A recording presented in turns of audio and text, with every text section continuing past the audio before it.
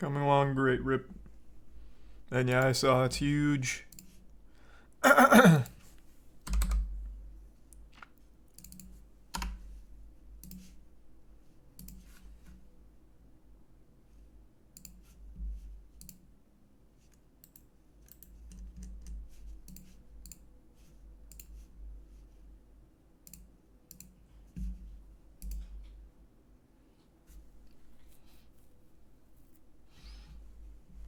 Nope, definitely not playing Bayo 2 tonight. I'm not gonna be able to beat Bayonetta 2 in one single stream. And tomorrow is gonna be tough. Because the hurricane's coming through pretty soon.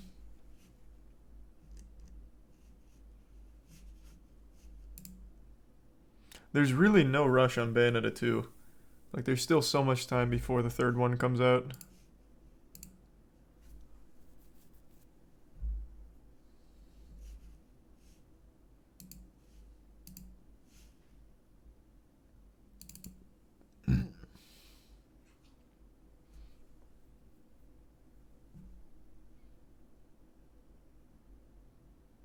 Hey, thanks for the 10 gift sub steak, man. Good to see you. Thank you for that.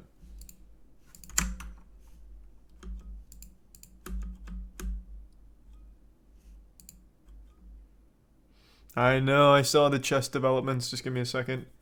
I was downloading something. Okay.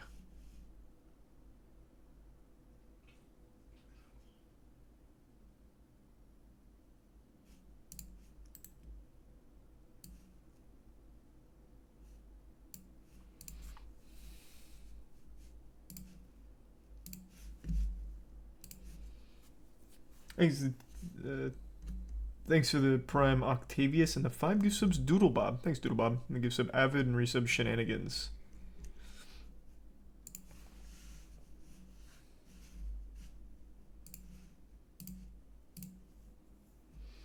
Thanks the resub Taco and the gift sub Hunter. Yeah, I saw the Nier trailer. Thanks the tier 1 Sebastian. And the resub Burnt Blue. Yep, Magnus finally came out with a statement. We'll talk about it in a minute. Thanks the resub Brinny. And Moxie. And the Prime Nude.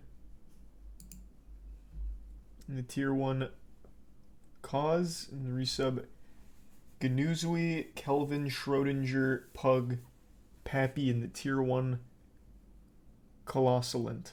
The Bits Palladus.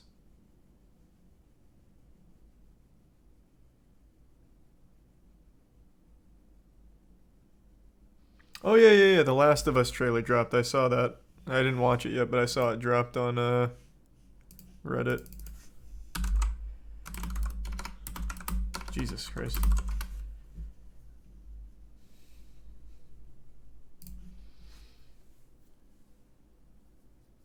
Thanks for some Anthony, Chilimanjaro, Leham, and Parallax.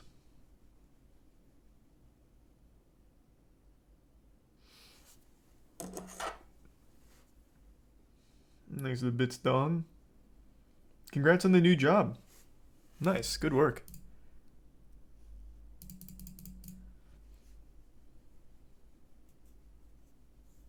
You gonna watch the Avatar re-release? No.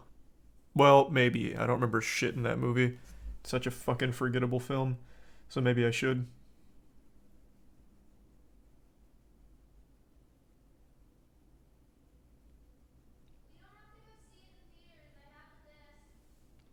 Okay, sounds good to me. Yeah, I don't know either. That's the first I heard of it. Thanks to give some Hunter and the resub Spicy. Thanks to resub Marauder and Bob.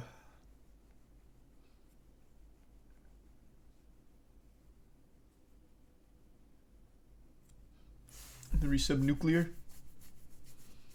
You guys getting evac'd for Ian? No. That's only for like big flood zones. I did download Junior. I'll play that later. There's a couple things I want to go over first.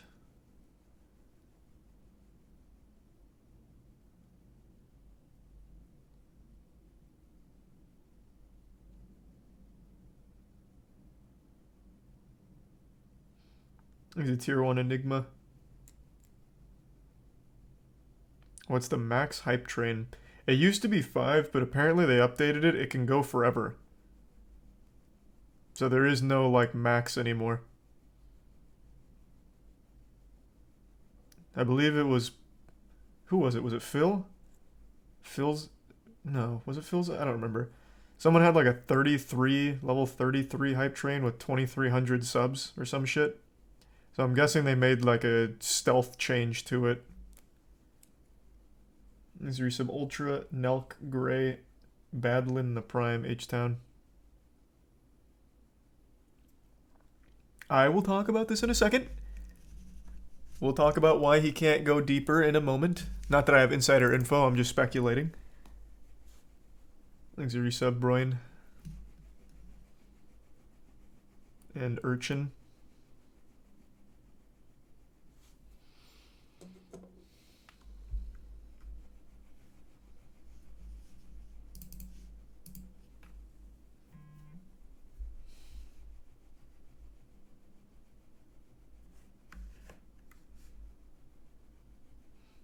Leave the bits, Brian. Thanks, Brian. No, I haven't seen the Jeffrey Dahmer show yet. I'm gonna watch it, though. There's your tier 1 kebab, and the Prime Gusto, and the resub Tylenol. I'd say Persona 5 bricks.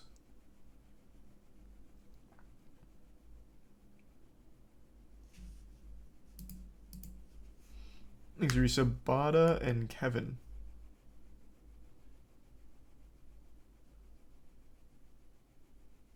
He plays better than I thought, and he didn't look nervous enough.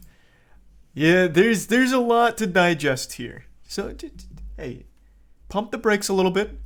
Let's give everyone a chance to get here so they don't keep asking what's the update on the chess drama.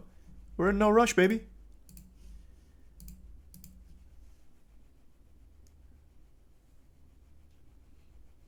There's the Prime GB and the resub Amberly. The Prime Poop. No, there has been zero evidence against Hans in cheating at the moment. But there could be some on the horizon, at least according to this, as well as a comment left by chess.com. There's a tier 1 Tommy, the gift sub Chatty.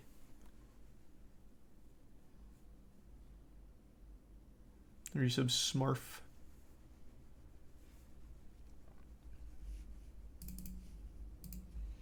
And the resub Beef.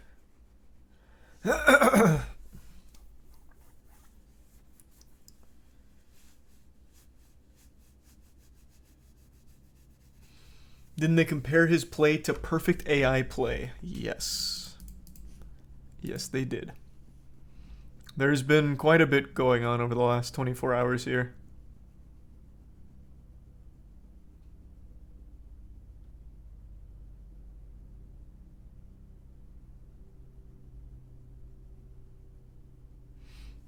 Thank you for the 10 gift subs, Alan. Oh, is that the real Alan Walker? Thank you for the 10 gift subs, man. The fucking 10 tier 3s. Thank you for the huge drop. That was super sweet. Hope you're doing well. Thanks to resub Chesco, Platinum, Weeb, and Emmy. Oh, what the fuck? Wait. All of that came through all at once for me. Thank you for the 30 tier 3 gift subs. Holy shit. God damn, man. Thank you for that. My man's really excited to hear the chess drama update with the anal beads.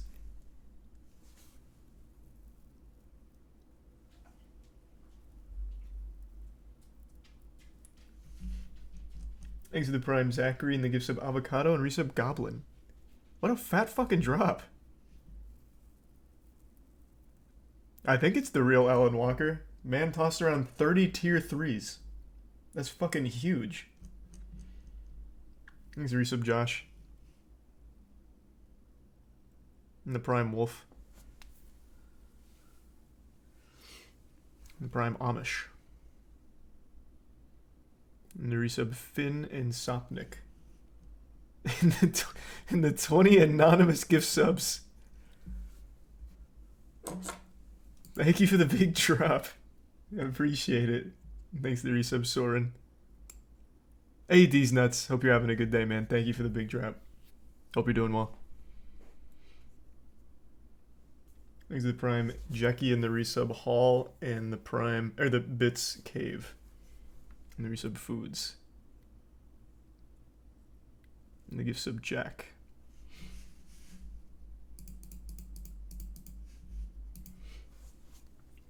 Yeah, no, there's been quite a bit here. It's more than just Magnus's statement since the last time I dove in. There's the Prime Minty and the resub Fox, Toads, Soft Serve, and the 5 gift subs Zernando. Thank you for that. So there's been a lot going on. I think the resub Solar. Jesus. What? Holy fuck. 40 tier 3 gift subs. Holy shit. God damn, Alan Walker going fucking Insano style right now. Thank you, man. Is this your first time in here as well? I don't recall seeing you in the chat before. Thank you for that. A man said, holy shit, Magnus made a statement. I gotta see what Charles has to say. The prodigy.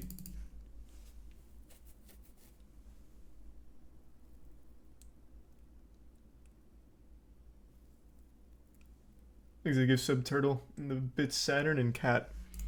Okay. Actually, hold on. Before we start with the statement, let me give you guys... We're going to go in chronological order. The statement's the most recent thing. So we'll go in the order of events as they unfolded. Thanks, resub Balkan.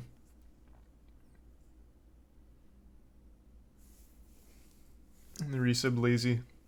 Will you be chasing the hurricane? I don't know. It depends on what category it makes landfall as. If it's not a super huge storm, yeah, we'll storm chase it again this year. If it is, we probably won't. But we might still try to go to Waffle House. Since we just learned about the Waffle House index, this would be the perfect time to immediately try it.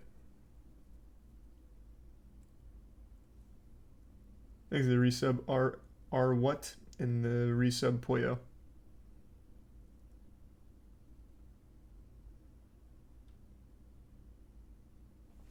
And the tier 1 Milk and resub Liana. Hey Liana, thank you for that. You too. You stay safe as well.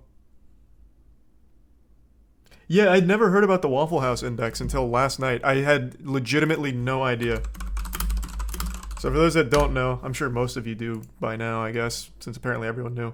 The Waffle House index is a legitimate thing coined by FEMA. So there's 3 levels to it, and this is for like serious storms. So there's code green, which is full menu, restaurant has power, damage limited, no damage at all. This is during like a hurricane or something, so they stay open during every natural disaster. Like if a fucking portal to hell opened and rained fire, I guess Waffle House would still stay operational. That'd probably be a code yellow, which is limited menu, no power, only from a generator, or food supplies low. And the only time they're closed is when they are literally destroyed. Legitimately, like, crumbled to the ground. That is the only time a Waffle House is closed. A code red. So it seems like under no other circumstances will a Waffle House ever be closed.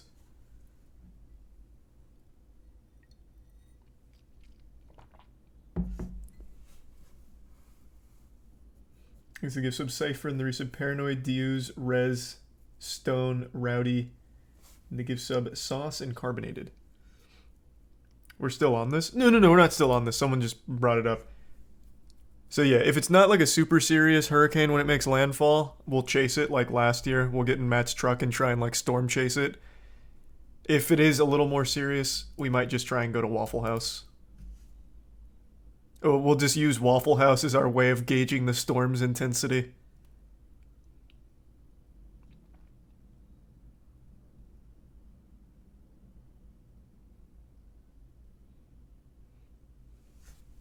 Thanks to the Bits Cat and the Tier 1 Gaming Twitch and the resub Alcion and Skidley. Alright, let's dive into chess drama. So, this was posted yesterday. This is the chess.com CEO. He made this comment. I want you all to know that this has literally been all that Danny and I have been focused on for weeks now. I know that everyone has wanted everything to come out immediately. Unfortunately, it just doesn't work that way when you're sitting in the chair of massive responsibility. There's so much work going on behind the scenes. This isn't bullet chess, we're doing world championship prep. All I can say now is, put your seatbelts on. This wild ride is not even close to over. So those are fighting words. Like, that's... You know, that's not your grandma's threat right there. That shit has meat to it. This is the fucking chess.com CEO. So this is a legitimate fuckle your seatbelt moment. This leads me to believe they have, like, legitimate evidence to cheating.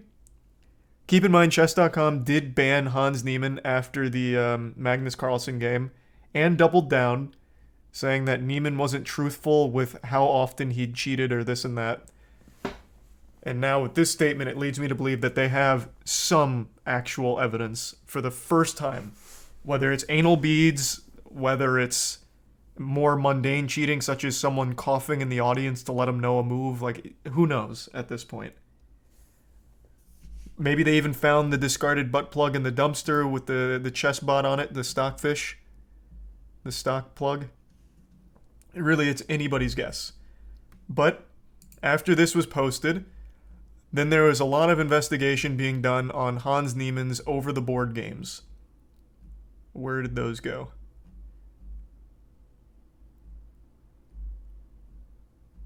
Give me a second. I didn't think it'd be this far down.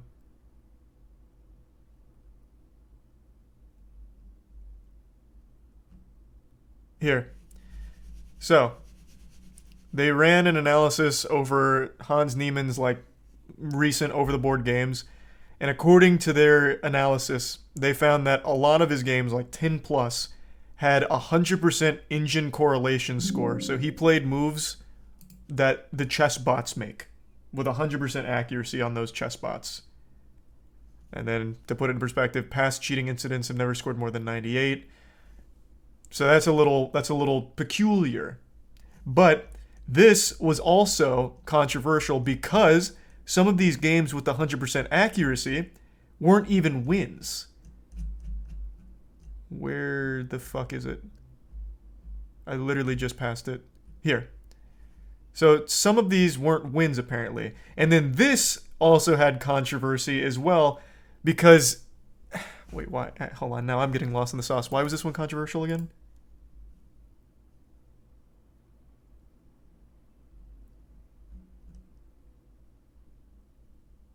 Oh, here. Because it's a problem with how many engines there are. So you'll eventually just find games with like 100% correlation just based on how many engines there are. That's what it was. There's a problem of just so many for the sample size. So if you just like keep running enough analysis using multiple engines, you'll eventually get like 100%. So that analysis also brought a lot of scrutiny. And then... that brings us to Magnus Carlsen's statement. Today, Magnus Carlsen finally came out of the witness protection program and gave us a full statement. So, I don't want to read this whole thing to you, but I will sum it up. Just give me a sec. Thanks to resub Drewski, Palladis, Danny, Robotic, Jimothy, Slick, Seeth, MG, Ronin, Specialized, Psycho, Meme, Nitro, Hyrex, and the Prime, Brocasso, and Bald. And the resub, Mary Booty Poppin'. So, basically, Magnus Carlsen's statement is confirming what we all believed, that Magnus Carlsen thinks Hans Niemann is a cheater. He thinks he doesn't play properly. Like, he thinks that Hans Niemann is somehow cheating. He doesn't provide any evidence here. He says he does want to say more, but he's limited in what he can say without explicit permission from Niemann to speak openly. That's a pretty head-scratching statement because why would he need permission from the guy he's accusing to speak openly about it? And the closest thing I can come to an explanation is that perhaps he might be under a cease and desist or something, like some kind of gag order from Neiman's team to not talk about it. That would be my guess. I don't think it has to do with anything of like being sued. I don't think that's it, because in this, if that was the case, him just making the statement could be grounds for defamatory statements. I'm guessing it's something to do with like some kind of cease and desist or some gag order kind of deal. I'm not really sure. But regardless, he says he wants to go into more detail, but can't at the moment. But there is still an ongoing investigation into Hans Niemann's suspicious play. Some of the things he cites strike me as kind of moldy. So he says, his over-the-board progress has been unusual, and throughout our game in the Cup, I had the impression that he wasn't tense or even fully concentrating on the game in critical positions while outplaying me as black in a way I think only a handful of players can do. This game contributed to changing my perspective. To kind of like Reddit armchair psychologist read this guy like, doesn't seem like he's concentrating. That's a little weak. It could be suspicious for sure, especially given Hans Niemann's past, but that's not really evidence or anything like that. But it does seem like there is evidence that exists.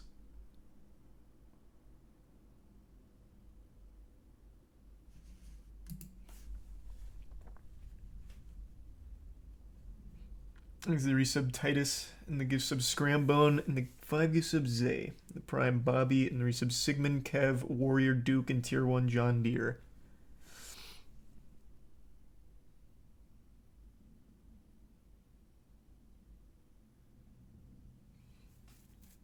Thanks to the resub Honey Beef. Oh yeah, I love his sign-off. Sincerely, Magnus Carlsen, World Chess Champion. That's such a big dick maneuver. Yours truly, Magnus Carlsen, the best to ever do it, pussy. There's the resub Brian.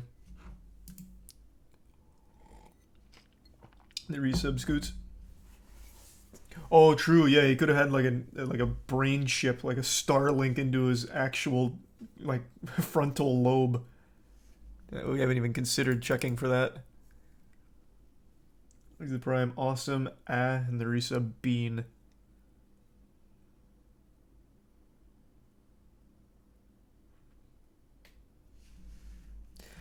I know nothing of chess, but is it that unbelievable that someone is better than Magnus? Legitimately, it is that unbelievable.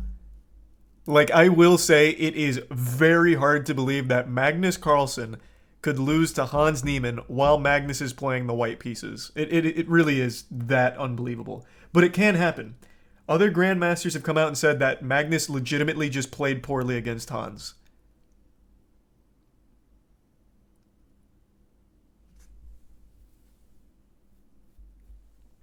It's a Prime Scrubby. And the resub Maddie.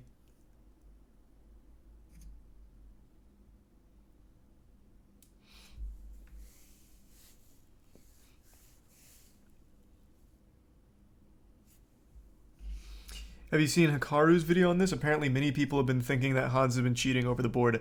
I haven't seen Hikaru's video on it, but I've seen the posts from other grandmasters on it. Every grandmaster right now is tossing their speculation into the ring, and most of them, I will say, most of them actually do find Hans Niemann's progress as well as some of his games rather suspicious. Not all of them are hard accusing him of cheating, but a lot of them are a bit unsettled by how he's been playing.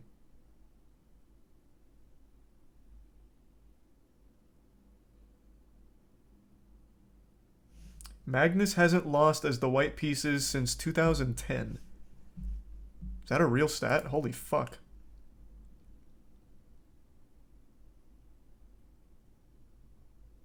Bin Feingold. Oh yeah, Bin.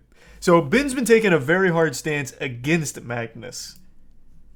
Bin's been one of the more outspoken ones against Magnus and his accusations of cheating against Hans. And you can understand why, because there's still no evidence. No one has provided any evidence to cheating. Like, it is... Like, I get why so many people are, like, pushing against Magnus. There isn't evidence. And I'm kind of in that camp, too. There's still no evidence to to convince me that Hans cheated. But I also don't think Magnus Carlsen would risk this kind of move unless he was certain or had something to indicate foul play. Thanks to the resub, No Fam, Francisco, Jar Jar, and Dinny. The Bits Immers. Make him fill a Google CAPTCHA before he plays. Oh, fuck. That's a checkmate right there, yeah.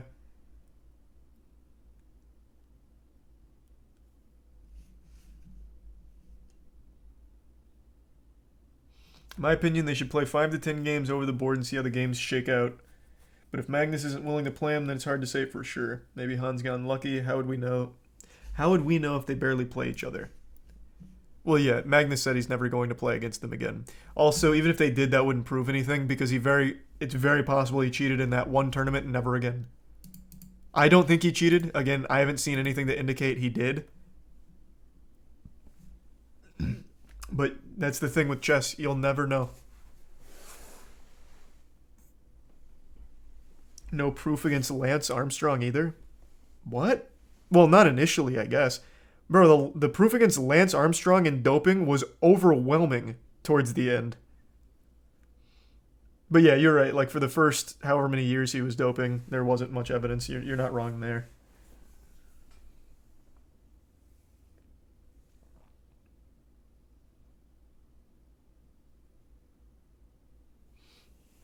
He's the Prime Chrono, the resub Stickin' and Dog Water.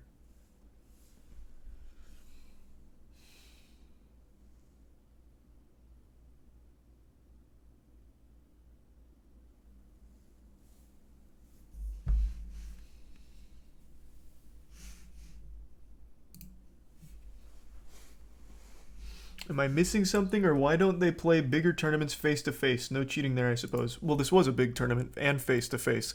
The thing is, though, even without the butt plug, let's live in a world where there was no anal beads or butt plug. There is so many breaks you can take in chess, and it's not even considered unusual. I think it was the Prophet Narditsky. I think he was talking about how it would be very easy to cheat because you can, like, go out to the parking lot, and you could just have someone, like signal you a move on the board. Voice crack. Like, these grandmasters, like, they only need one hint. Like, in a position, they only need one hint. And you can win the entire game based off of that. So it'd be super easy to cheat. And it's something Magnus even mentions somewhat in his statement. It's something that all the highest level players have been aware of how easy it would be to cheat. But they all just don't do it because it'd be such a reputational risk.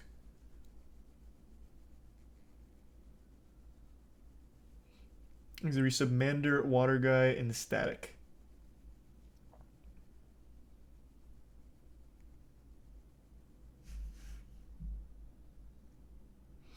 I was reading something interesting. The cheat doesn't even need to be a move. All they need to know is if there's more than one right move.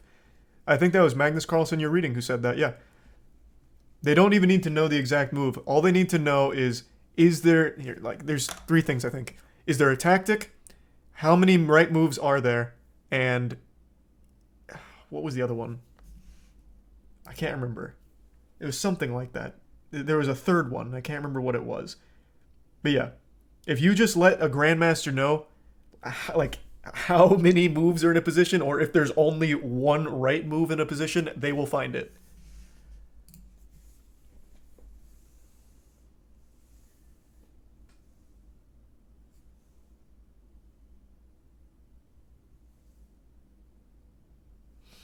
These are the Bits Immers. Oh, definitely the tournament that I played in Immers. That had my favorite and least favorite.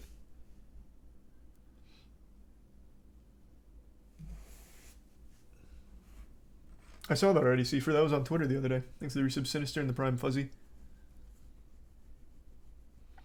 If the investigation concludes that Hans didn't cheat, is Magnus' career over? No, he will still be the best in the world by a large margin, but he will be viewed as a salty baby boy.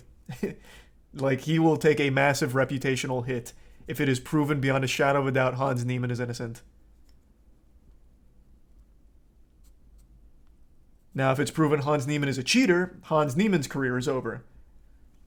And Magnus Carlsen goes right back to the god status.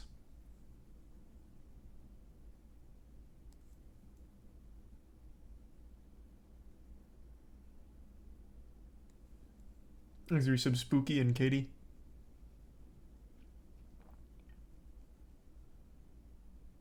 No, Magnus definitely isn't invincible.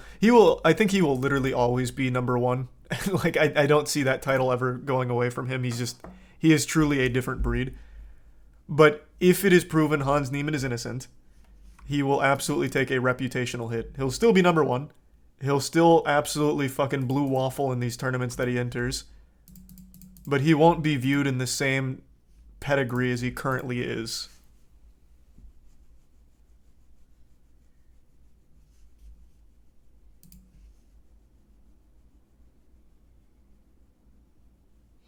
These resubs Seabaz.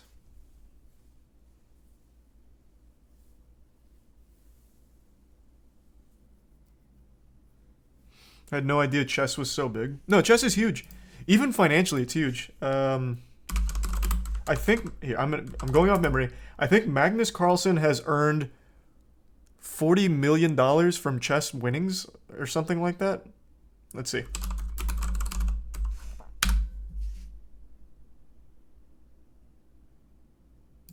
Here, it'd be easier if I did earnings. What the fuck is this? That's not what I'm looking for.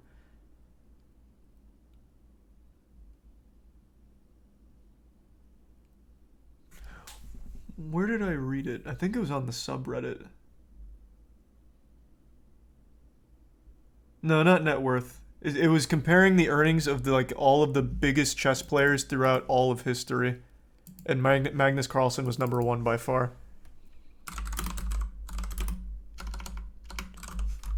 Let's see. Why can't I find that?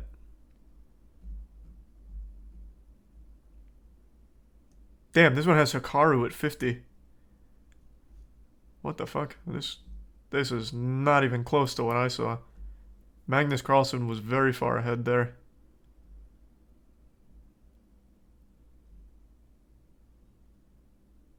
It was an article on chess.com, was it? What was it called? There's a tier 1 Chief and the Prime Turtle and the resub Hammy, Spook, and the Bits Immers. Well, yeah, more or less.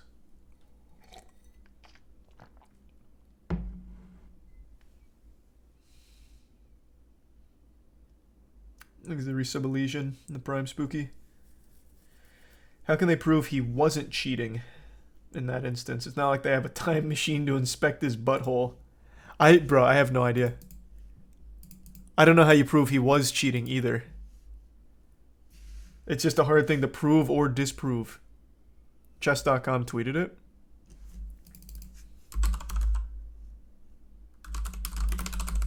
I think this is what their Twitter's called.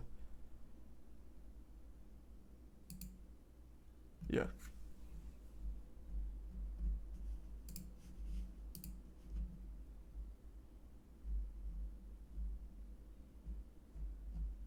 When did they tweet it?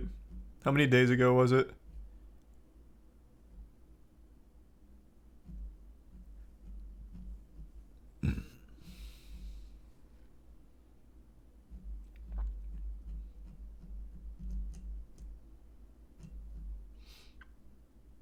$46 days ago. You're just making shit up. Thanks to Prime Banana, Poluk, and the resub Chicken. There's no way it was 46 days ago. I only saw it like a couple days ago.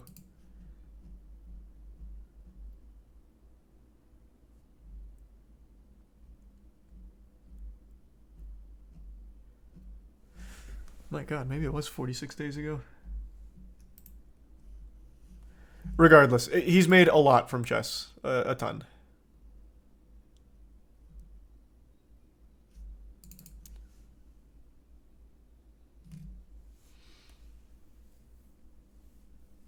Thanks for resub Air.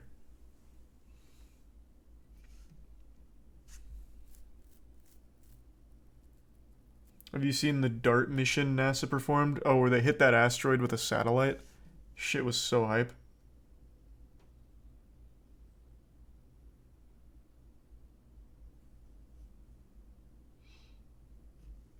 Not much, just going over all the new chess developments. You think The Last of Us show will be good? I don't know. I haven't seen the trailer yet. I got it pulled up though to watch in a minute.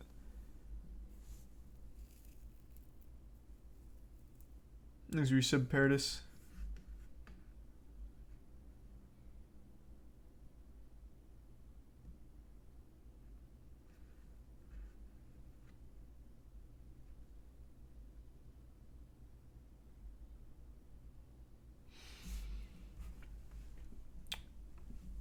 There's a video on earnings on chess.com's YouTube page. Okay. Maybe that's where I saw it then. Maybe it wasn't a post. What was the first video game system? Like household system? The Atari 2600? Do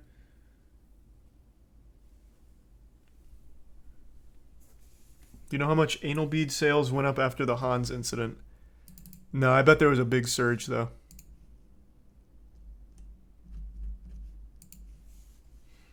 Thanks to the Prime Snack.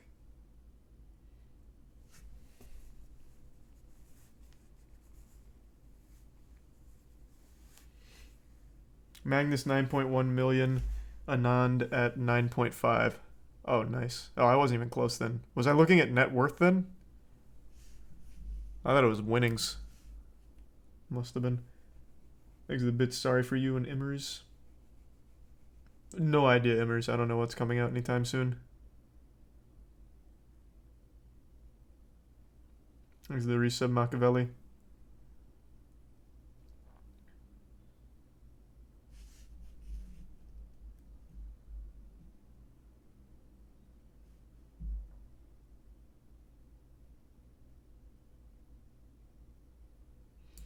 Thanks to the bit. Sorry in the Prime Isaiah.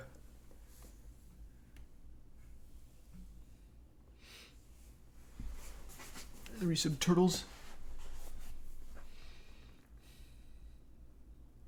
Have you heard about the unsanctioned car meet H20 in Wildwood, New Jersey with an accident killing 2? Yes, actually. That's super weird you'd bring that up. I wasn't going to even bring that shit up because I don't know enough about it. But yeah, I saw that. They were just doing street racing like in the middle of a busy street and immediately lost control and hit and killed someone. Yeah, I don't know what the fuck H20 is. I don't know what that is, but I kept seeing that in the comment section.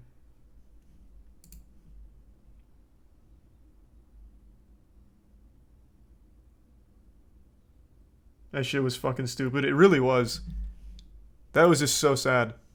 Just completely innocent people just minding their business. They did it like right at like an intersection. Just fucking floored it out of nowhere. Immediately killed them.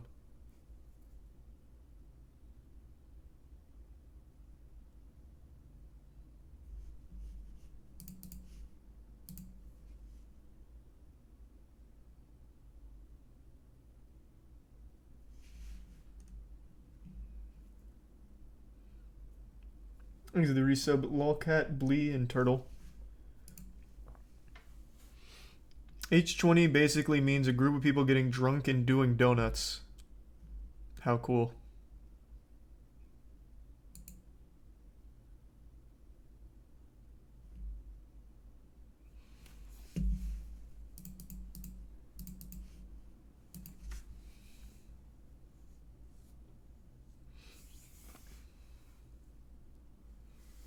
A friend posted something about that on Snap since he lives in the area. What the fuck happened?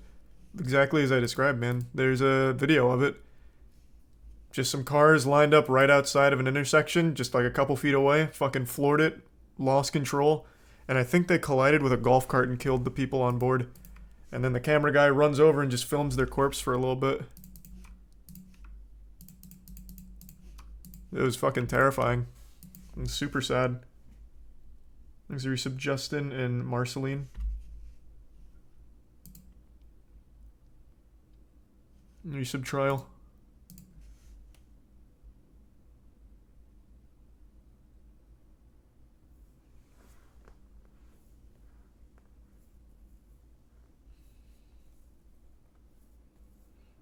It was a car meet called H20.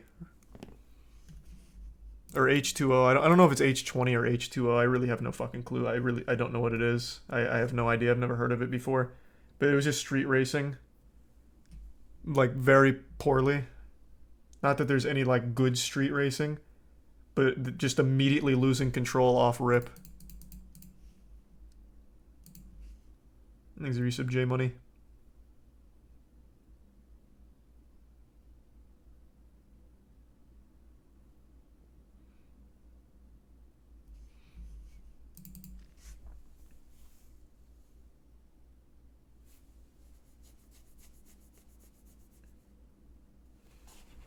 AI art tonight? No, I'm actually gonna try that Five Nights at Freddy's horror game, the new one.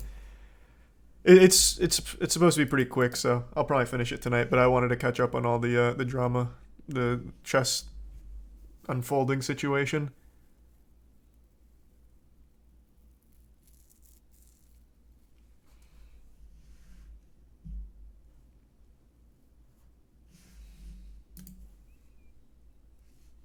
How we doing on Omega Strikers? Bro, we're 80k wins away from 2 million. We just need to hold the lead for one more day.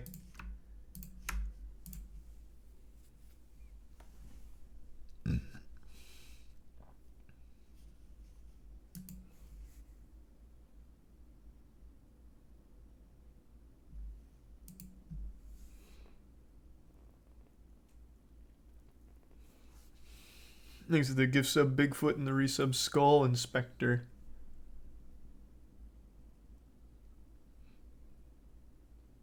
Yeah, I'm going to be playing juniors.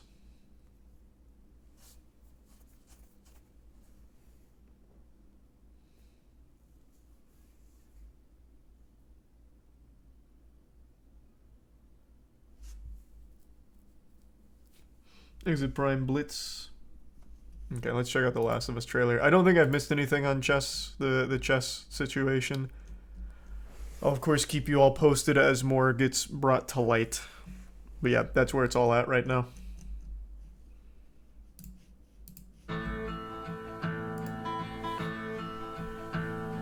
The roses have faded, there's frost at my door. The birds in the morning don't sing anymore. I mean, I hope it's a one-to-one. I don't want them to like change around the game story for the show. That'd ruin the point. And out in the darkness the whippoorwills cry. The darkness is falling, the sky has turned gray. A hound in the distance is starting to bay. Alone and forsaken by fate and by man. Oh Lord, if you hear me, please hold my hand. I mean, so far it looks like they're right on the money. This is your chance.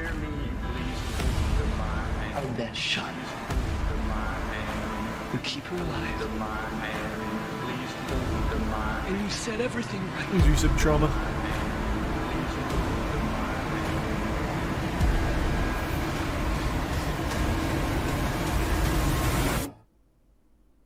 Yeah, I mean, that looks fine. Save who you can save. Oh, please understand.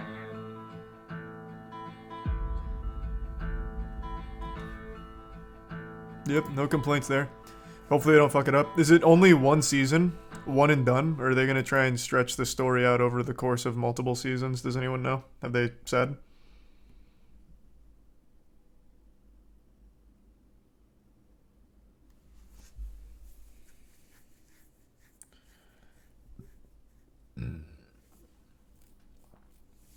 Thanks to Prime Freedom and the resub Shustin. The Bits Lion. Good question. Thanks to resub Friday. And the resub Bunnies. I still think Joel could have been Christopher Walken or Nicolas Cage. You're fucking insane. Depends on the reception. That shouldn't be the case. This should absolutely just be a one season and done. There is legitimately no reason to make this 2 seasons at all. So I'm hoping it's just one. Do the whole thing.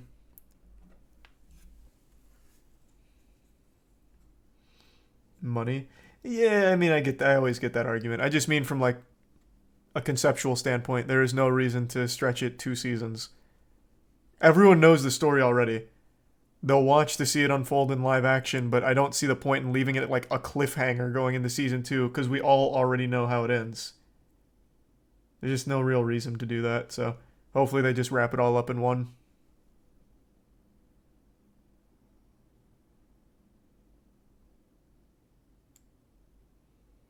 Part 2 needs a season. I don't think they'll do part 2. Well, I guess maybe they might. Who knows?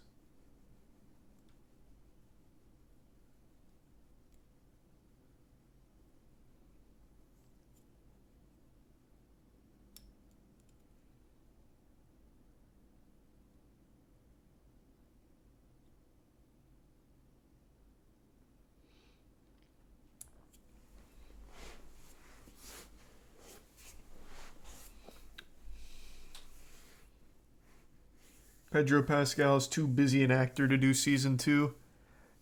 I feel like he takes on so many roles. I'm sure he's fine. He says yes to a lot of projects.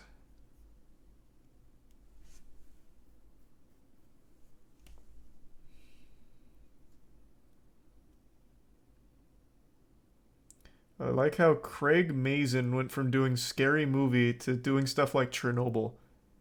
He's the guy who did Scary Movie? Man, what a glow up. Good for him. Thanks, Resub Salty.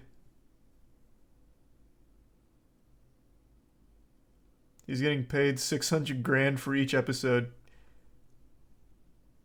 Oh, I thought you were talking about Craig. Now, Pedro getting paid 600 grand per episode actually seems low for how big an actor he is. I would have expected that to be much higher. Hi, Isaiah.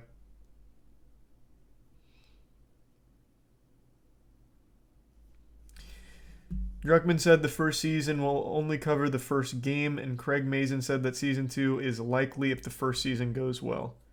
Okay, so they're going to divide each part up into a season. So the first Last of Us is the first season, the second one would be the second season. Gotcha. Thanks for your sub, Evlar and the Prime God.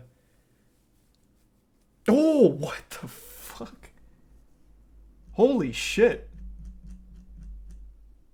Thank you for the anonymous 100 gift subs. Thanks to the resub Savic. Holy Jesus Christ. What a fat drop.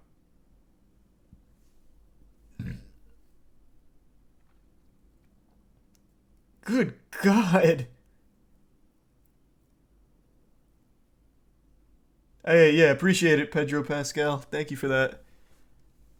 Excited to see you as Joel.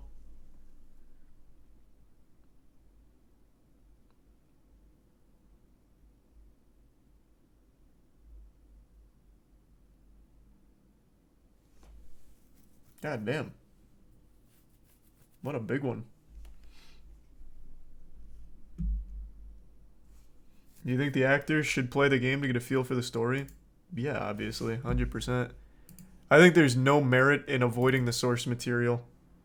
Oh my god. Who the fuck is that? Is that Alan Walker again? God damn. Holy shit, the back-to-back 100 anonymous gift subs. Thanks to the resub Grim. Jesus Christ. Thank you so much. Good lord. Fucking went wacky. Tell that to the Halo actors. Hey man, that's not their fault. I don't blame the actors for that dumpster fire. Even if they played the games, it wouldn't have mattered. That shit was straight up doomed.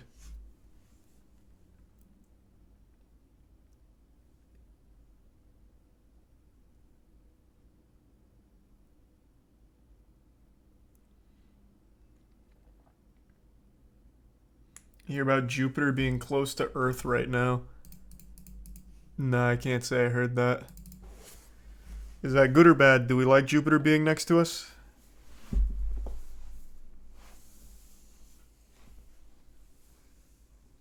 Really appreciate it. Thank you for the back-to-back 100.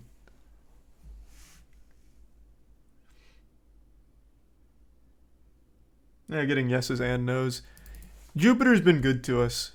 Jupiter's one of the main reasons that Earth doesn't get blasted by asteroids super often because it's so big. It just acts as like a shield, like a meat shield.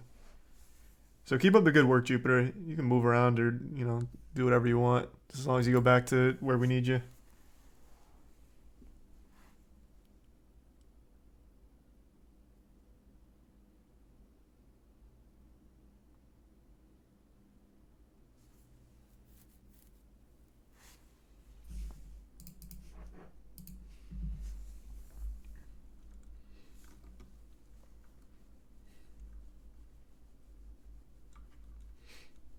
Pedro has said that he hasn't played The Last of Us because he doesn't want to completely imitate Joel, and he said he's a bad gamer. I am so tired of that brain dead fucking take, man. I hate that so much. Not you too, Pedro. Not you too, man. I decided not to look at the source material because I didn't want to actually be like the character I'm portraying.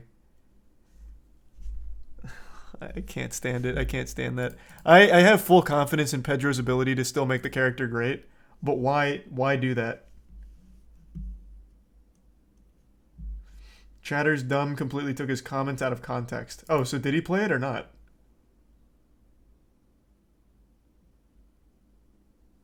Exit tier 1. Nanny and the gift sub Crescent. He watched someone play it. Oh, I'm totally fine with that. Oh, no, that's fine then. I don't give a fuck. Yeah, if he's shit at playing games, just watch a Let's Play. Hey, that's totally fine by me then. Thanks, resub Phil.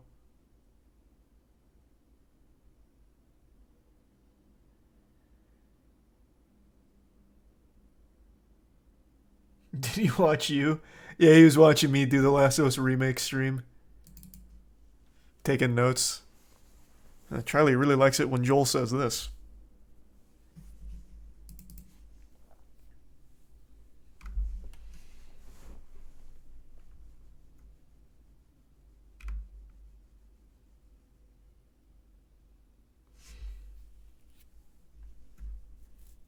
What rank you in Gundam? Ranks are kind of fucked right now, unfortunately. I'm bronze 2, but it's like impossible to climb. The ranks are not in a good spot at the moment. So hopefully after the reset, they fix around how you gain. That way it doesn't take like hundreds of wins to go up.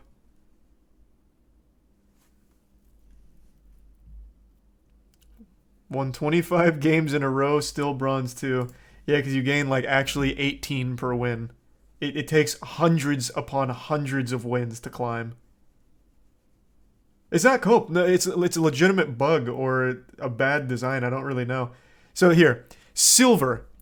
Silver 2. Caleb is Silver 2. He got there after placement. Silver 2 is 4,000 RR.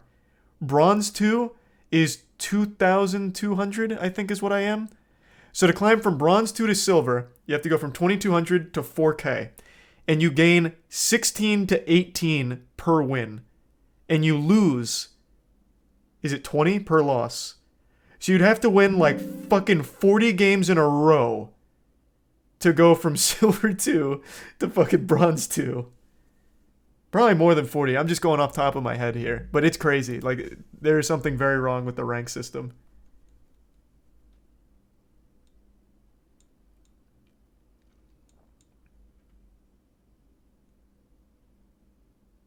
Getting fixed this week. Yeah, I'm glad to hear that. That's like the only problem with the game that I noticed is the rank system shipped at a weird spot. I don't know if that was on purpose or a glitch. 18 times 100 is 1,800, so more than that. Oh, true, yeah, it wasn't even close. I could have done simple math and gotten closer. But yeah, it's literally hundreds of wins in a row to climb at all.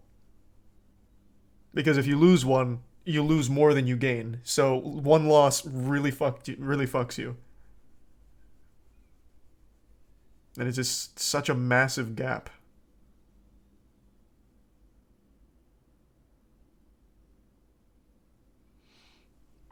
Exit Prime. Tin and Noodle.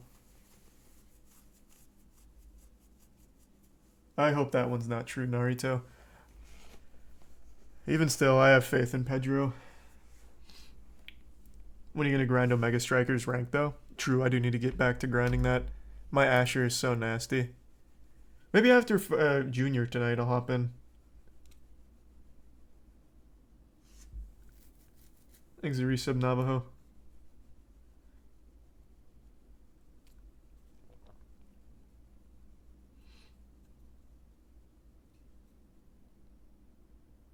Did you see that the Terra... No. Did you see that the Terra crypto coin founder Dokwan is on the run from Interpol? Dokwan's on... He's a fugitive?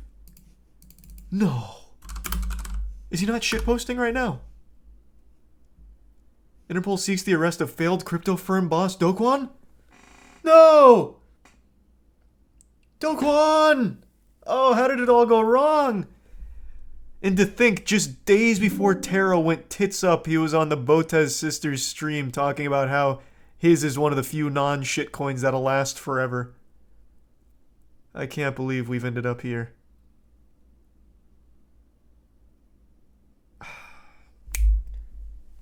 Just when you thought you could trust him.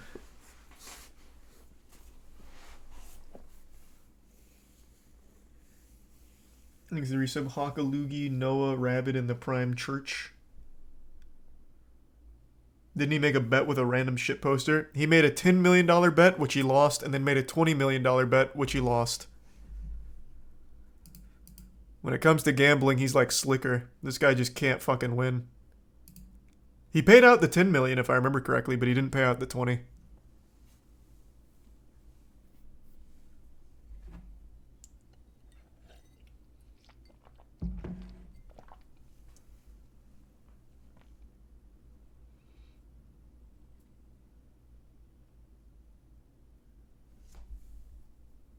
Holy shit, that guy became rich instantly. To be fair, the guy he was betting with was also a very, very wealthy crypto shitcoin guy. So I was just another 10 million pennies in the bucket to him. Thanks to 5 gift subs Snack and the resub Loopy.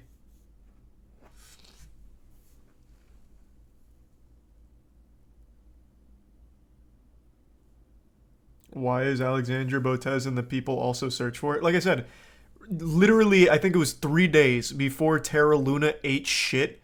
He was on Alexandra Botez's stream talking about how, you know, Terra Luna isn't a shitcoin. It's, you know, why don't I just pull up the clip? It'll be a lot easier that way.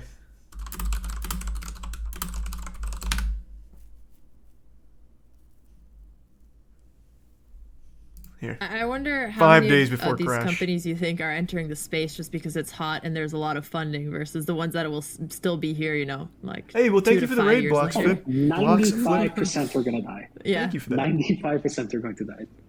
Yeah. Yeah. There's also entertainment in watching companies die too. There's entertainment. Oh man, Yeah. that's so evil. At least you get to learn from it, right? 5 days before the crash. Yeah, CoffeeZilla has a great 3 or 4 videos on this. Now he's on the run from Interpol. Not CoffeeZilla, Dokwan. Thanks for some grateful and platinum. I didn't get a raid notification. Well, thank you for the raid then. Thank you, Blocks. Thanks for the gift sub Chris and the resub Cabbage. Oh, there it is. And thanks for the resub Cave.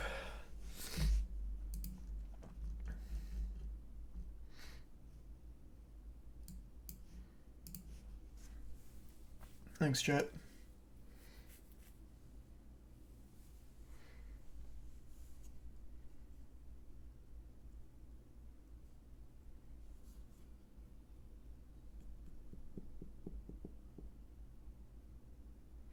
Thanks the Prime facial.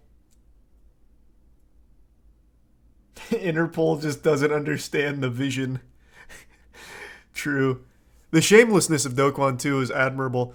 After Terra Luna hit completely zero, literally less than worthless, honestly dirt was worth more than a Terra Luna token. After that, he tried to relaunch with Terra 2.0, which obviously didn't work either. And yet somehow members of the community put their faith back into Dokwan after all that and then just got scammed again. So he got a lot of mileage out of those idiots. He really fucking milked them.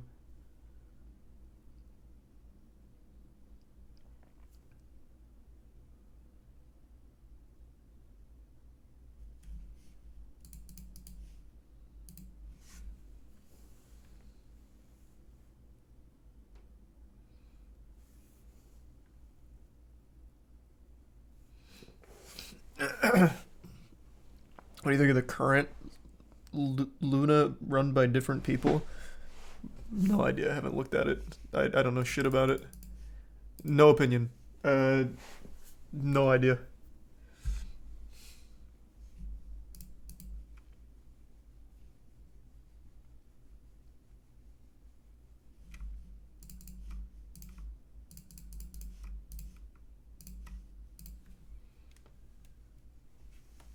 Hey, thank you for the 10 gift subs, Captain. Appreciate it, man. Thank you, Captain.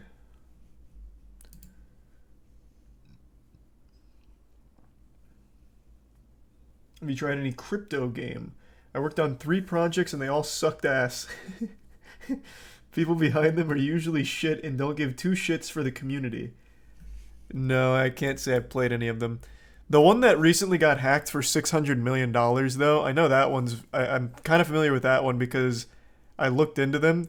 They have an entire business out of hiring people from the Philippines to grind their game for money. Not the actual devs, the players. So the players don't actually like the game or play the game. They hire people from the Philippines for less than minimum wage to grind the game for them for the pay-to-earn model. And it was a big problem. And then the game got hacked for 600 mil. Yep, Axie. That's the one, Axie.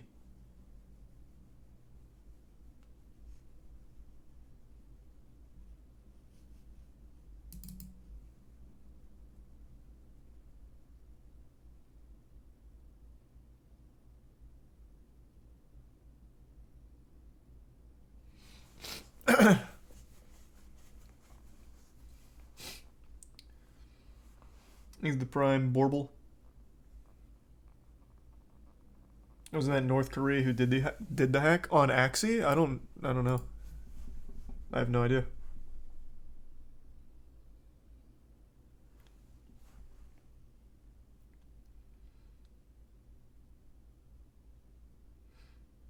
You've acknowledged that if when a game comes out we're checking out in the crypto metaverse, you'd give it a shot, no? Yeah, no, I absolutely will. Hey man, I'm always open to be proven wrong. If there's ever anything interesting in the metaverse, sure, I'll give it a whirl. But right now, it is dog shit. The filthiest, stinkiest dog shit imaginable in the metaverse right now, man.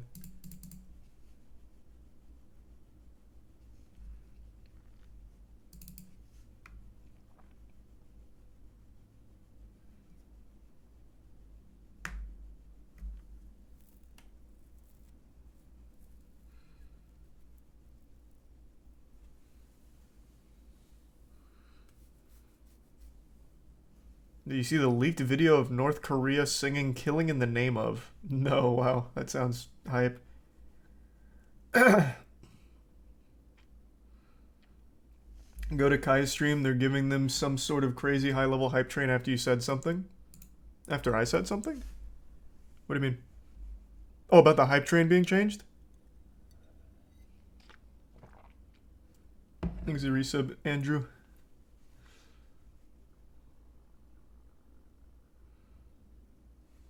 Thanks the bits, Kermit.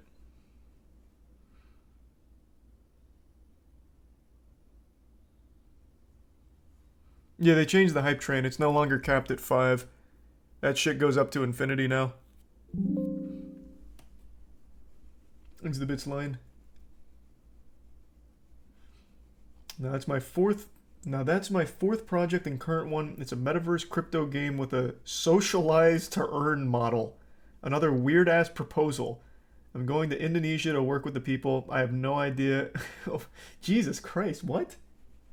What is a socialize to earn model? What does that even mean?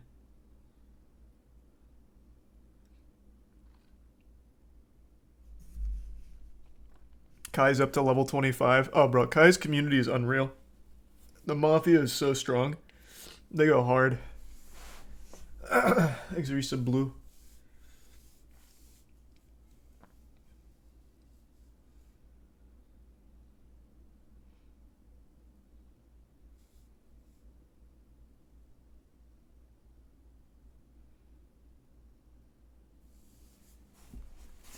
Yeah, I was already talking about the Magnus response. I already went over all the chess drama, all the updates. Exit Prime.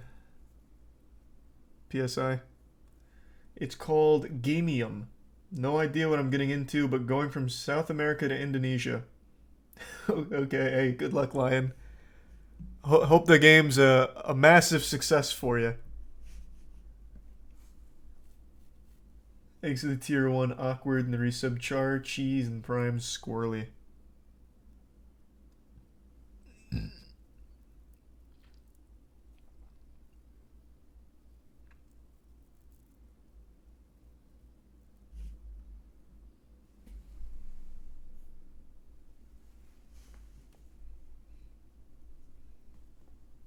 Hey, I'm always ready for Destiny. Jackson just has not hit me up in the last like week about it. You hear about the guy who ate someone's nuts? You talking about the old Cannibal Cafe guy? That is old. And it wasn't his nuts, he ate a dude's penis. But it was a mutual thing. They met on Cannibal Cafe and they agreed that he would cook up his cock and they'd eat it together. If I remember correctly, the guy bled out and died.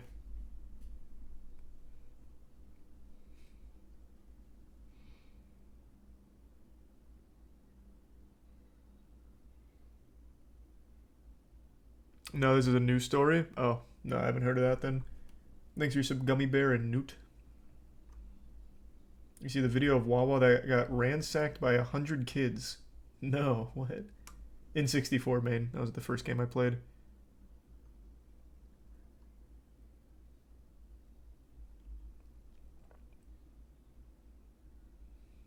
How did he bleed out? I don't know, man. It's been like fucking 15 years since that. I don't remember how he bled out.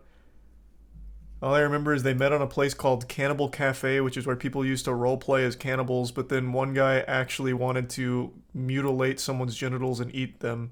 And then another guy was actually just looking to have his genitals mutilated and eaten. So they met up, cut his dick off, they fried it up in a pan, and ate it. And then the guy bled out.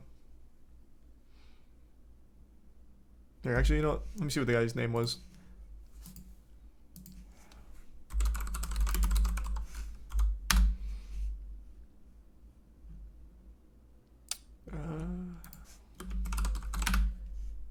Armin Meaves.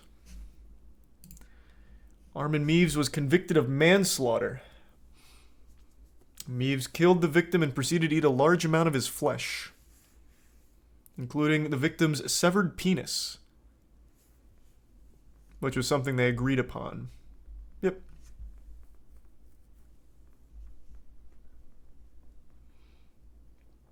Did the guy get to taste his weenie before he died? If I remember correctly, he hated it. But yeah, if I remember correctly, he filmed the entire thing. This was in 2002. Or no, 2001.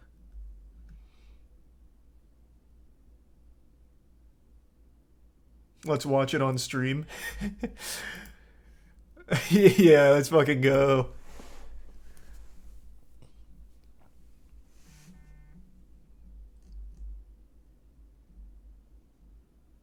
Here. The two made a videotape when they met on March 9th, 2001 in Meaves' home, showing Meaves amputating Brand's penis with his agreement, and the two attempting to eat it together. Before doing so, Brands swallowed 20 sleeping pills and a bottle of cough syrup, likely causing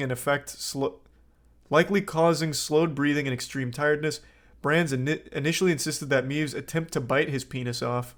This did not work, and ultimately Meaves used a knife to remove it.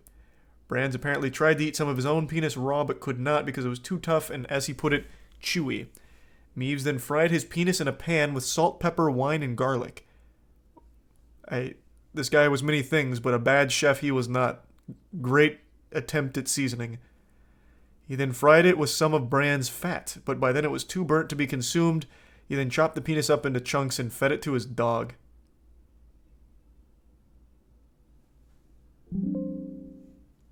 And yeah, Brand died.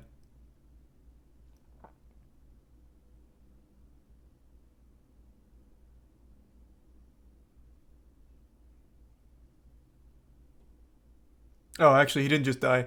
After a long hesitation and prayer, Meeves killed Bran by stabbing him in the throat, after which he hung the body on a meat hook. Christ.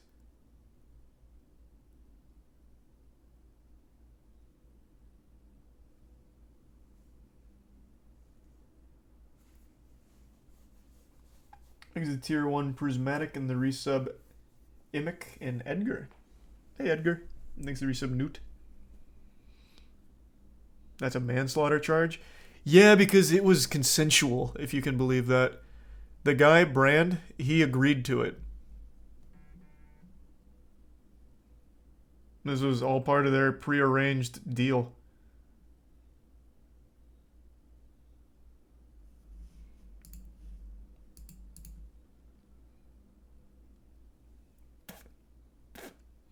But why? I don't know, man. I'm not a psychologist.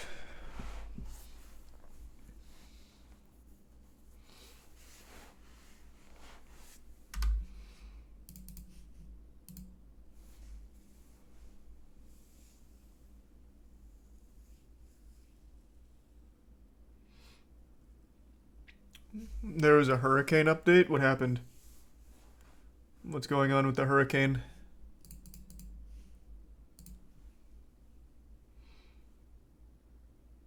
Yeah, I'm gonna play Junior in just a minute.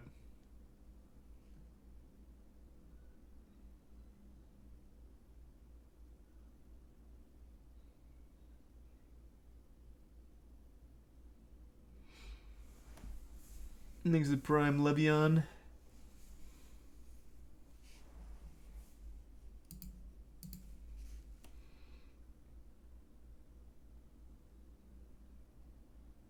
There's a Rammstein song about penis eating guy. Is there really?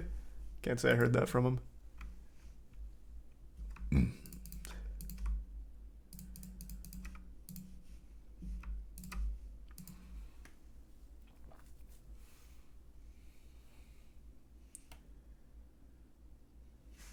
No, I've never heard that song.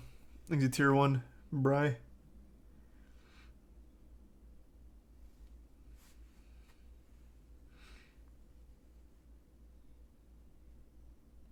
Even the room they ate the pee-pee in looks spooky. Oh yeah, you don't say.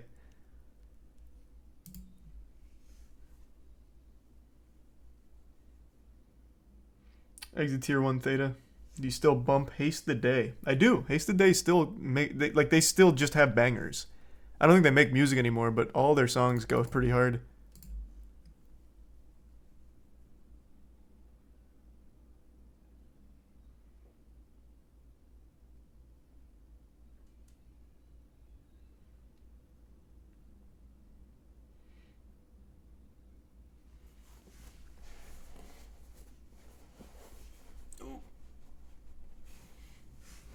Yeah, I sometimes put my hair in a bun.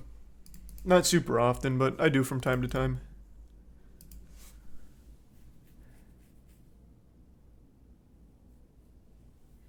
Thanks to resub. Oremu. Did you see the launch of Walmart Land? Check Walmart Twitter.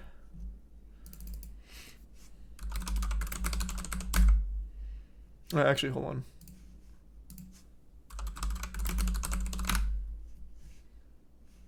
Okay.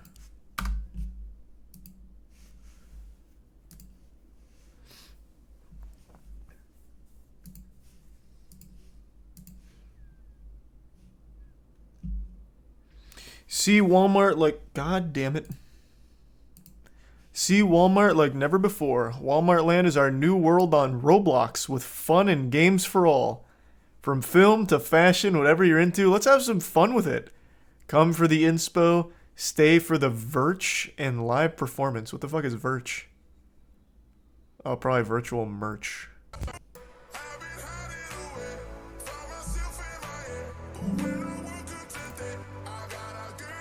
I bet Walmart World goes hard.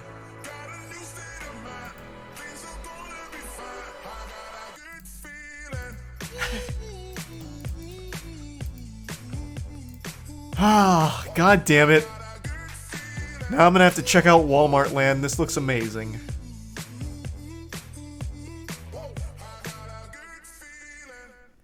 Alright. I love Walmart in the real world. I bet I'm gonna love it on Roblox. Fine. I'll check out Walmart World. How can I say no after such a hype trailer? Give me a second. I'm gonna download it.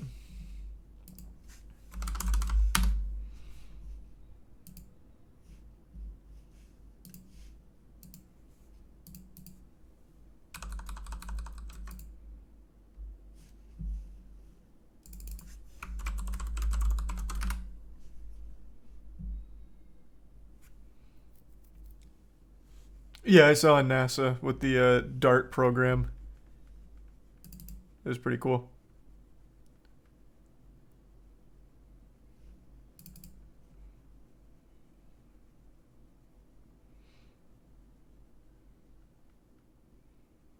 I hope they have people on scooters and shit. Nah, in Walmart land, everyone's in mechs. Thanks, you give Submagin. Why is this taking so long to log in?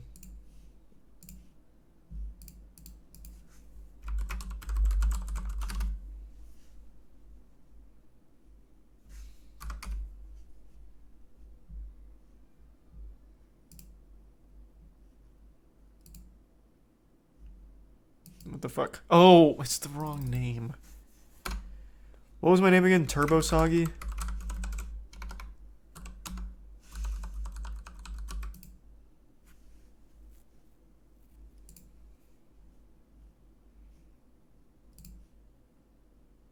Okay, yeah, it was Turbo Soggy.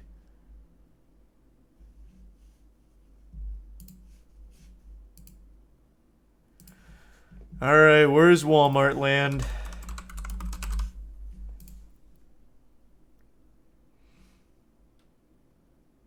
There's so many Walmart games, what the fuck? Okay, is it the first one here? Is it this one? I can't believe there's not more people playing it if it is. Okay. Hopping in now.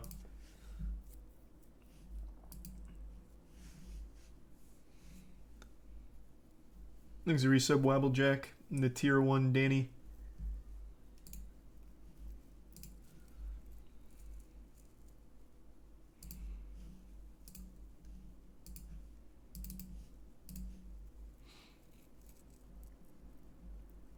Thanks a Prime Andy. Alright, here I come. Walmart shopper inbound. Hey, hey, hey. Walmart shoppers, what's up? What's going on, guys? Hey, catch me in the gun aisle. Oh, fuck yeah. Walmart! Hey, Texas Hog is here. Let's go.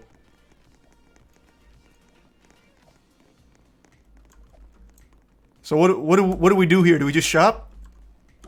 Just like the real Walmart? Let's go. I'm stuck. There we go.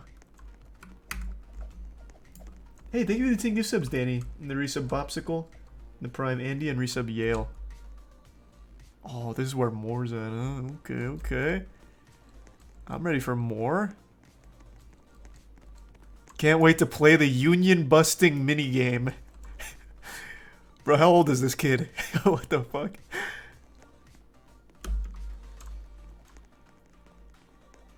They got a tram! Wait for me! You choo-choo! I want to have fun! Oh. I didn't quite make it inside, but that's alright. It's a Walmart experience, baby. There's no mistakes here, just happy accidents. Let's go.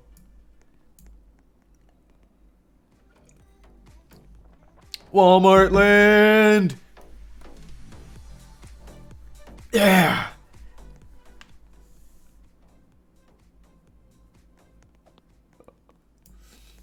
They even the 10 gift subs, River. Thank you, River. And the resub what? This is house style.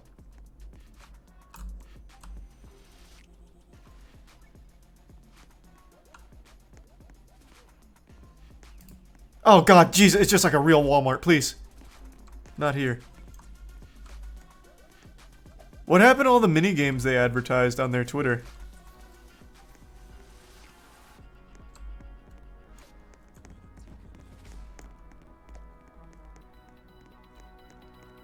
Roller Runaway High Score. Okay, how do I play? Do I just jump in? Whoa! Let's go! What am I doing? Oh, I see.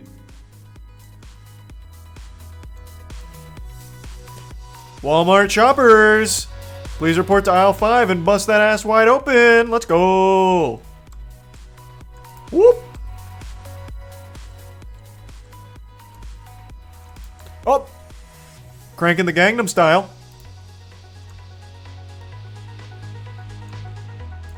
Oh shit, I missed. Now they're gonna kick me out of the store. Where's the shoplifting minigame? Ooh! I'm coming for that high score and Roller Runaway.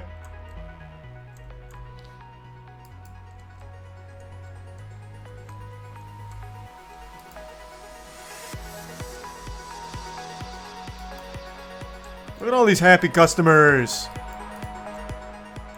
Oh, goddamn. They even got the sheriff out here.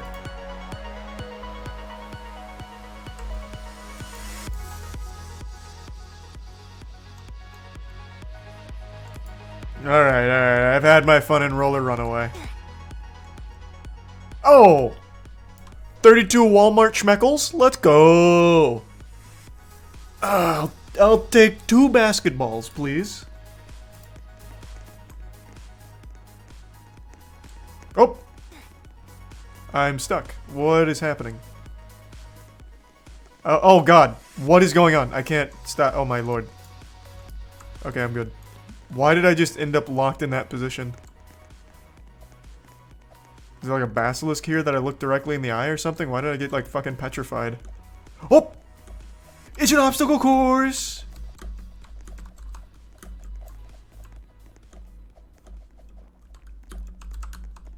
Hoop! Oh, shit.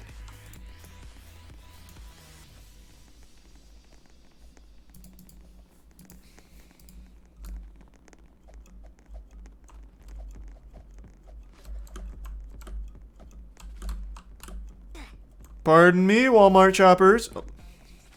Man, what the fuck?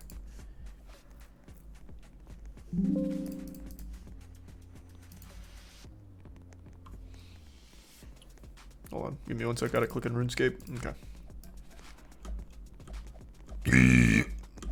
I'm stuck. Okay, come on.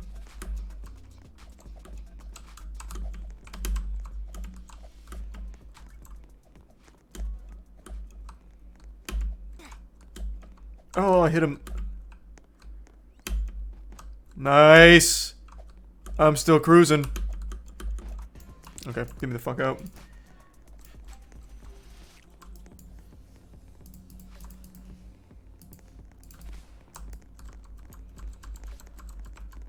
Thanks, Resub Woden. I really do wonder why Walmart did this. Like, what could they have possibly expected to gain from this? Now they're the kids are gonna tell their parents they want to go to Walmart. Why not? I mean, I guess why not? Yeah, when you've got that kind of money, I really guess why not. The metaverse is alive and well. Another minigame. Manicure Challenge High Schooler. Do they have a Subway in here as well? Alright, I'm taking the manicure challenge. Copy this pattern on your left hand. All white. Oh, I see. Holy shit, I'm doing it! Whee! I survived the Walmart manicure challenge, baby. Gamer mode activated.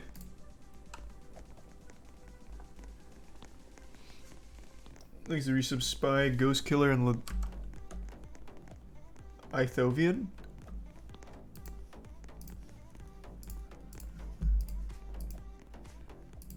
That's enough. I don't need to do it again. I've already proven myself.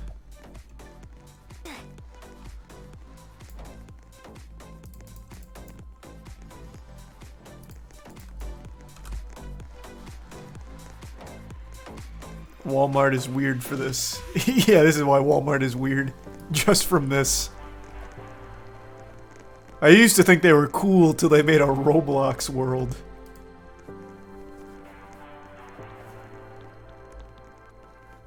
Oh, I gotta click in RuneScape. Thanks for the resub, Glitchy. Kai about to hit 90k? God damn. Fucking flying.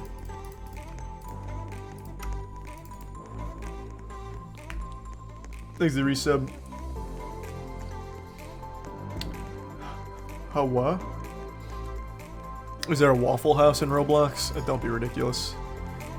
Of course there's not. Is this a minigame? Photo booth!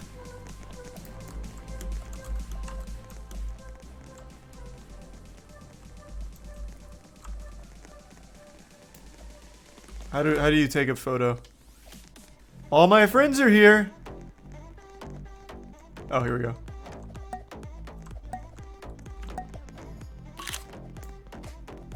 Hey, look how much fun I'm having at Walmart land, baby! Fuck yeah. Oh!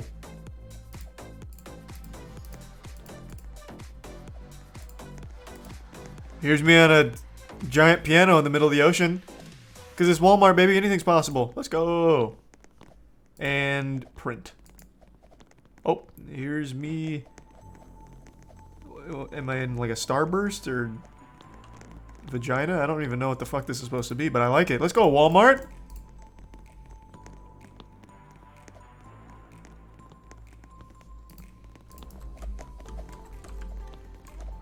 Man, there's just endless things to do here. Just fun for days.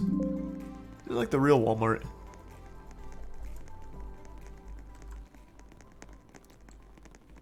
Thanks to resub Monkey and Bissimo. Teleporter. Walmart hasn't introduced these yet. The House of Style. Oh, this is where I just was. Oh, Electric Island's gonna pop off. The Walmart electronics section goes so hard.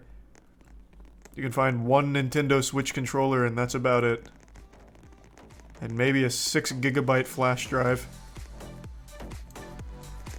But in Walmart land, baby, anything's possible.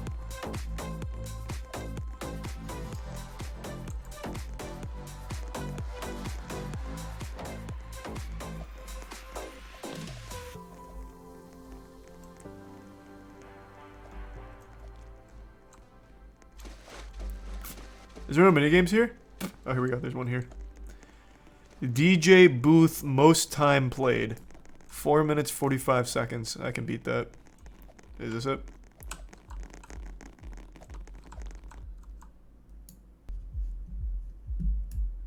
Oh shit. Walmart after hours, baby. Okay, okay.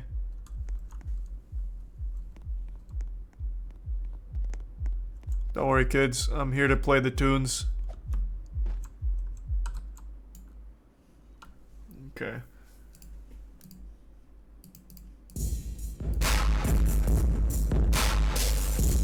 Hey, clean up in aisle 3. I'm making panties wet out there. Wait till you hear my drop.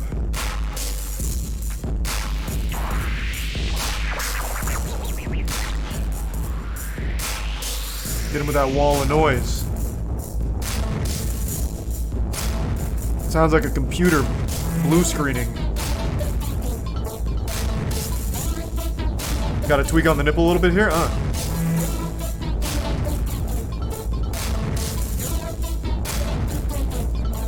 Damn, we're going in.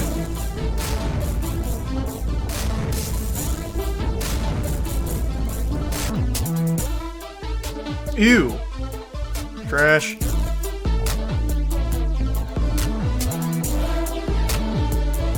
Now we're cruising. Now it's a fucking rave. Let's give her a little personality.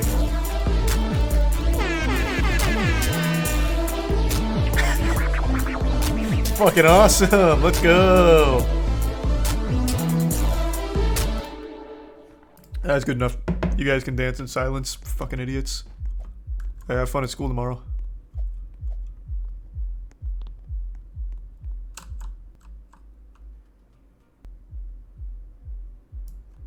Am I on the leaderboard for that? Man, what the fuck? Thunderstorm's still above me?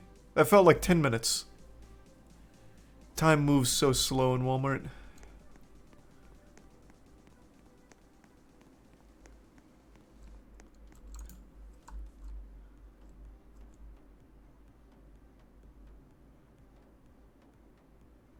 Oh, this is real world instructions. Okay. The ultimate ice cream sundae. Get your Walmart great value cream pints, your great value chocolate caramel strawberry syrup, great value maraschino cherries, great value peanuts.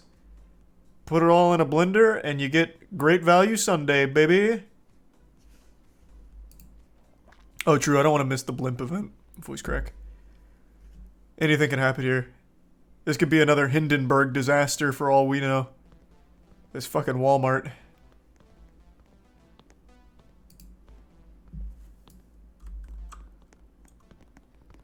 What's over here? Oh, this is like a cool party stage.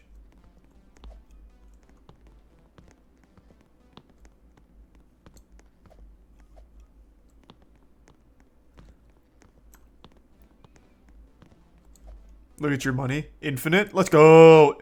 I'm the richest Walmart shopper in the world, baby. Let's go. Is that the blimp event? Why do I have infinite money?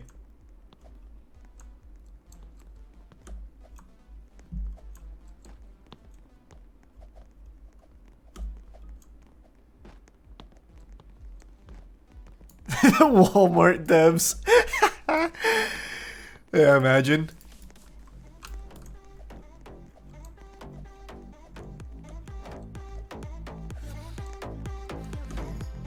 Think someone cheated you money? There is a hacker behind me.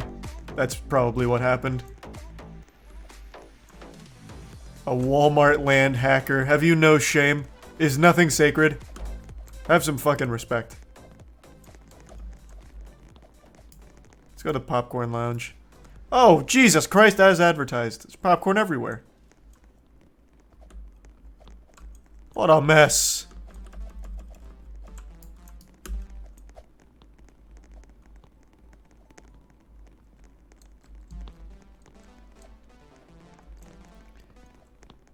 Am I insane or did the blimp event just go up? Wasn't it at a minute 40?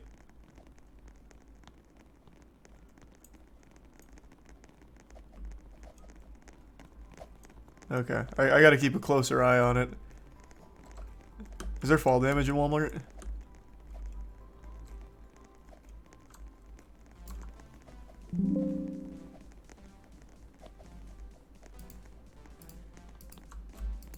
Oh, dance off challenge isn't ready yet.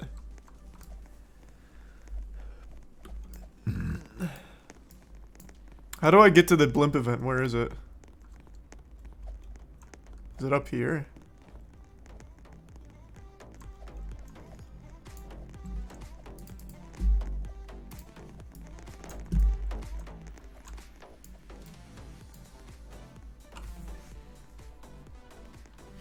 Exit Prime Dean, and the resub Baby and Milkman and Sophie and Frosty. Evade Fish. Sweeko and Bad Hair. And the Prime Lucas.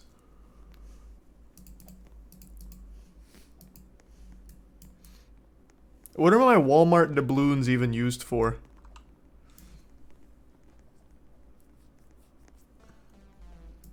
Club Electric! Hey, I'm here to party.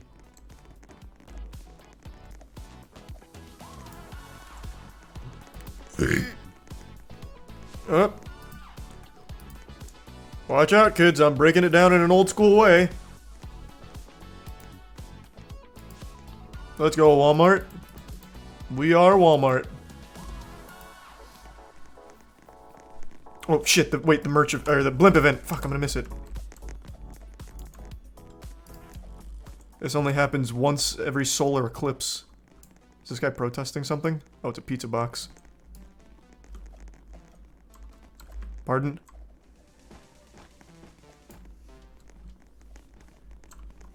Where's the blimp?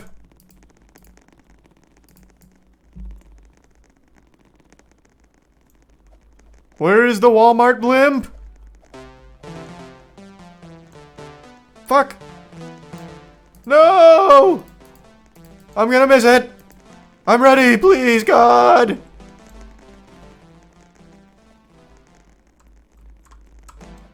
Where is the Zeppelin?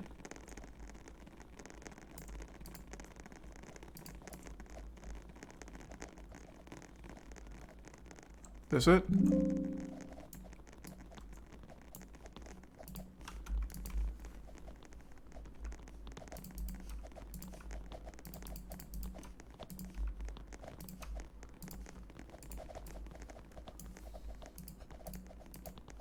Where is the fucking blimp stage?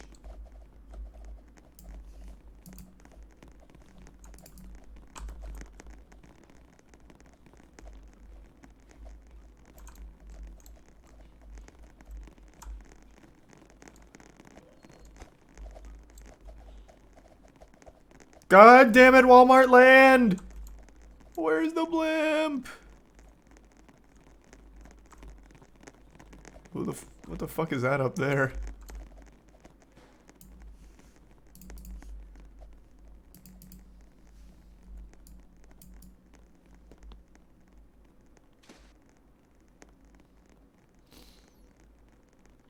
It's in the VIP room. Read the Roblox chat. Click the icon at the top. Well, yeah, but this doesn't teleport me.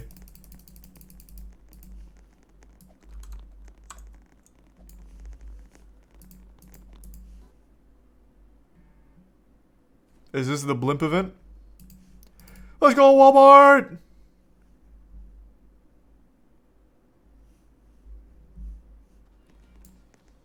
What the fuck happened there? The blimp! Whee!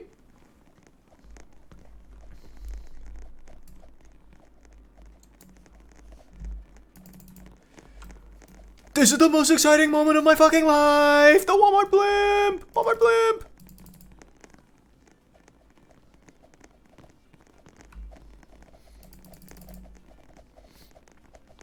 Yeah, I already talked about all the chess drama, the new developments.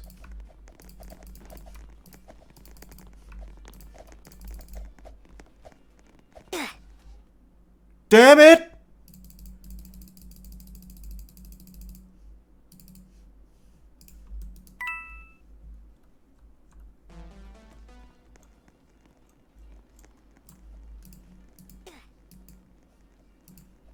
What does it do? Does it just fly around?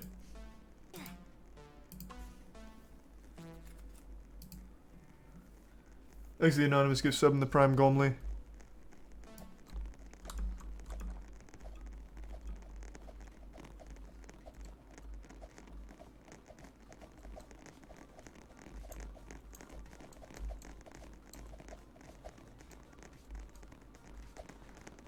Oh, thank you for the 25 gift subs, Shiban. God damn, thank you for that. I appreciate it, man. Thank you, Shiban. Is this the whole blimp event? It flies around the map? That's it? Get ready, Walmart shoppers. The blimp is doing its rounds. What does it fucking do?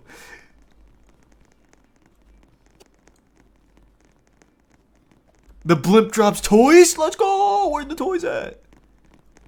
Hasn't dropped shit yet.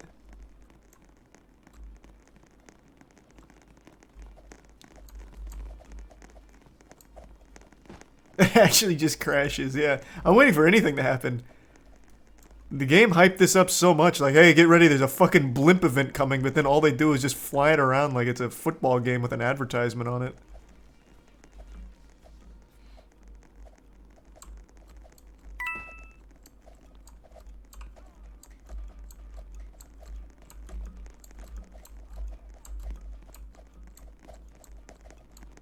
I figured we could, like, get on the blimp for a ride or something. Like, why else get me excited for an incoming blimp? Just to look at it.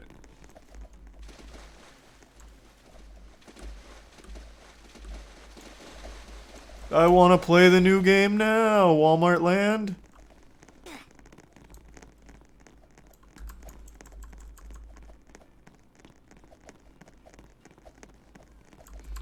Thanks, Resub Vagrant.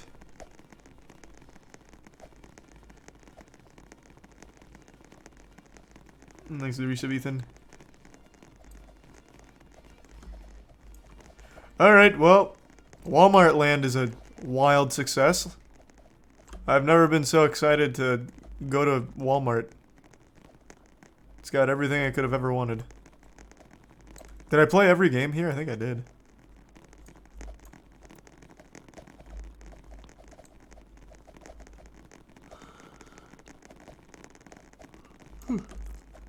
Yeah, the capabilities of the metaverse is shocking.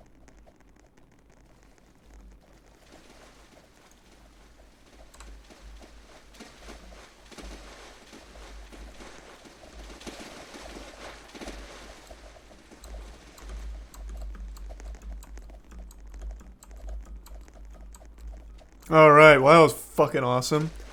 Thanks, Walmart! Bye, Walmart Land! I'll see you soon! Bye, Walmart shoppers! Walmart shoppers are like family, but closer.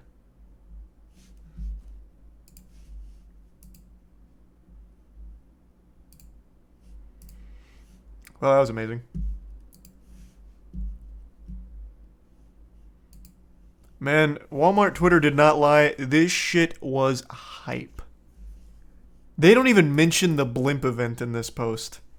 Imagine the likes on this tweet had they mentioned the blimp event. You get to look at a blimp.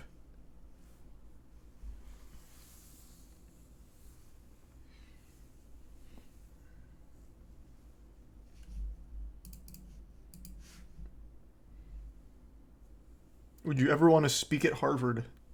Man, about what? Why would anyone at Harvard want to hear me? I have nothing to educate them on. Thanks for some pillows and Dave, but sure, yeah.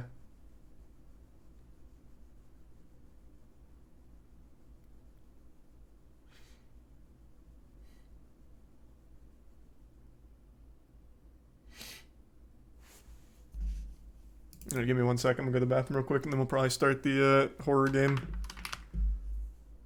We're back.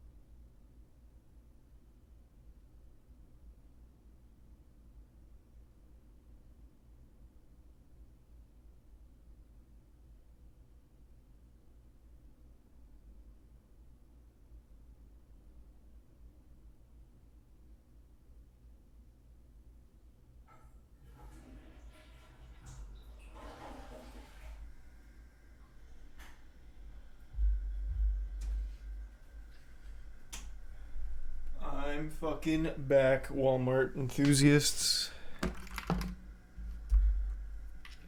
Thanks, resub Eustace. And the resub Sunny. Oh.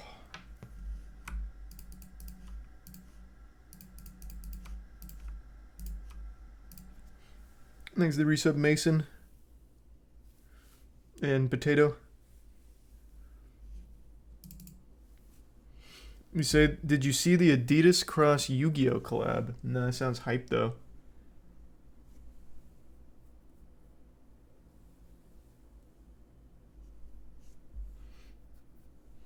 Yeah, it's on the channel, Lucas, if you're serious, sure. Could be up for it. Exhibits Reginald.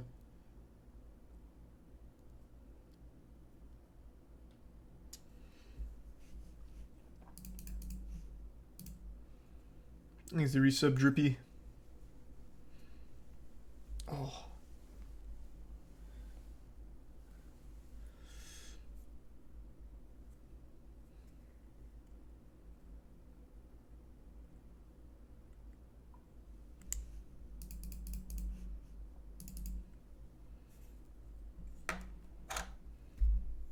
Would I like to tour a chicken factory? No. Thanks to resub Tyroli. The resub Boneless. The Prime True Maniac.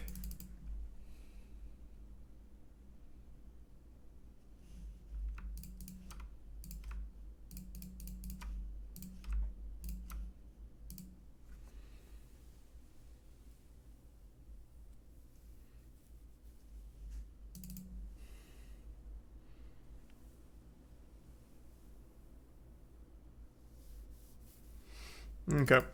Yeah, I'm gonna play it now. Let me switch category real quick. I'm assuming this is it. This one might be a little too scary.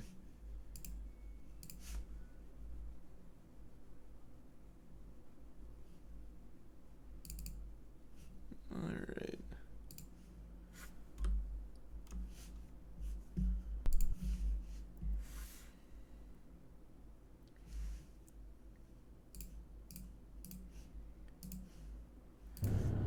I'll turn off the lights, don't worry.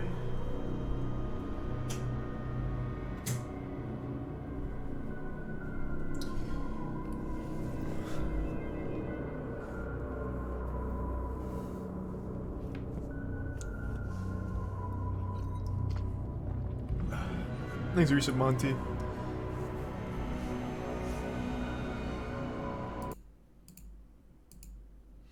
Okay. I don't know shit about Five Nights at Freddy's lore, but I bet this guy's real fucking terrifying. This is Junior.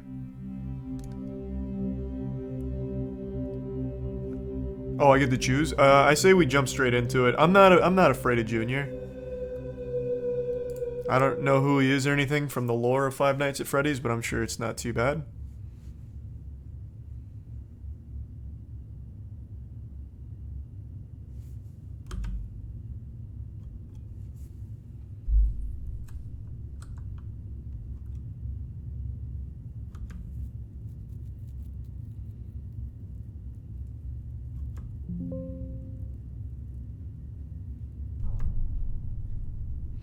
Do you believe in ghosts?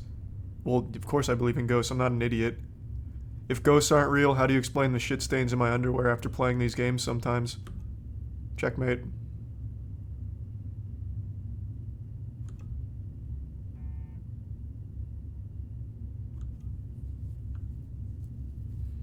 Is there audio right now? Why am I not hearing anything?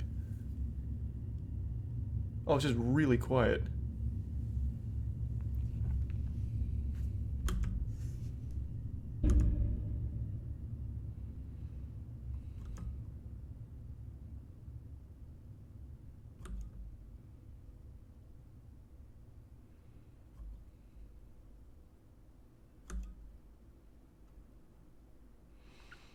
Oh no, is that Junior?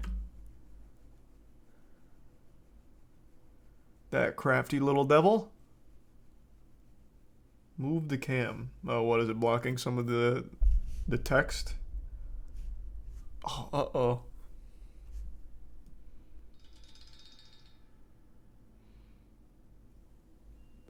Thanks for resub Hammy. Thanks for sub Zesty.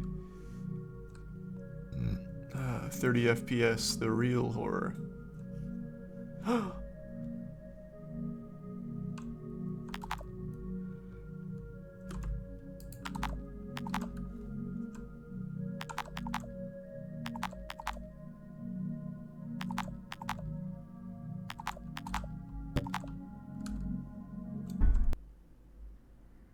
I did it!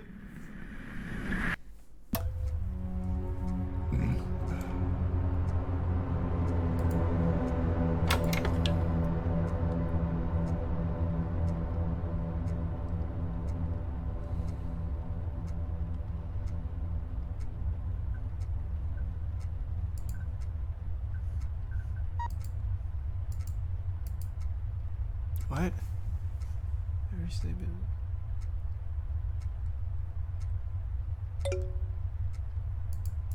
The ghost has entered an animatronic.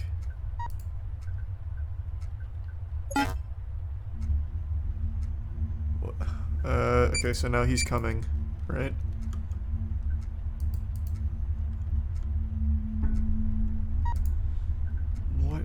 What am I doing? Should have gone over the basics. I thought this was just a walking simulator horror game. It's even worse. It's a Game Boy puzzle solver, I guess. I don't know what this is.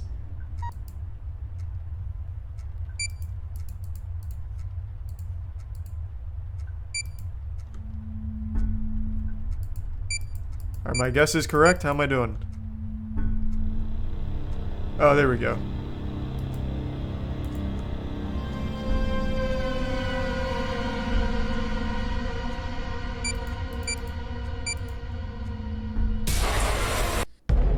Is that winning or losing?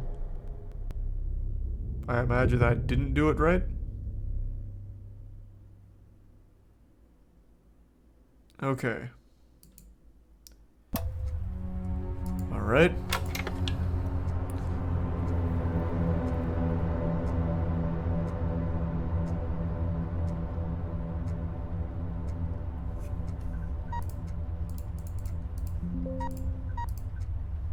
Alright, that's my guess. Or actually, wait. No, that's not it. What in the fuck is going on? A ghost okay. A ghost has entered the animatronic. Is there something else I can do here? Oh. Not that button, I guess. No, I don't need the basics. I was starting to figure it out. We're good. We're good.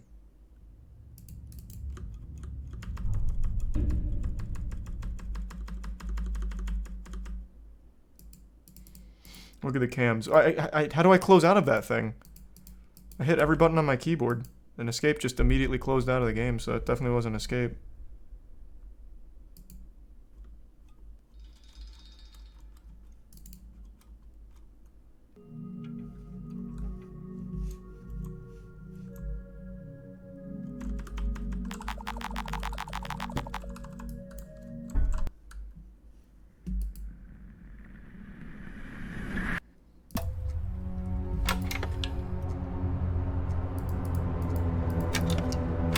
I see, I just clicked down here.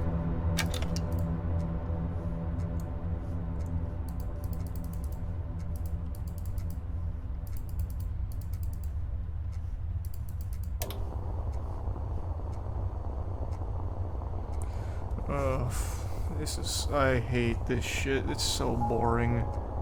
Oh.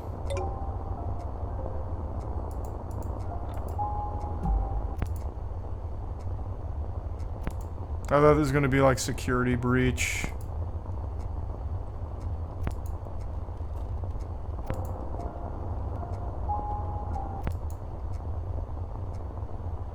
Oh no, it's furry. So that's who's haunted. Got it. It's that guy.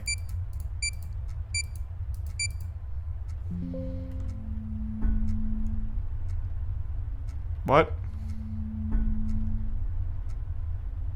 Is this not that furry guy?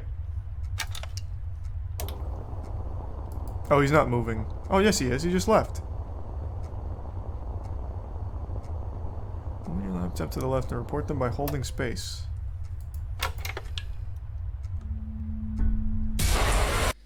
How many times do I have to report this guy? Was that not him? Oh, every single one of them moves? Okay.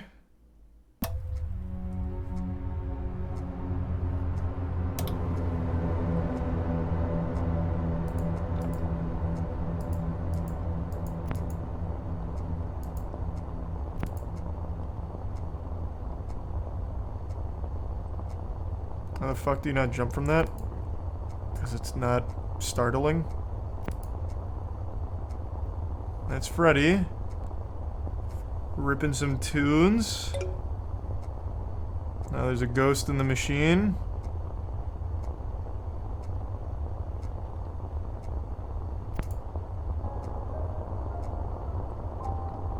So I've learned that this is not the wolf. That's the rabbit.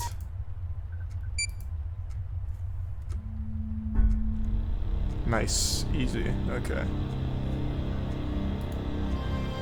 So I don't know what the fuck this is then.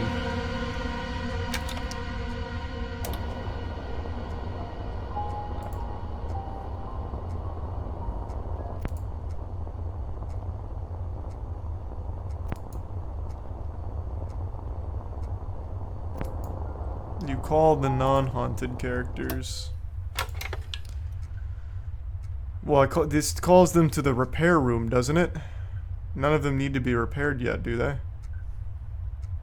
Here, I bet he's not haunted twice.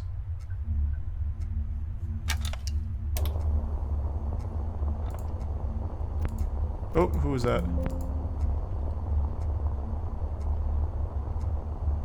It's the rabbit again. I just called him to the repair room. Damn it.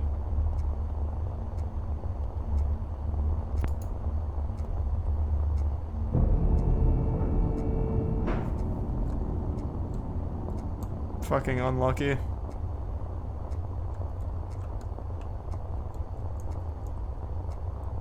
Is that the rabbit? I can't tell. I'm going to assume it's not, because I find it unlikely that it would be. That's probably the bear. Nice. I'm nuts. Let's go!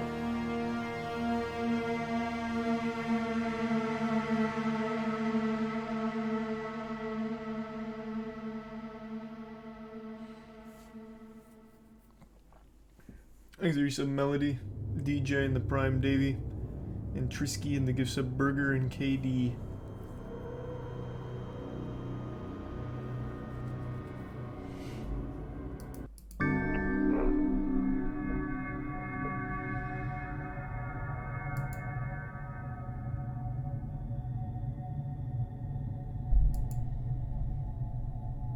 Alright, alright.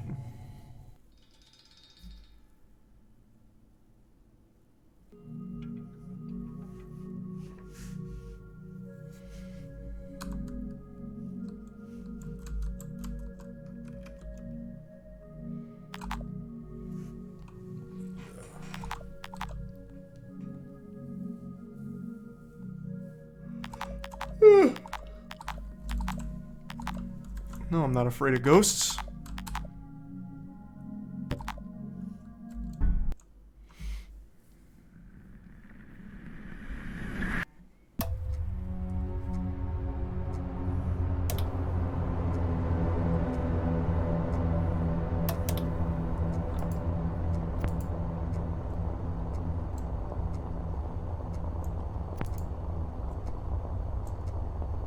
Any unusual activity here? No? What about here?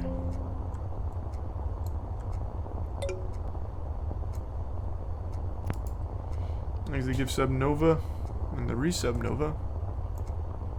A fucking rabbit again, huh? You little devil.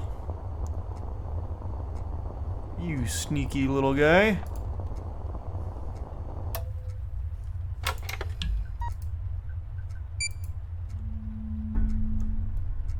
What? Oh, does the rabbit not have a hook hand? Must be this guy then. What? Pardon?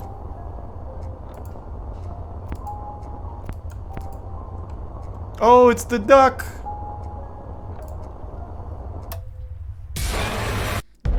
Was that not... That didn't even look like a duck. Was that the duck? Balloon Baby was haunted. Who the fuck is Balloon Baby? All of these fucking things are moving. Every single one of them. How am I supposed to fucking know which one's actually haunted?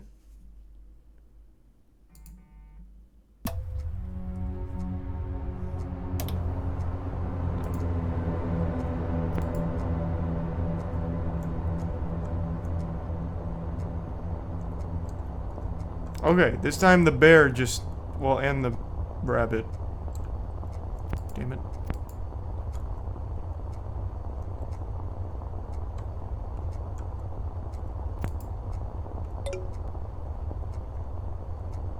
Who's this sad guy? Okay, rabbit just came in. Now they're having a meeting, I guess. Sad guy's gone. Let's guess sad guy.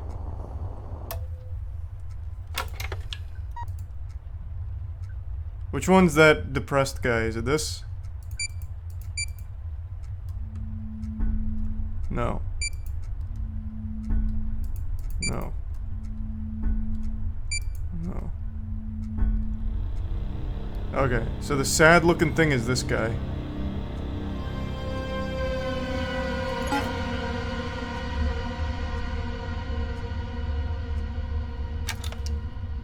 Thanks, Reset Potato.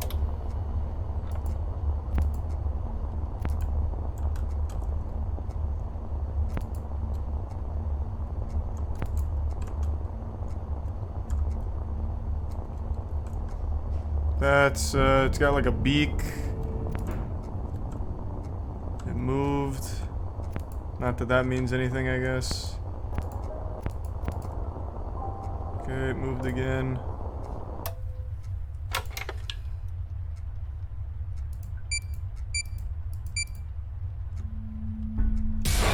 Wasn't that? What? The marionette was haunted. What the fuck are these?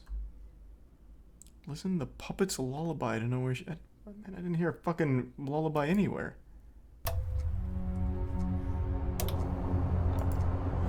Jesus Christ.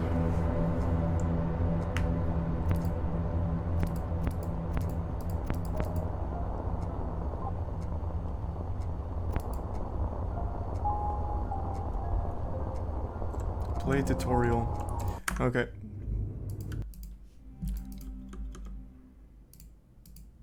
I don't think this is going to teach me too much, but let's try.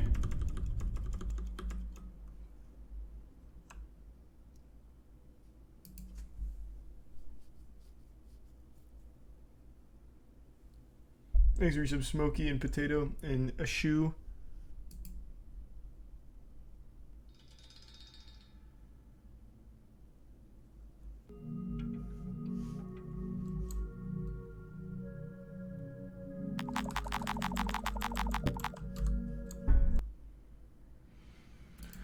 All right, time to get educated.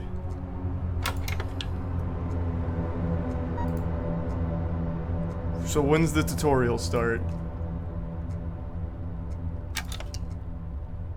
You skipped it. So the tutorial is just text in the beginning? What? How is that possible? This was just the same intro.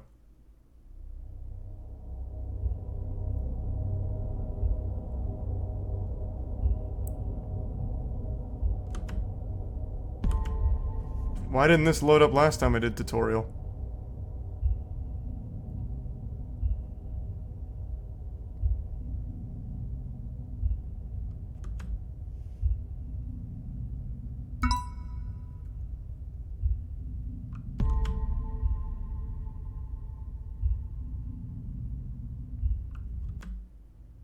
What it...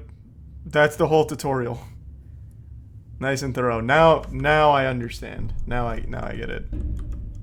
Love that. Love that. Hey, chat was right. That tutorial really enlightened me. Yeah, you guys are really on the money with that one.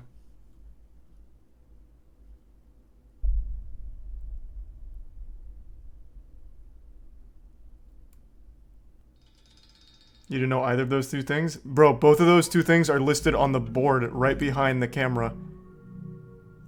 Legitimately, both of those two things are right on that board.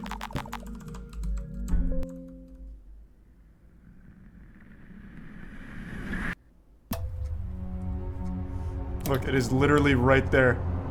Lights flickering, sudden movements, and then guessing. It's all right here. This is the entire tutorial.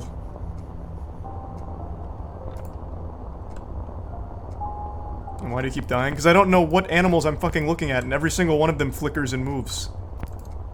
Every single one of them. Like this guy, and this guy. Both of them are gonna move. So there's one with the hook hand, and I bet he moves next. Yep, now they're both gone. So how am I supposed to know which one's actually haunted?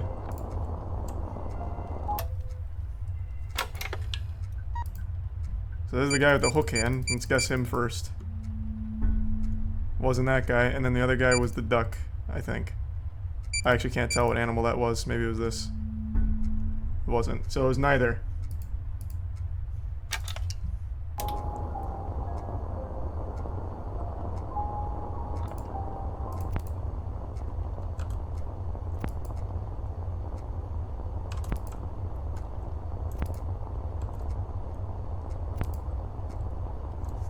Here's the guy with the rain jacket again.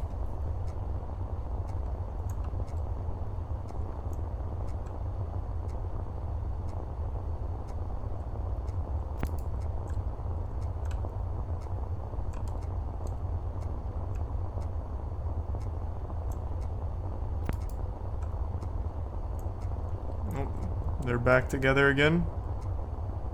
So I know it's not that guy, I already guessed him.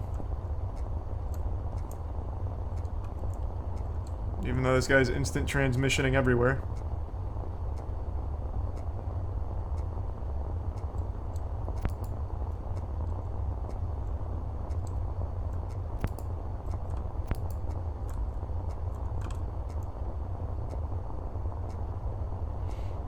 What animal is this if it's not the duck?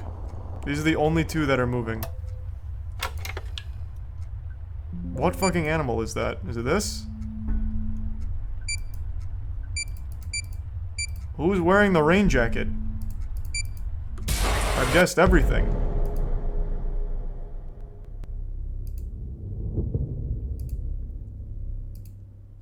So that time it was Freddy somehow. Well, I can't call until I know which one's haunted, so that way I don't call a haunted one to the conveyor belt. But I don't know what these fucking animals are when I look at them. I can't tell.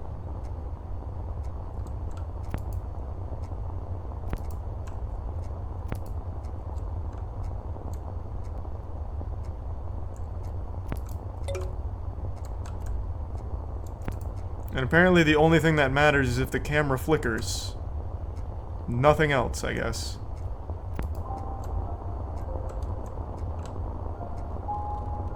So it's the same guy, it's the jacket-wearing guy, so I'm guessing that's Freddy.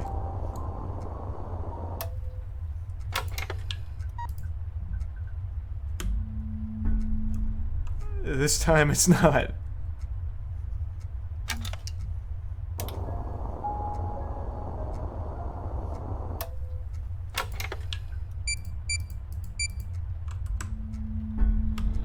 So how is this the marionette?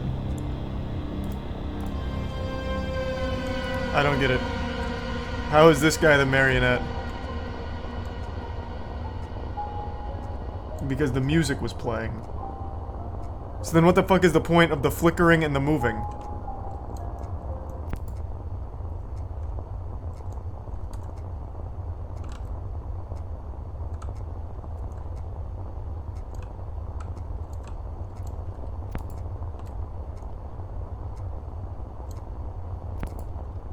I'm gonna take a guess and it wasn't this guy, it wasn't flickering.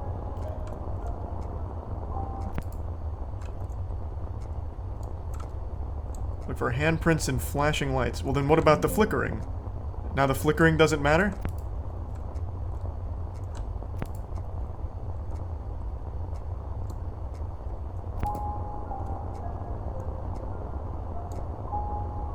The marionette is invisible to cameras, you can only hear him. Cool. I'm gonna guess the hook guy. I'm running out of time. Let's go.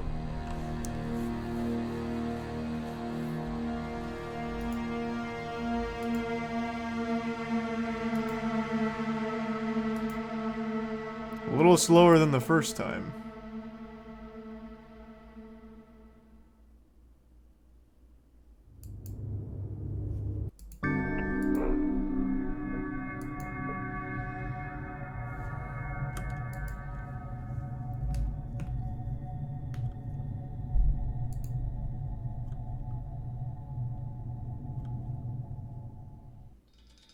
Who knew a kid's game could be so hard for a grown man? Yeah, I guess so. This is just so fucking cryptic.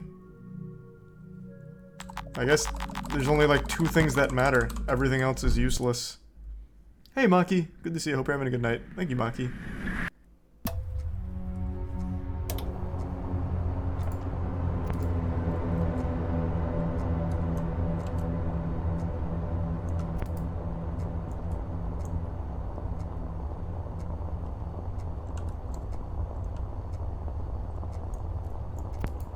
Uh-oh.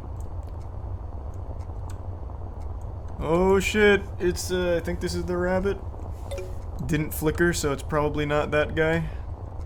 This is the bear. I don't see any handprints.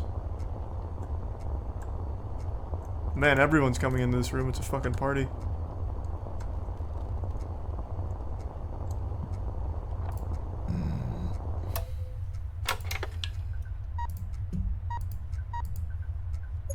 So I know it's not that guy, since it wasn't flickering. What about... where'd the other guy go?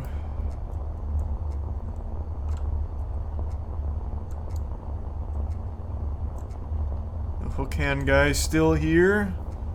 I haven't seen any handprints anywhere. I'm gonna take that as a flicker. Let's try the hook guy. Nice.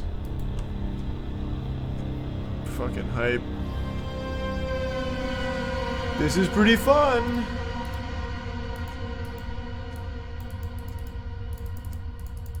What does this do for me?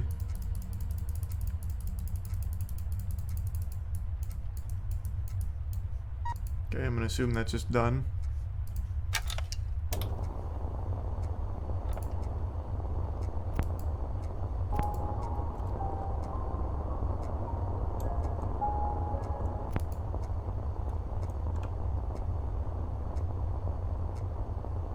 I think I just heard music. So that means it's the marionette. What do you want me to do with the door? I think that means it's the marionette. It was not. Turn to him to fix him. What? Turn to him to fix him? What, he's here? Where?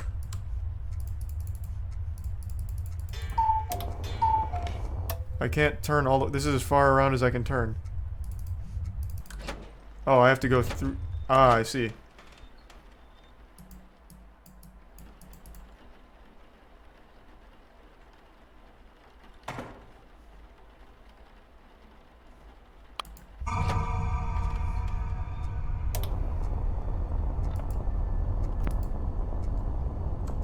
That looked like a flicker to me.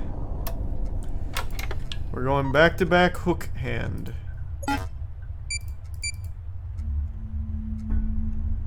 Nope.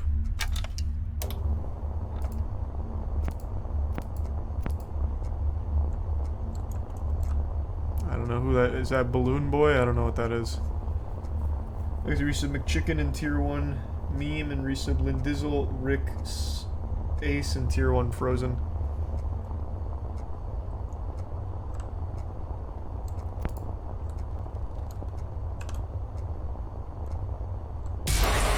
Oh man, I blew it again. Oh my god. Yeah, this is pretty fucking boring. Bonnie was the one that was haunted. I didn't even see Bonnie.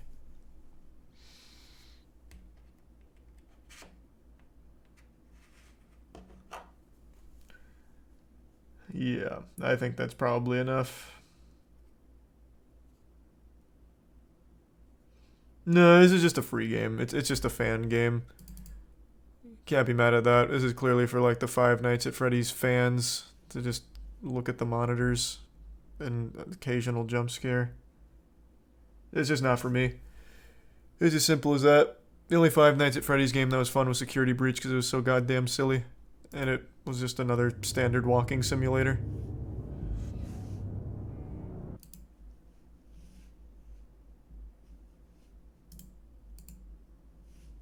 Oof, fuck, that's bright. Okay, I'm gonna go say goodnight to Tiana. I'll be right back. Give me 1 sec. I'll fill up my water as well. Thanks to Prime Sir Hugh.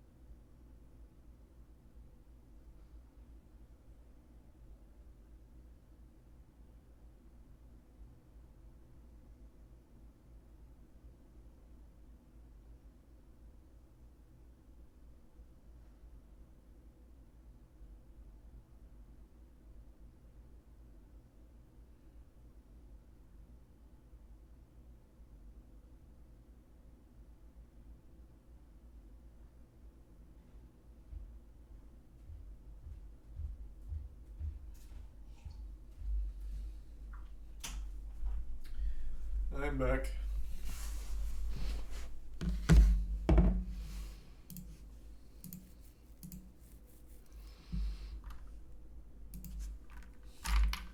He's a tier 1 Moldy in the Prime. Abby in the resub, Shebe, Harrison, and Phil.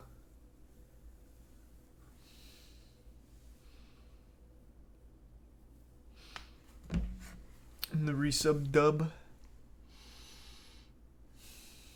In the resub, Sousy.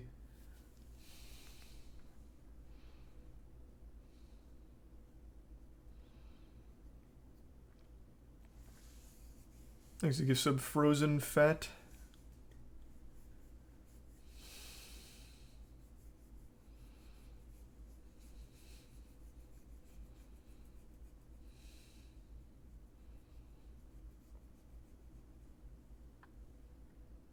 What happened to Five Nights at Freddy's Jr.? It's just not my kind of game, man. It's so fucking boring. I hate the camera watching shit. I just can't stand it.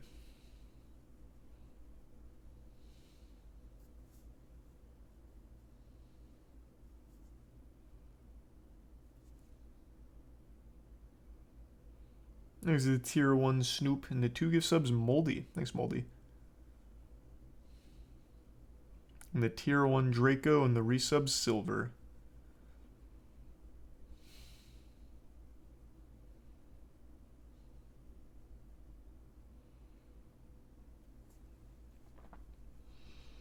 Thanks, resub, DJ. Oh, right. Forgot I gotta change the category.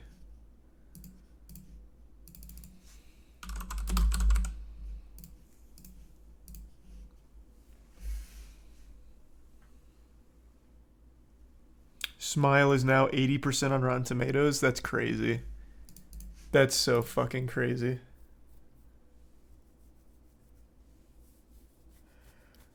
Oh, whoa. Jesus. Bro, the fucking gift subs tonight have been crazy. Thank you for the 100 gift subs, Slasher. Jesus Christ. Thank you, man.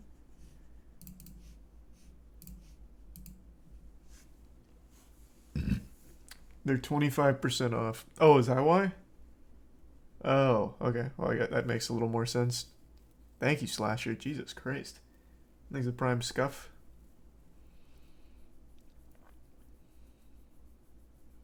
Hope you've had a good day, Slasher.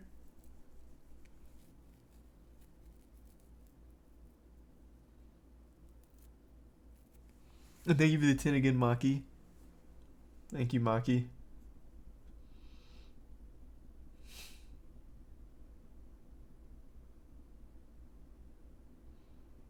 You know, it takes more muscles in your mouth to frown than to smile. I always heard that shit, but I just don't believe that. If that were the case, wouldn't dogs and everything just be smiling instead of frowning most of the time?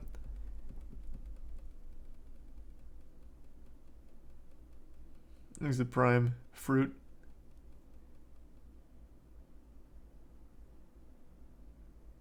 Dogs don't have human faces. Yeah, true, I guess. Maybe it works differently for dogs. Hey, thank you for the 10 gift subs, Cheese. Thank you, Cheese. And the resub pulverizer. Something I didn't even consider. God. Jesus. God damn. Slasher going fucking wild. Thank you for the 50 gift subs, man.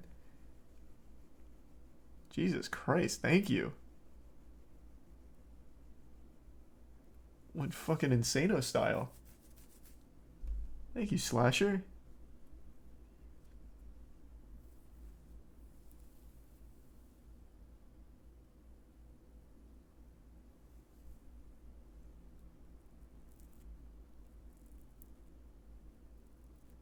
Yeah, I know Rick comes to Multiversus tomorrow. Hopefully he's not like Morty. I cannot stand Morty. I think he's tier 1 Beyblade. The 5 gift subs, Barry. Morty's just such a boring character to play.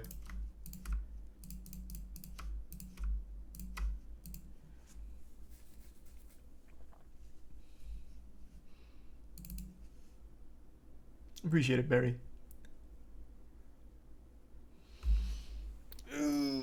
There's a new Nuke's top 5. Nah, not tonight. Ugh. Who are you grinding on RuneScape? Rune crafting. I'm just doing Guardians of the Rift. I have had terrible luck on my pulls. I've got every single unique item except the two I want. The Abyssal Needle and the Abyssal Lantern. I've got all 3 dyes, which are the rarest drop from the Guardians of the Rift. Somehow I got all 3 before getting the more common ones of a needle and a lantern. It's so frustrating. Thanks, resub Cam.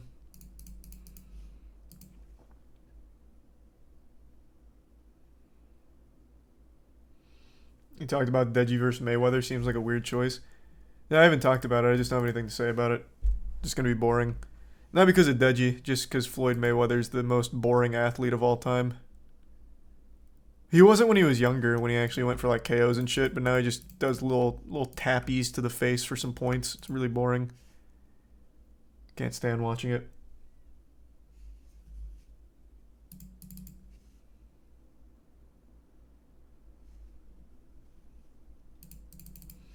Thanks for the gift sub Coco and the resub Crimson.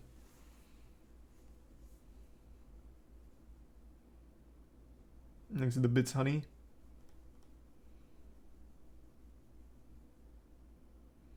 Mayweather literally can't even read. I know. I know. That's the most entertaining thing Mayweather's ever done is try and read. Thanks for Prime Louis.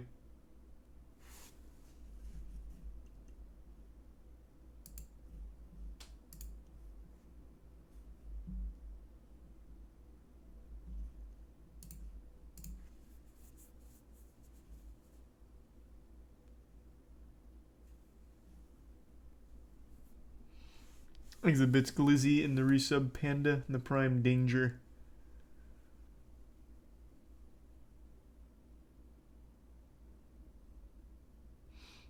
To be fair, you do. Oh, I'm not faulting him for it. I totally get why he does it. He's the best boxer of all time, but he's also the most boring fighter of all time as well.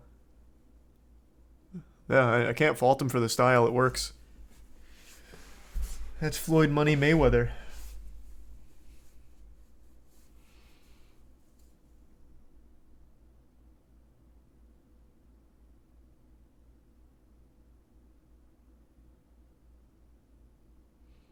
He's not the best boxer of all time. Yeah, you're just arguing with like literal facts now. Statistically, Floyd Mayweather is the best boxer of all time. Inarguable, indefensible.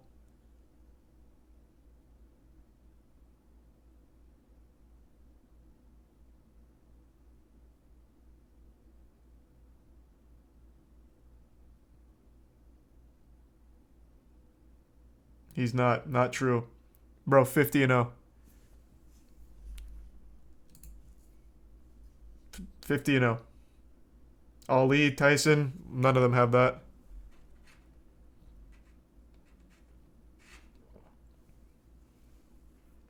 Thanks to give some pulverizer. 50-0 in the Mickey Mouse era. Here it comes. That's been the go-to insult for Twitter recently, the Mickey Mouse stuff. Doesn't matter. You're arguing with a statistical fact. He has the best record in boxing history. He's the most boring fighter of all time, but he has the best record. And in boxing, that's what matters.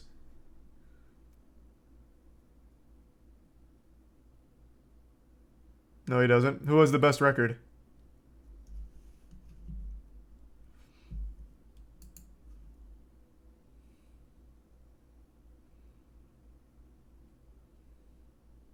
You keep saying no, he doesn't, but who has the best record?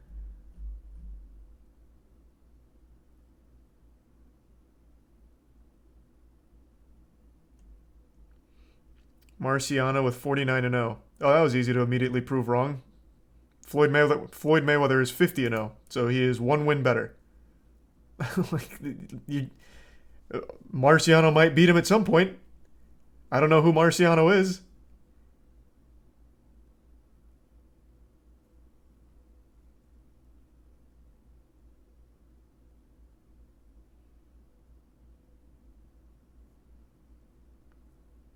Sugar Ray went 70-0 after he lost his pro fight. Sugar Ray Leonard went 70-0, huh? Let's see.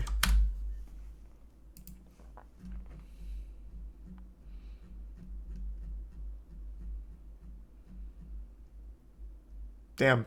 Guess not. 36-3.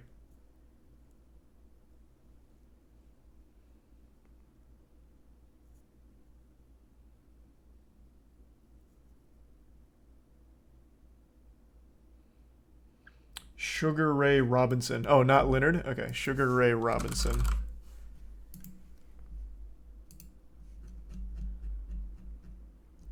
$109, 174 and 19. How long did this guy box for? 100 years? Jesus. What do they count? Just like everything, even sparring sessions? Yeah, even still, 19 losses.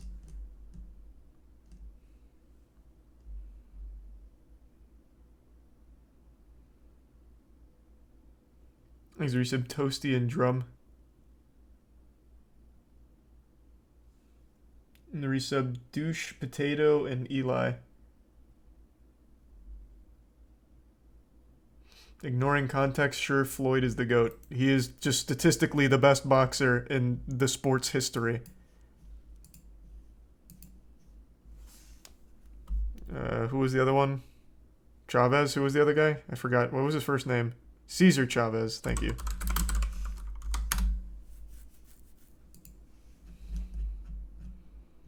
$107-6. God damn. Bro, this guy was boxing twice, like twice a month. Chavez went 87-0. Didn't finish undefeated though, did he?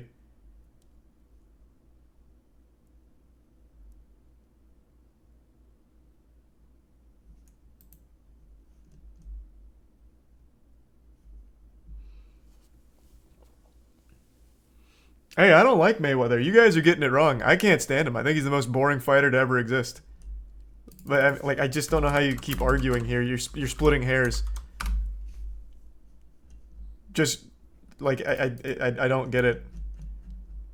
51-0.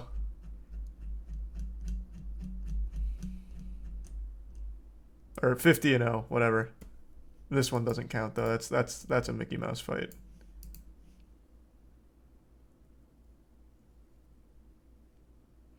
The 89-0 was not PTO matches. I don't even know what that means.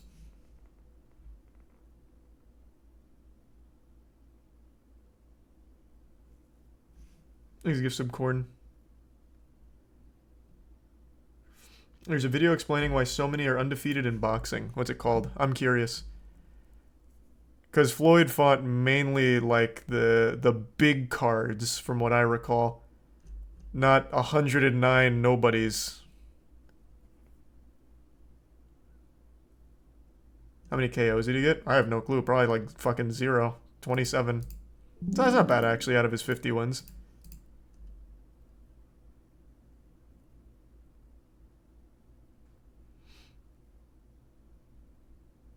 He's a bit's threat. Because everyone's scared to lose their 0. Is that the reason?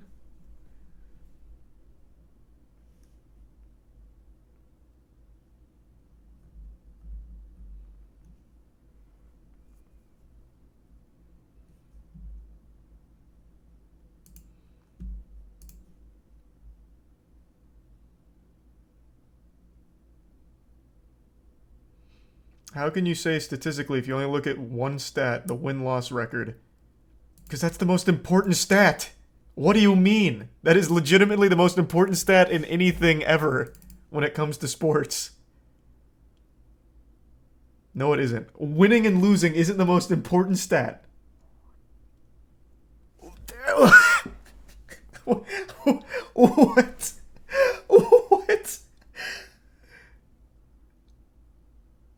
Holy shit.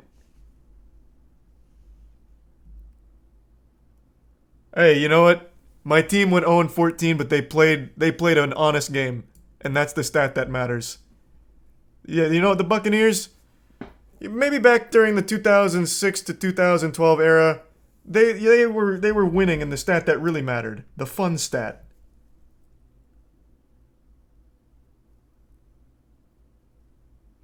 You know what? In fact, I think the Lions actually might be one of the best teams in NFL history now that we really start to break it down, because the wins and losses, they don't matter. That's the least important stat there is.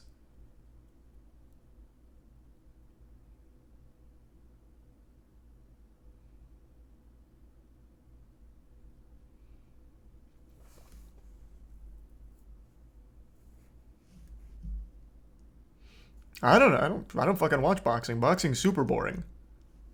And Floyd Mayweather's the most boring man on the planet. Until he tries to read.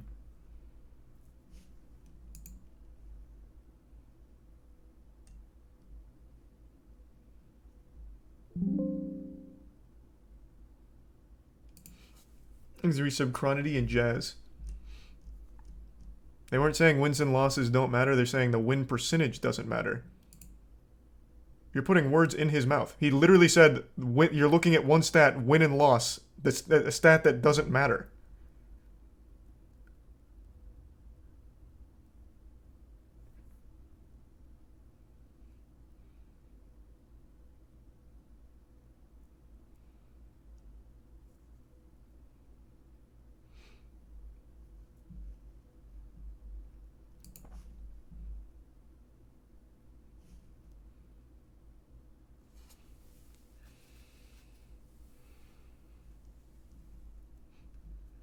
You'd be proving yourself wrong because Mayweather doesn't hold the record of most wins undefeated. Maybe not, but it's looking like the only boxer who's going to finish his whole career undefeated and never losing his title. Here, who is the best boxer of all time? Let's see what the professionals say. Muhammad Ali, finally an exciting boxer. I imagine number 2 is Mike Tyson. 56-5. Worst record. Where the fuck do I get to the next one?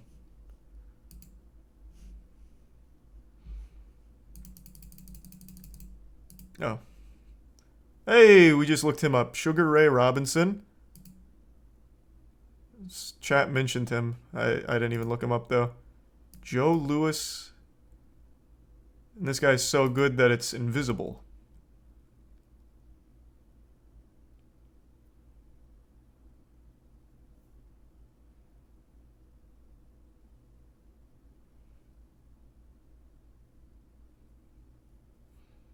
Is it Tyson? I don't think that's Tyson. This looks awfully small for Tyson. Oh, Tyson's number 5. Who's this?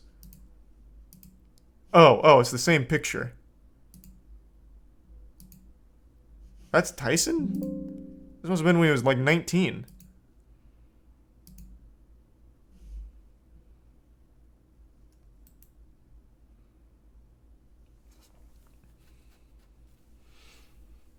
Thanks to resub Satan.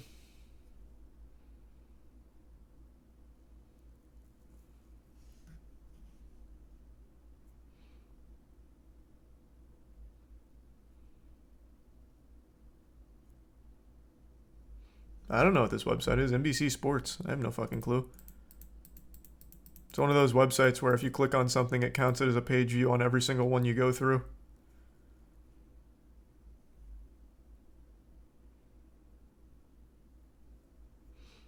Thanks, resub speed.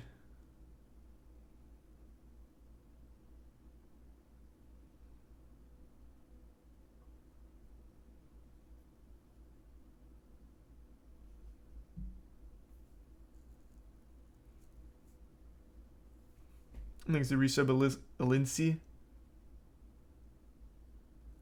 The most entertaining boxer? Mike Tyson. It's not even close. I think boxing is just not a very fun sport to watch. It used to be, not anymore. Mike Tyson's the only one that I think is like the absolute super hype fighter.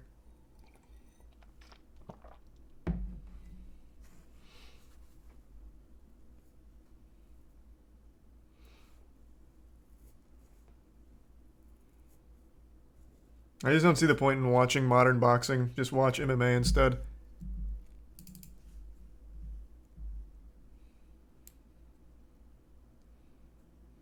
Yeah, the only other modern boxer I think is fun is Fury. I agree. I like Fury. He also seems like a pretty enjoyably goofy guy from everything I've seen in his interviews. Even still, though, I don't think I'd go out of the way to watch him fight. I'd probably just watch the highlights.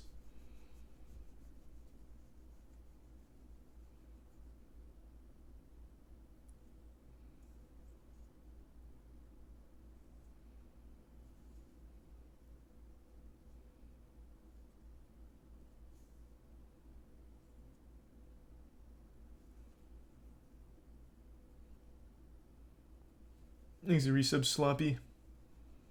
Pacquiao was the one I loved watching. Everyone loved watching Pacquiao. He seemed like a nice guy. I remember when Floyd Mayweather scammed me with the Mayweather versus Pacquiao shit. It turned out to be one of the most boring events ever broadcast in television history. Everyone was pulling for Pacquiao. He was the only one actually fighting.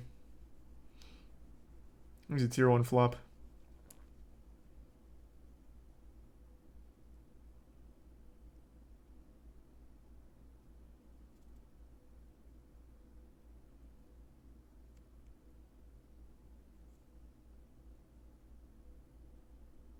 Pacquiao's not a nice guy? I couldn't tell you. He won all of us over, but that's just because anyone would have preferred anyone besides Mayweather winning. But he seemed like a nice guy. Even in the post-game interview, he was like, yeah, I had a lot of fun.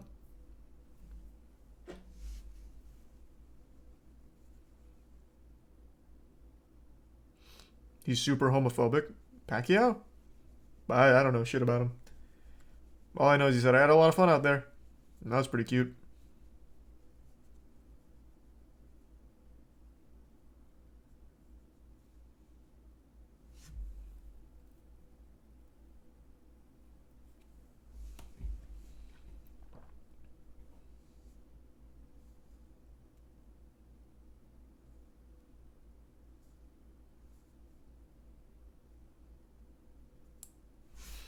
He's a politician now? Damn. What a turnaround.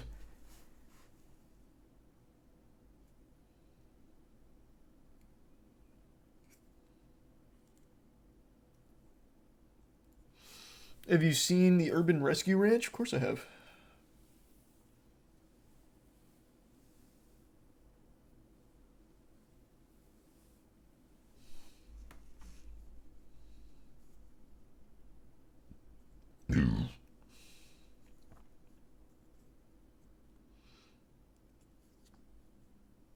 Thanks to the resub nuclear.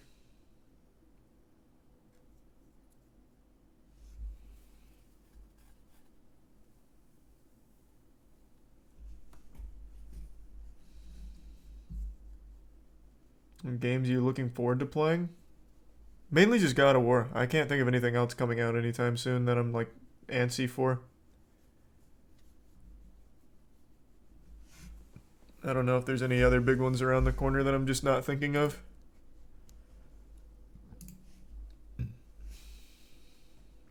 Oh, Bayonetta 3. Yeah. Things a Prime Quill. Yakuza doesn't come out till next year, right? Pretty much everything you guys are listing is next year. I think the only things left for this year are Ragnarok, Bayonetta 3, and Lies of P. Oh, Scorn 2. I forgot that Scorn's coming out this year, actually. Sonic. Well, I'm not really looking forward to that. I'm going to play it, but I'm not looking forward to it.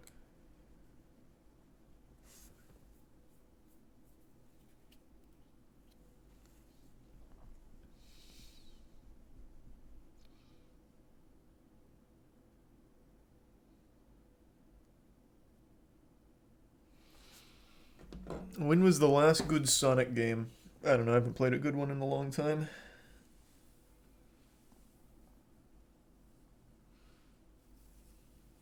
Is Callisto Protocol this year? I can't remember. But if that's this year, then yeah. Hopefully that'll be good. The CEO seems like an idiot of that company. He was bragging about how the crunch time was really fun for the employees or whatever. So that guy sounds really stupid, but hopefully the game's good.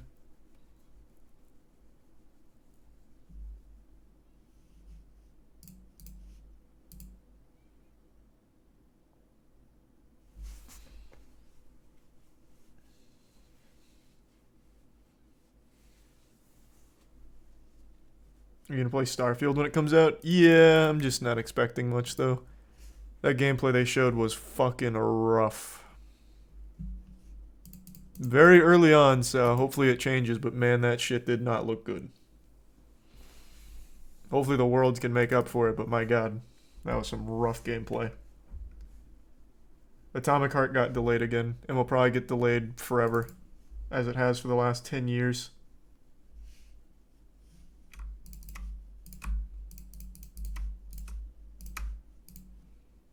Thanks, Resub Fate.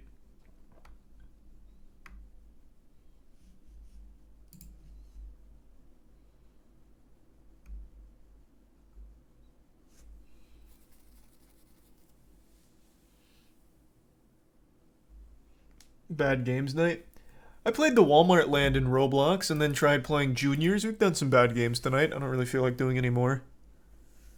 That was more than enough.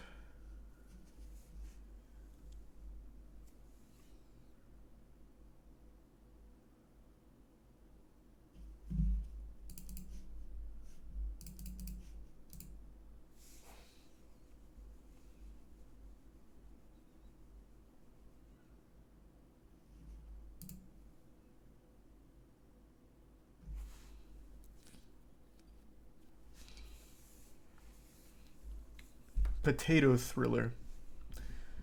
I really don't feel like playing Potato Thriller.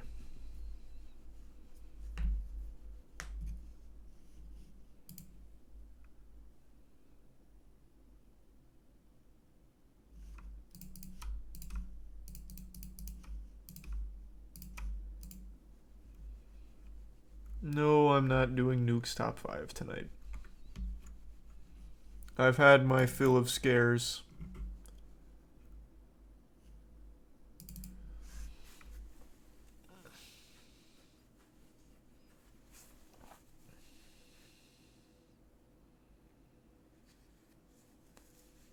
What do you think of the Last of Us trailer? It looked fine. Didn't look bad. I'm not gonna go in there with huge expectations, but it looked fine.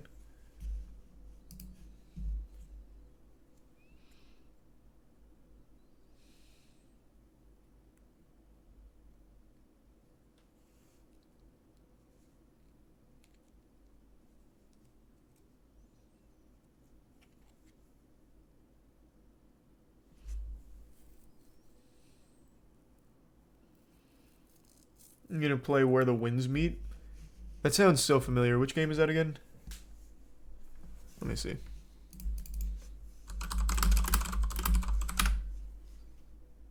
Yeah. It's this game. Yeah. Of course I'll play this. It looked pretty cool.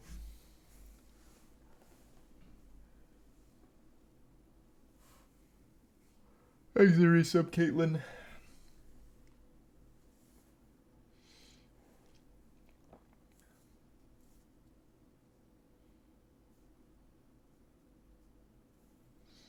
I don't even watch Starman anymore. He's just too self-aware. It's fucking miserable. It's not fun. He's in on the joke now.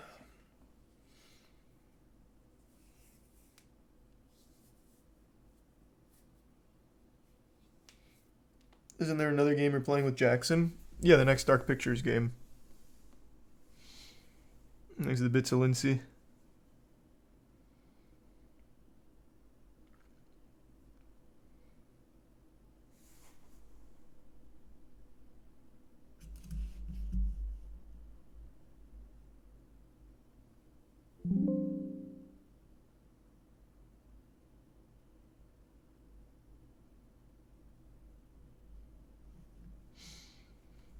Did you see the gender reveal that turned Niagara Falls blue? Yeah.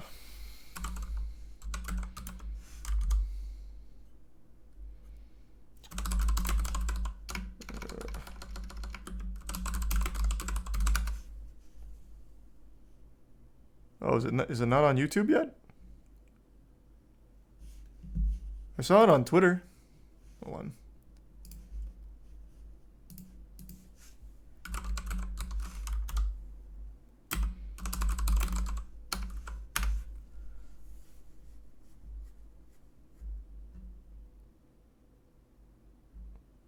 Well, I can't even find the video on Twitter. Wasn't it Niagara Falls? Thanks, Resematicus and late. It wasn't Niagara Falls. Oh, what was it?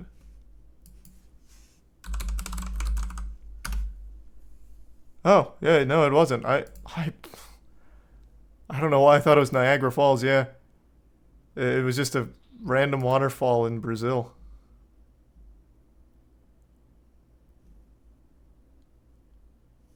Yeah, here.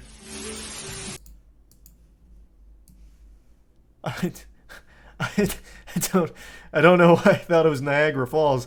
I mean, you can see where the confusion came from. They're pretty close. This is a ferocious waterfall.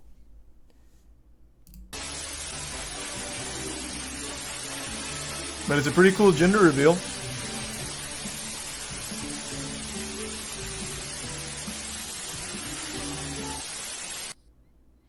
Awesome, let's go.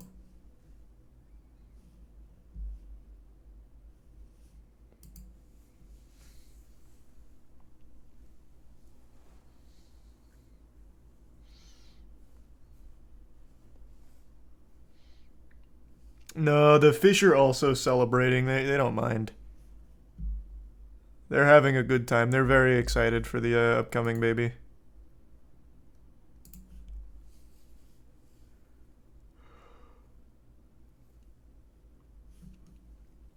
Exit Prime, Poop Stain, Cat, and the Resub Weeb.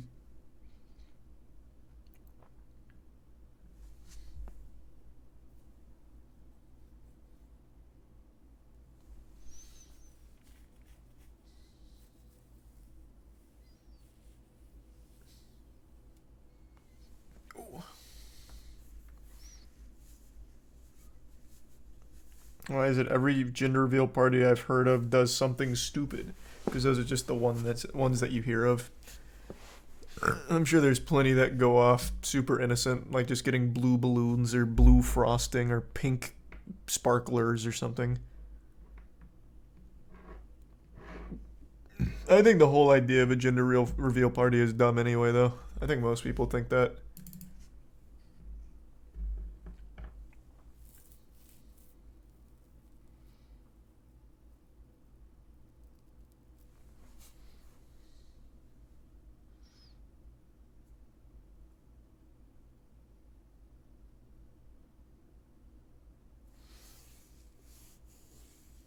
Yeah, I'll play the Cyberpunk expansion when it comes out. I'll give it a try.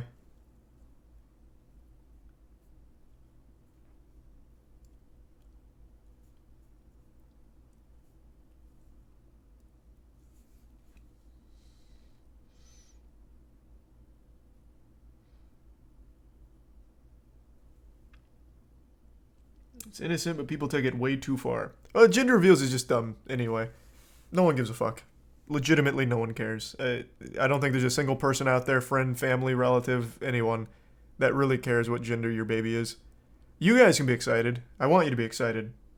No one else is.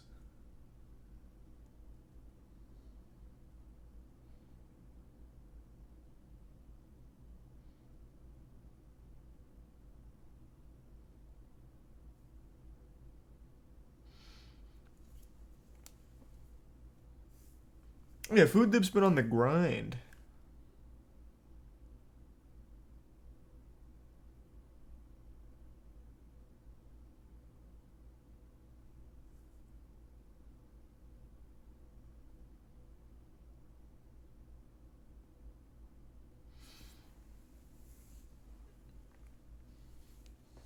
It's a lot of grandparents you're underestimating. Yeah, I guess, but even they, I don't think they care. I really don't. They're gonna be happy either way. Unless, of course, you come from like a family of warriors and they want like a boy in order to hunt and gather or some shit. Thanks, a resub clapped you and Cape.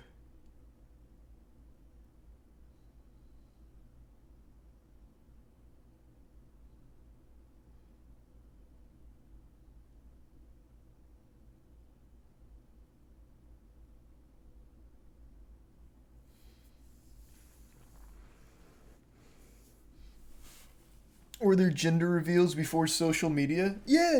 No, those have been around for a long time. It's just social media made it like a competition to one-up each other. Thank you for the 10 gift subs, Sunzu clapped you. Thank you for that. Appreciate it, man.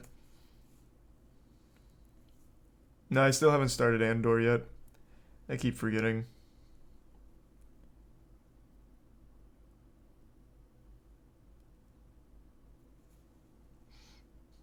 By all means, nerd, go for it.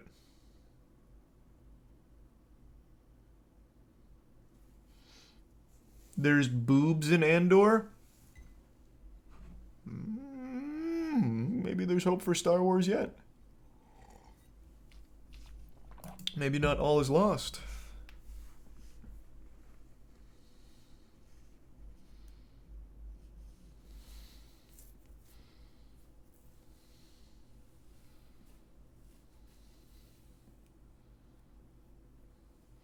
There's the Prime Papa G.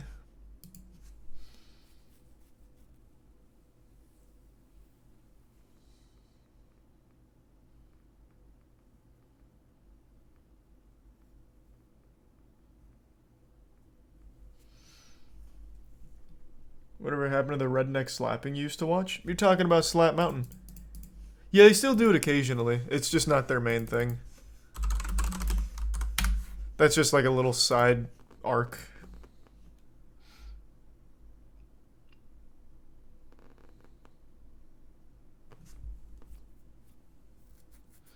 Yeah, we got some new ones that we'll catch up on pretty soon. I'm just letting them stockpile a bit.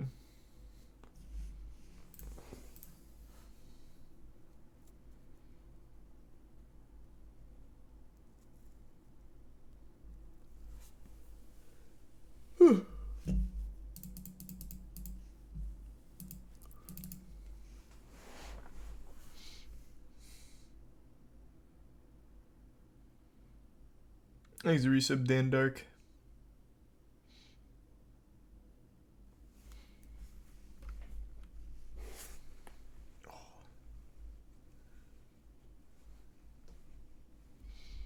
There's the 2 gift subs, Chief. And the bits Ezel. Yeah, hopefully the hurricane's not too bad.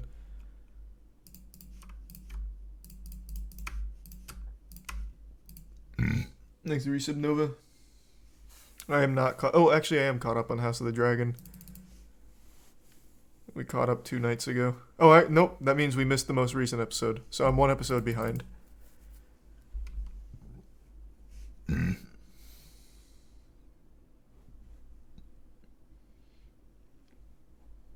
this show any good?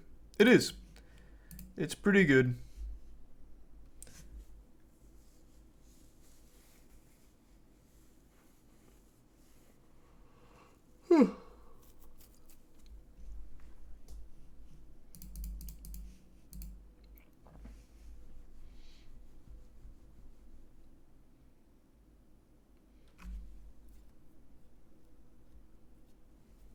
Thanks the resub perplexed.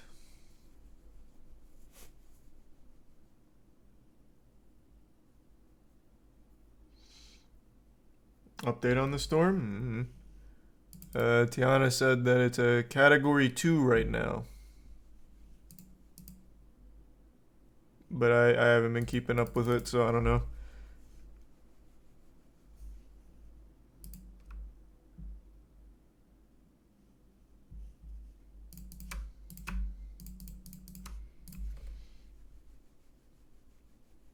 Probably gonna hit it Cat 4 before landfall. Rough. That's pretty strong.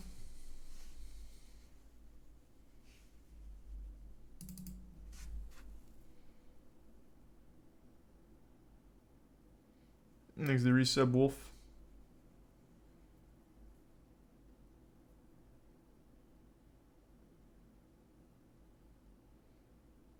What was Katrina? Katrina, I think, hit it a 3, but the area just was not ready for a hurricane.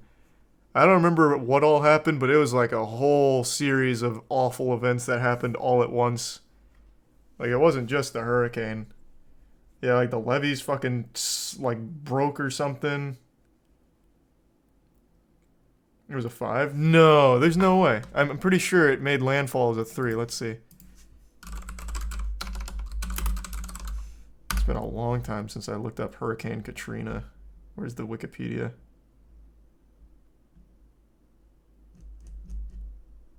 Oh, it was the first thing. I went right by it. Oh, it was a Category 5. It made landfall as a Category 5?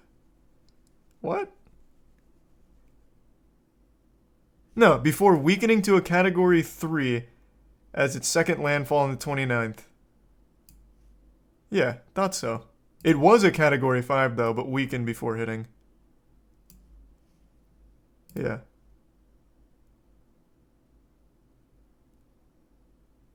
That's second landfall. Yeah, but this is the one that caused all the damage. The second landfall.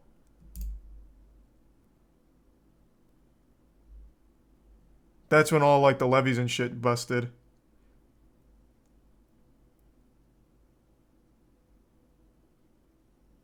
Easy tier 1, Danny. Were you in Florida when Charlie hit in 04? Yeah, I was.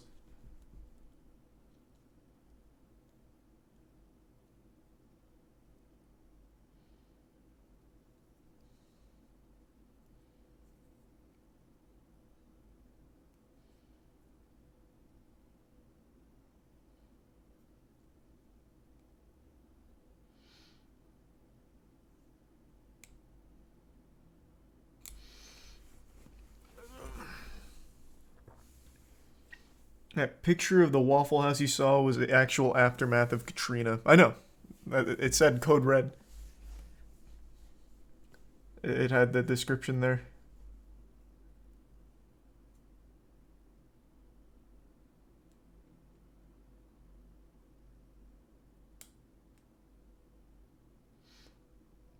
Tampa is predicted to have 5 to 10 feet of storm surge. Rough.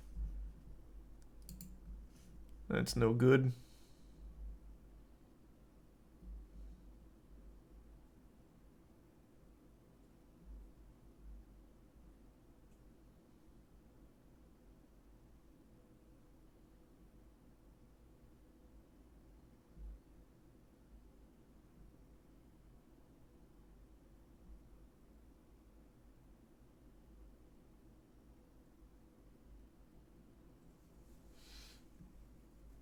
Hopefully your ISPs don't get wiped out. Here's hoping. I guess we'll see. That would be pretty unfortunate.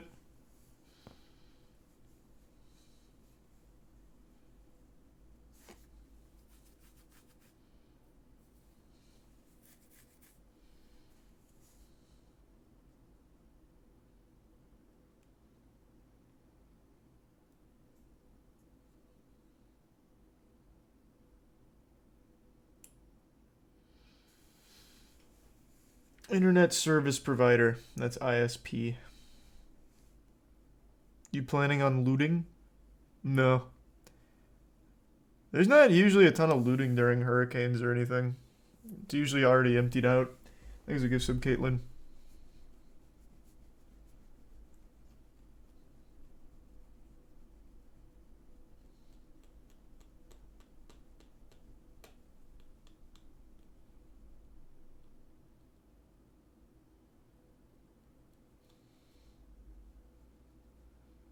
Smile just released its latest trailer. Oh shit. Oh shit. This is big.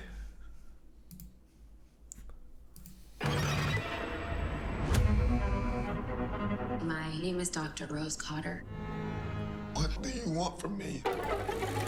Why is it that everybody else who's seen it is dead and you're alive? I've seen it too. You Thanks for some balls. have it?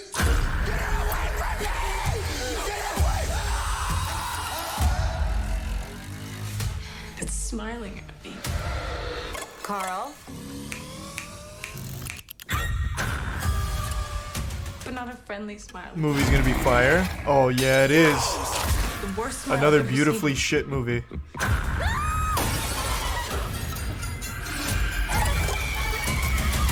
I am not gonna keep running.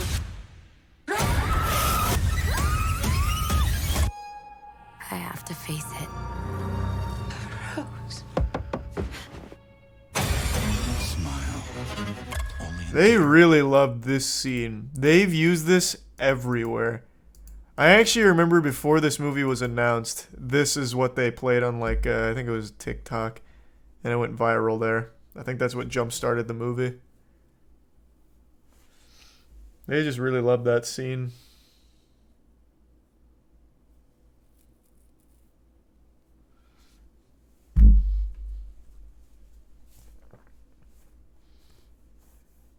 It's good. I think it's gonna be fun bad. I really do. Thanks to resub Mook and the Bits Casey.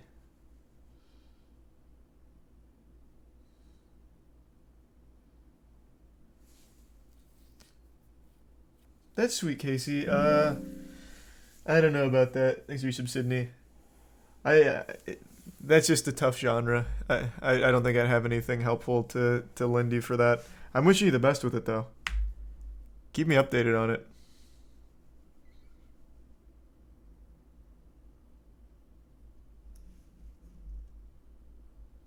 Isn't she frowning because she turned her smile upside down? Yeah, maybe that's what breaks the curse. These two give subs dinosaur.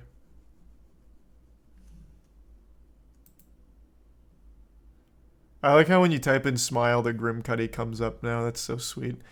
Like we're blessed with good shitty horror movies back to back. We got Smile, we got Grim Cuddy. Like that's great. Thanks, resub Bellind.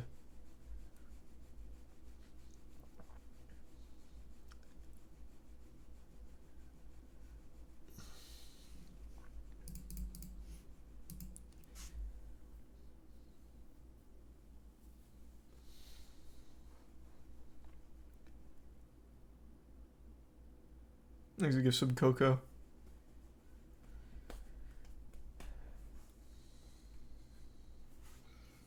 Yeah, Barbarian was good. That was like just an actual good movie.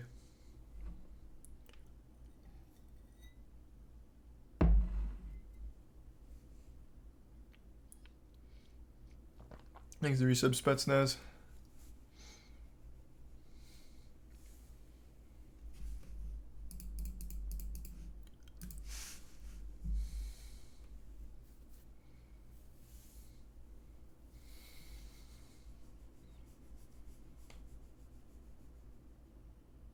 I didn't search Grim Cuddy. What are you talking about? Smile released a new trailer. Grim Cuddy just happened to be here. He's everywhere.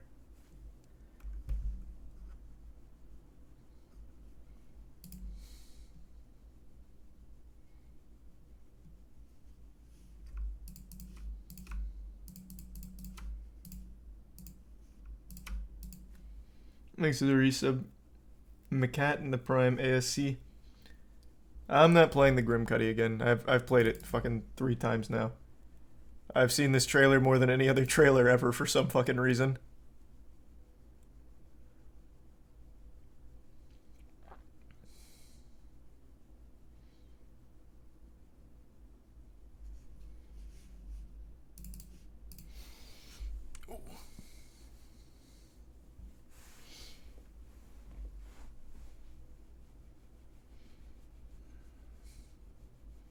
You think Grim Cuddy will have commentary on the effects of capitalism on the working class? When I watched the trailer, that's the impression I got. It seems like Grim Cuddy's trying to make a stand for the average blue-collar worker. So hopefully they'll follow through on the themes, but it's going to be a pretty tight rope to walk. But I think the Grim Cuddy can pull it off.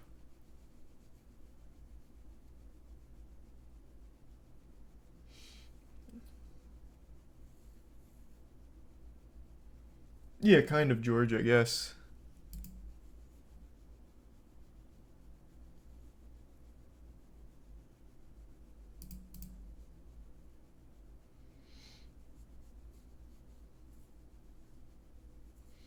Zoomer horror in 2022 equals creepy smile. Yeah, as if boomer horror was any better. All horror movies have been shit for a long time now. They've all been bad. Let's not pretend. Exit Prime. Egg.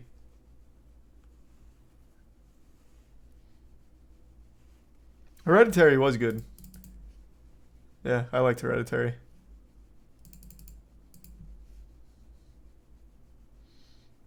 Exit the Prime, Poyos. Except for the masterpiece that was Stay Alive. Yeah. Hey, I appreciate it, Poyos. Thank you for that, man. Hope you're doing well. Thanks to Prime Mafia and the gift sub, Danny. This is the last fucking time I'm playing the Grim Cuddy trailer on stream, I swear to God. I'm tired of getting bullied into playing it. I'm excited for the Grim Cuddy too, alright? But there's only so many fucking times I can watch the Grim Cuddy. But when the fear begins, when the paranoia takes over,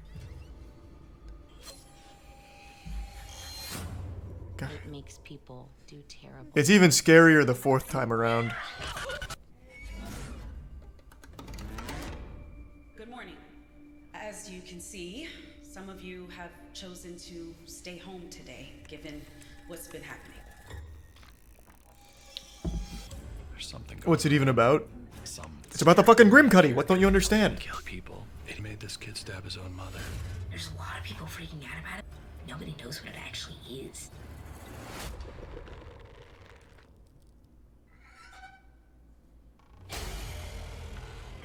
If you keep watching the trailer, the Grim Cuddy will appear. You're not wrong. You saw the Grim Cuddy? Yeah. He exists in the cyberspace. Well, what is it? We've been getting calls about it all night. Do you know how dangerous it is? How are we supposed to protect our family? Thanks, Reese of Bulk. Can't see it, but when I try to tell them what I saw, it just makes it more hysterical.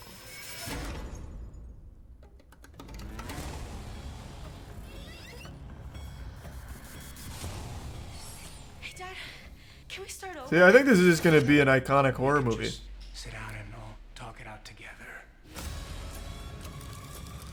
I'm just trying to protect him.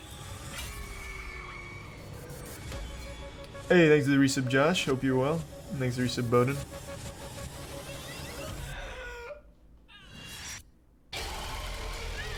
No, it's just a movie. It's not a show. Thank God. I would hate if the Grim Cuddy was a fucking show. Have to watch like 10 episodes of this shit.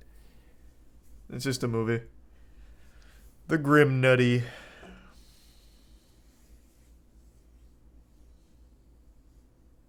It was the scariest thing I've ever seen. I know, man. I'm not kidding. You don't get movies like The Grim Cuddy that often.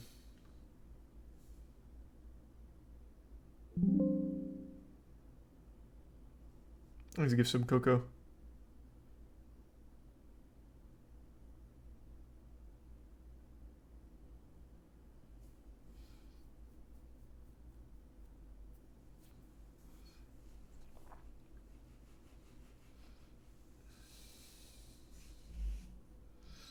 It seems like it delves into the self-fulfilling prophecy of mutual destruction. Actually got chills.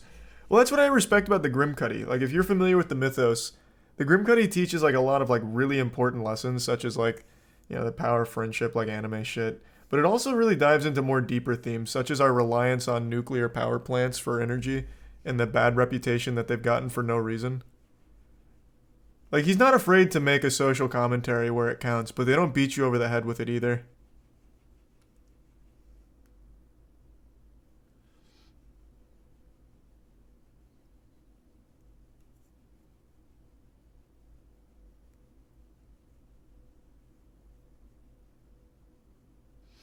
Thanks to Tier 1, 86th, and the resub Purple, and the gift sub Absidy, and Tier 1 Mathematic. I got a Grim Cuddy tattoo. All power to you, man. That's the way to do it.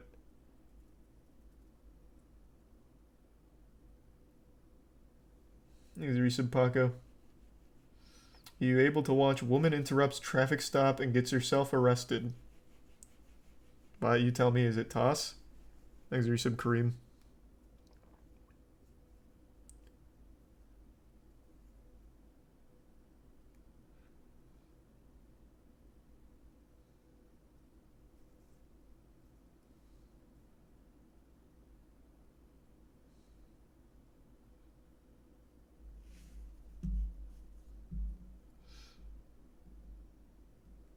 Thanks to give sub Coco.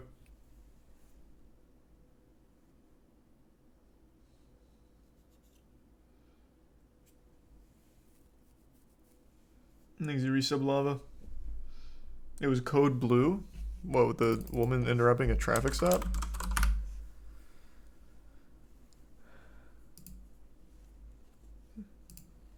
No, it doesn't seem like it was Code Blue.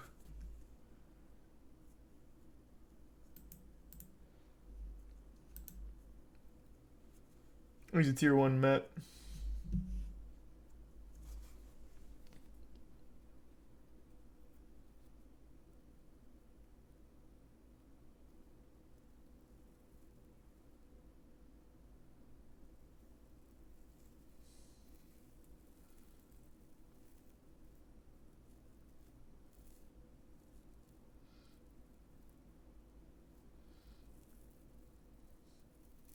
What's with movies these days using singular words for titles? Min, nope, smile. I mean, it's not new. It's just effective. I mean, that's just smart. If you give too wordy of a title, turns some people off. It needs to be something that people can easily remember, easily spell.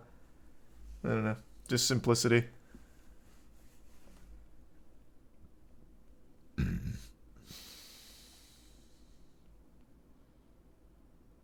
Anime could learn something.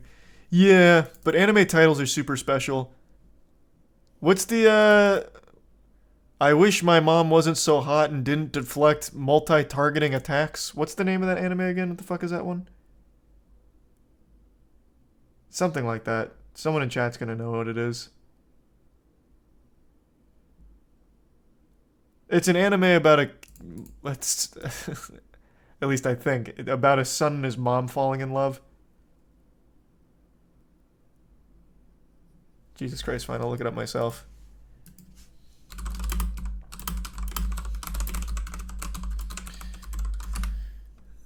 Do you love your mom and her 2-hit multi-targeted attacks? That's what it was.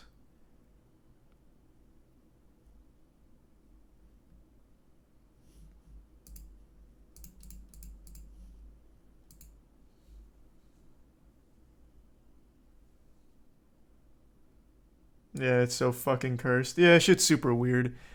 A scene of it went viral on Twitter recently because the son and his mom were about to kiss on a beach, but then she gets grabbed by a tentacle from the ocean.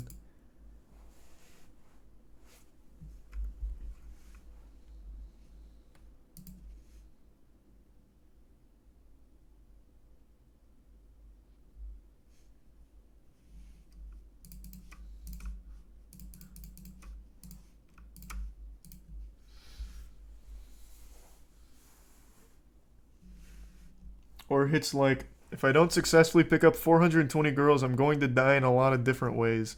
Yeah, anime's got some crazy titles. We already went over that. We got a lot of them. What's the Fruit of Evolution? What's that one called again? Fruit of Evolution, Before I Knew It, My Life Had It Made? No. What was it? What was the other one? Shit, I don't remember. There's so many like that, though. They're all awful.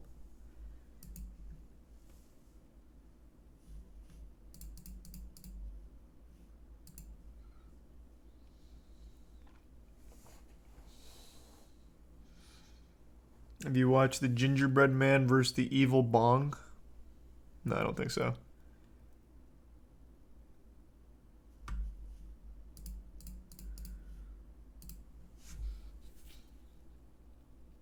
Thanks to Prime Sierra.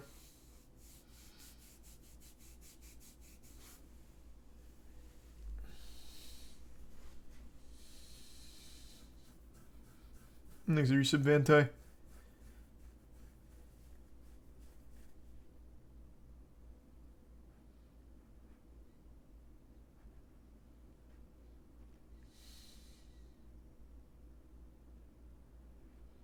Oh, you watched any of the Granny 3 speedruns? No, do they finally have a good route? The answer is no, it's the same route. It's really fucking boring, there's no glitches.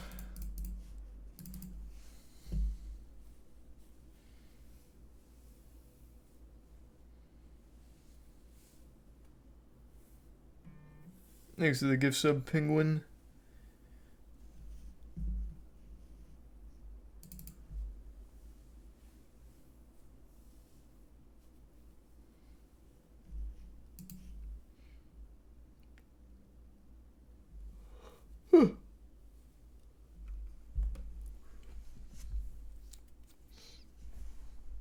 Yeah, I've been looking forward to Scorn for a while. That game's been put on delays since like 2015.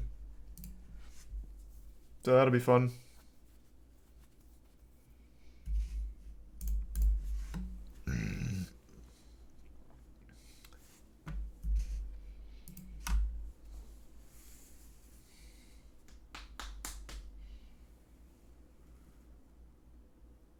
Have you seen the Choose Your Own Adventure Minecraft show on Netflix? No.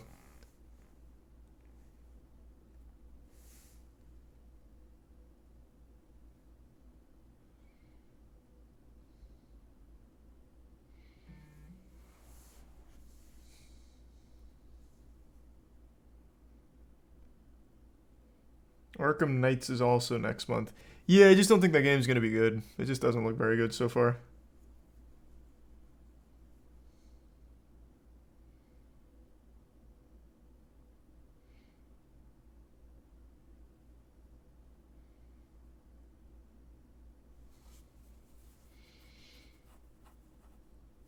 Thanks the resub. Heliophilia.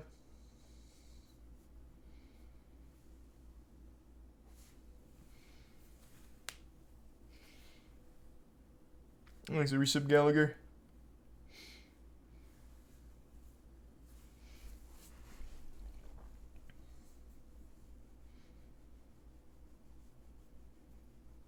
You can play Overwatch 2 when it comes out? Yep. Of course I will. Thanks to Tier 1 Peace Pawn. Fortnite needs you. No, I only come in there for the events.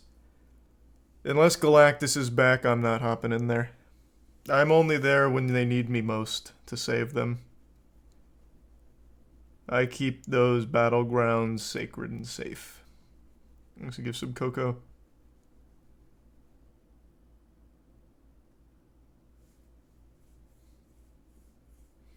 Wake me when you need me. Yeah. Like Master Chief.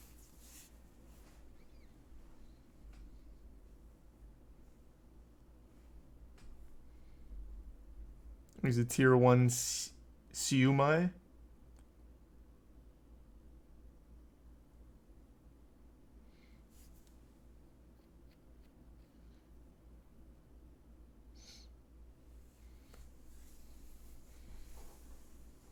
Will you be moving to YouTube because you...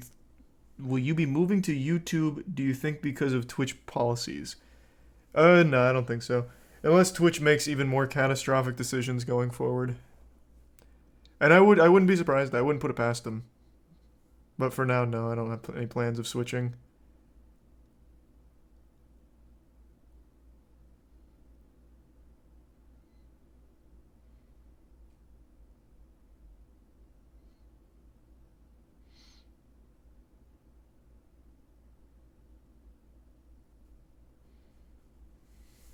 Thanks the bits Snorf. There's a new Black Adam trailer. Another one? Isn't this like the 4th trailer? Oh, no, this is the one from... Oh, wait. No, this is the same trailer, isn't it? I can't tell.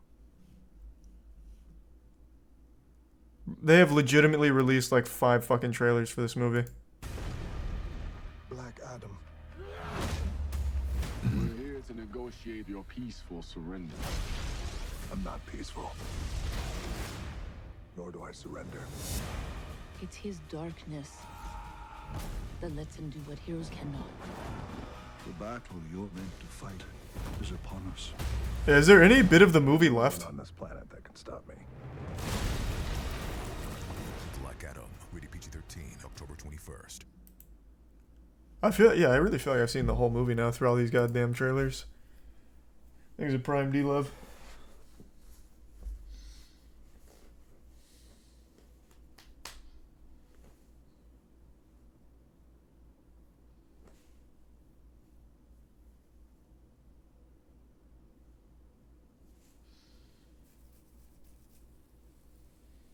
There's the bit Snorf.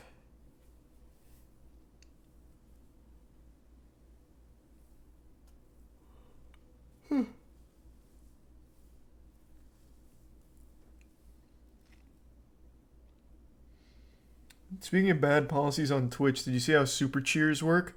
Oh god, yeah, actually I saw that right before hopping on. Have you guys heard of super cheers? Let's take a temperature of the chat, because I didn't even hear that shit before. Do you guys know what that is? Overwhelmingly no. So I don't know if this actually rolled out yet, but it's something that they're testing for Twitch, which is a different way of donating to a streamer that isn't bits. And the whole thing is supposed to be like, this is a direct donation to the streamer. And here, let me pull up the tweet. Long story short, it's actually the streamer gets less money from that than even bits.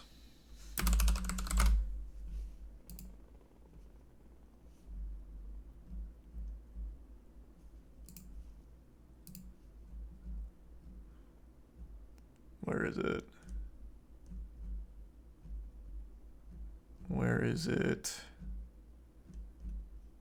I just saw it. Right before hopping on. Did he delete the tweet? Was the data wrong?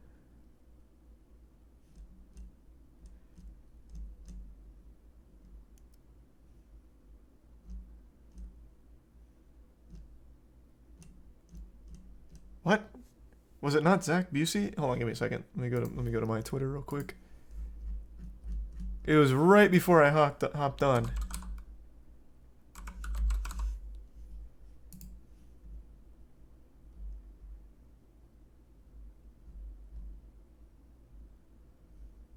Oh, September 22nd. Oh, he posted this a while ago.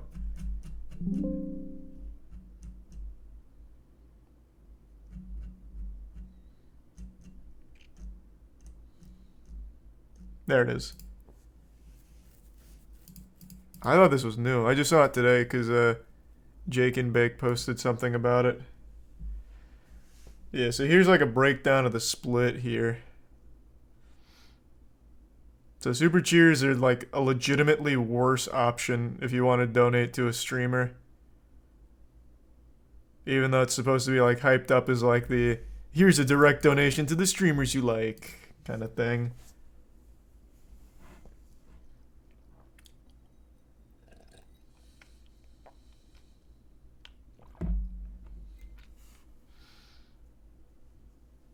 Thanks to resub eBarn and Panda. And the bits Ducky and resub Hammy. And the bits Miles.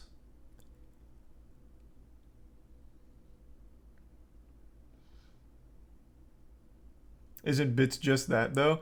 Yeah, I don't know why. So apparently, I don't know how true this is, but it looks like this cheer coin is supposed to replace bits. But it's just significantly worse for the streamer and everyone. Because as Zach mentions, they're not chargeback protected, which bits are. The streamer gets less of what you donate to them because of all the processing fees as well as a cut they take. Like it just seems like an absolute disaster of an idea.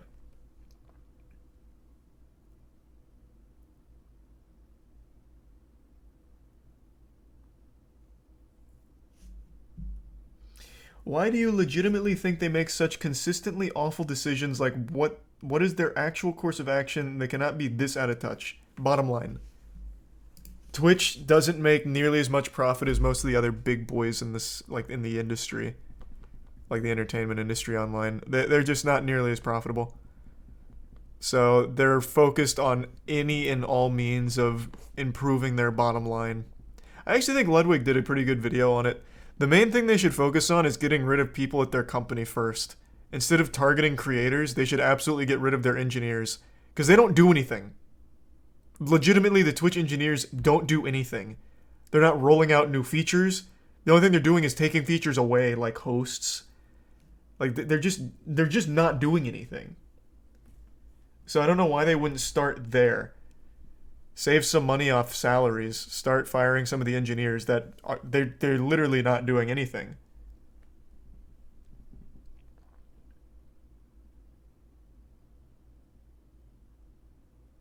What features have they added in the past 5 years? Hype trains. I think the only features in the last 5 years I can think of are hype trains and bounty board. But no one, you might have noticed by now, no one on Twitch uses the bounty board. And do you know why no one uses the Twitch bounty board? Because it's a goddamn scam. Like, it's so shit. The bounty board is Twitch's thing of like, here's companies that are paying streamers to play a game for 2 hours, and here's what you get. And there's a board that shows you it. But Twitch takes a huge cut of that. You're better off just going directly to the company to do the stream for them, so that way there's no middleman. It's a terrible idea. Like, I mean, it's a decent idea, executed horribly, because Twitch takes the lion's share of that deal, because they just blast it out to streamers of all sizes. But you, as a streamer, are better off just talking to the company themselves. Like, what you should do is go to the bounty board, see who's interested in streams, and then reach out to them, or like have your manager reach out to them directly. You'd make significantly more money on it.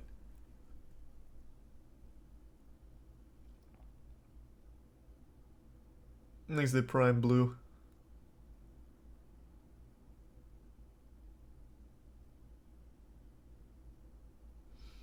Thanks to the Prime Christian.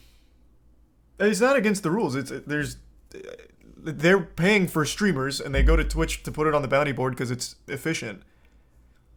But you are better off just talking to the companies yourself, or through a manager or agency, as opposed to going through Twitch, because Twitch is taking a absolutely massive cut of those deals. Thanks to Tier 1 Beth.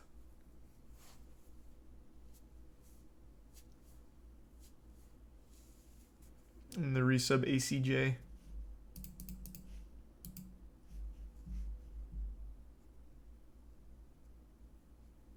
And the bit snert. No one uses bounty board. That's what I was just saying. People used it initially when it was something new and novel. But now most streamers get the deals directly from the companies because it's far more lucrative. Thanks to give sub mercy. And the resub weenies. It's also better for the companies that want to advertise on Twitch too with the streamers. Then they don't have to pay as much for the bounty board. They just pay the streamer their rate.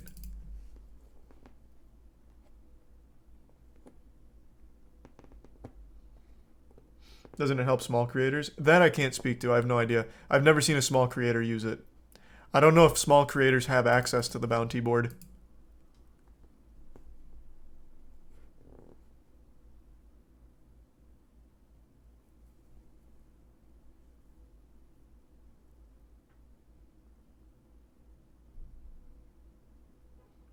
Affiliates don't have access to it. Only partners. Okay. I don't know how many partners there are on Twitch, but I imagine it's most partners probably have a way of talking to the companies. But again, I couldn't tell you. Maybe smaller streamers use it more frequently, but most people don't in general.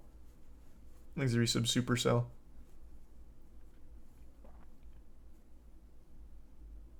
Can't wait for the wait Mixer was actually pretty good YouTube retrospectives. You're going to be waiting forever. It just wasn't good. Mixer was bad. Just as a platform, it was bad. That's just, I mean, that's just not coming. No rose-tinted glasses are going to make anyone believe that Mixer was good. It just was not a good platform. Which is unfortunate because more competition would have been helpful to every player in the streaming space, but they just couldn't do it. They couldn't figure it out. Going on Mixer felt like going on the Xbox Live dashboard and just being confused and overwhelmed. I'm talking about like back in the day with like Xbox Arcade and shit.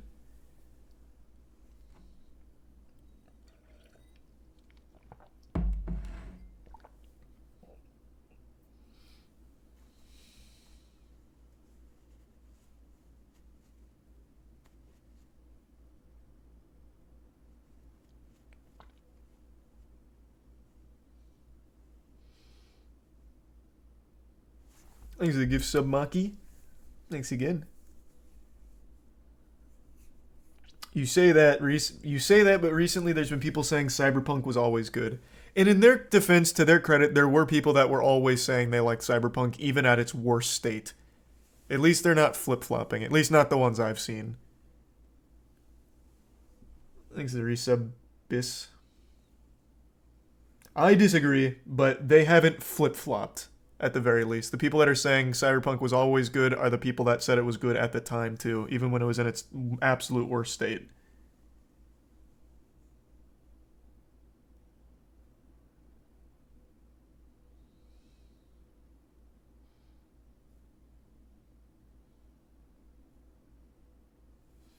Thanks the resub Esikari.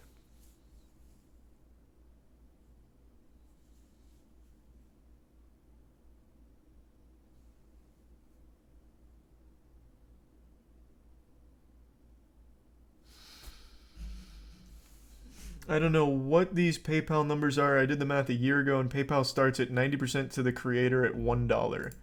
Well, I couldn't tell you either. I don't really know what cheer coins are. I'm assuming... Zach Busey's a pretty reputable source, so I'm assuming he did the math correctly. And it looks like Twitch is taking cuts of the super cheers, including the PayPal percentage that they take out. That's my guess. Because it's not just a PayPal direct. It's a PayPal to cheer coin.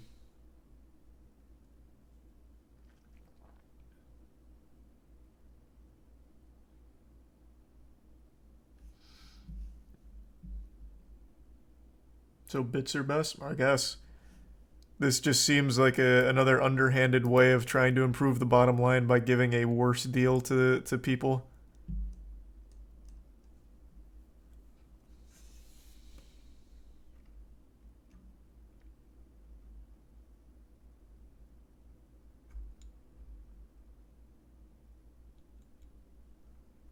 Again, I don't know why they keep going for streamers, trying to squeeze some money back from streamers on the platform as opposed to just firing engineers because they have too many that aren't doing anything.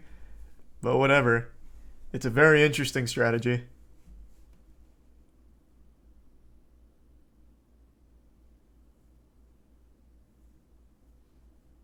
Thanks a resub, Trev.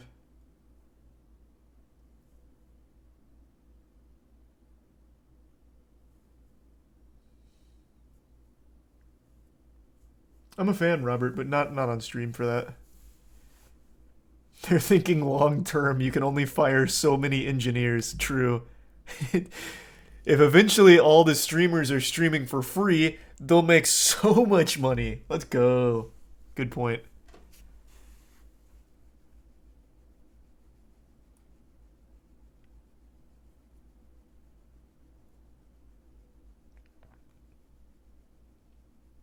Hey, Hob. Hope you're doing well.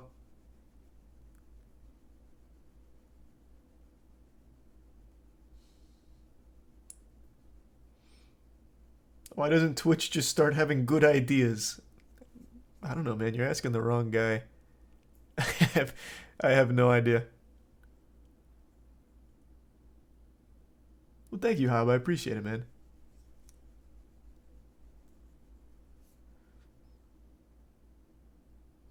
The 70-30 split only affects the largest streamers. 90% are already on the 50-50. Yeah, you're not wrong.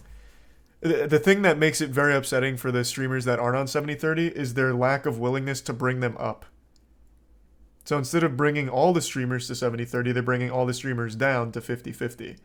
So in that case, there's really no reason for the smaller streamers to ever sign with Twitch. In that case, just multi-stream on YouTube and Twitch. Because, I mean, YouTube is a 70-30 split. Like, you're just getting a better deal on YouTube. Thanks the bitch booty. And the Prime Kai.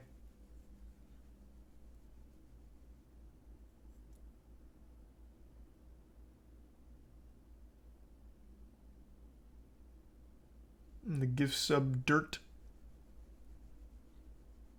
You think another streaming service will rise out of this? Fuck no, man. If Microsoft couldn't make Mixer work, no one has a shot.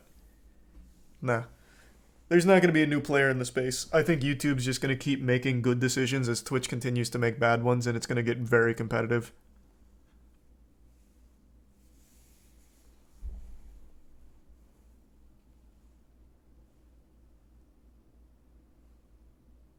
Oh, that's sweet. Well, thank you, Robert. Twitch Prime really is the last bastion of streamers staying on Twitch, right? Yep, and Ludwig said it, and I've said it for about 6 months now. Twitch Prime has its days numbered. That will be phased out. I'm calling it now. Clip it. I'm going to look like a fucking prophet a year from now, 2 years from now, 3 years from now. I don't know when, but it's going to be phased out. Twitch is very clearly doing everything they can to improve their bottom line. Twitch Prime is nothing but loss for them. Just complete and utter loss. That will be being replaced with one of their new sub-tiers that they introduced, or that they hinted at a few months back. Mark my fucking words.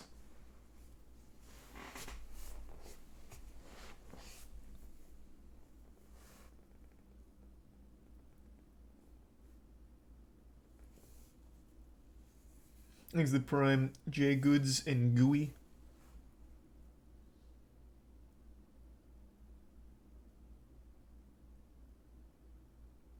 And the resub mask.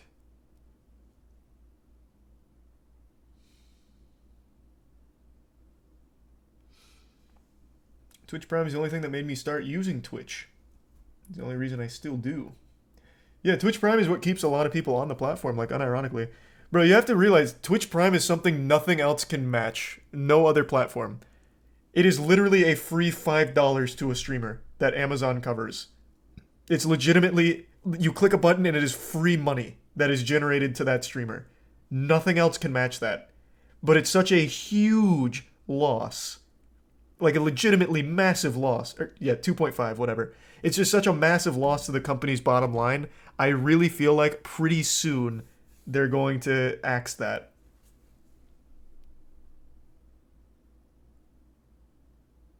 It's not Prime bait. Like, that's just the legitimate fact of it. It is an inarguable fact. It is a complete net loss for the company. But they know how important it is now to the site, so they have to keep it going. But I just don't think it's going to be there for much longer. Thanks to the resub. Bell, Max Out, Wet Fart, Shark, Rue, Nice, and the Prime, Nigel, Rack, and Serwin. And Miss.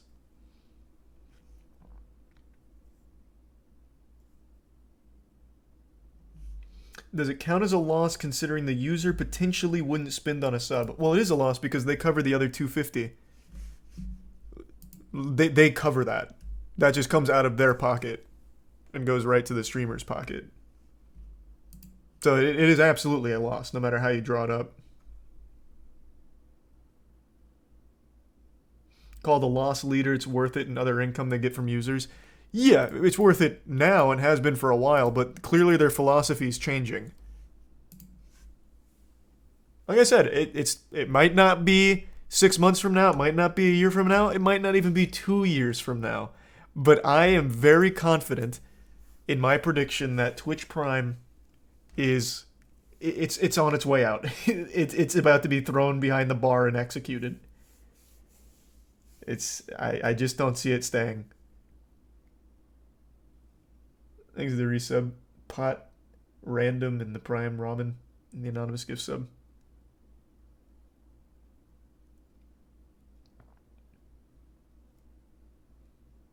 And the Prime sunk. The Movie Pass business model. Not one-to-one, but it's not a terrible example either, I guess. Thanks to the resub. Fusion, Lolix, and the Prime Johnny.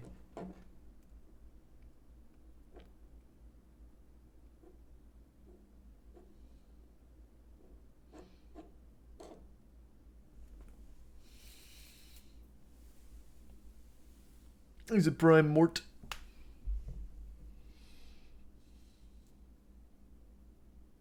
What can Twitch do to become profitable without squeezing the streamers? They can't run at a loss forever. Are they still running at a loss? I'm actually pretty sure they're profitable. They're just not very profitable. But, you know, I can look it up. I'm on the internet right now. I have the capability.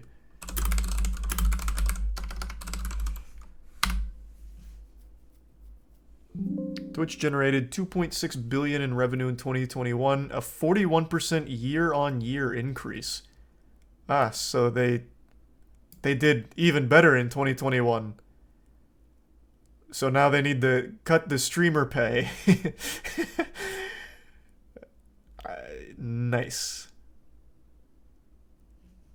But yeah, let's see. That of course doesn't say if they're profitable. It just shows that they're moving the needle in the right direction.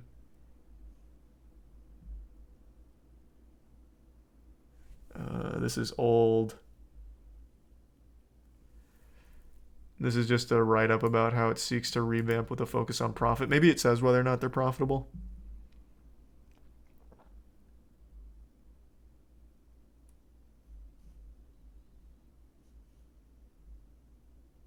No, it doesn't say. It's just going over that new change.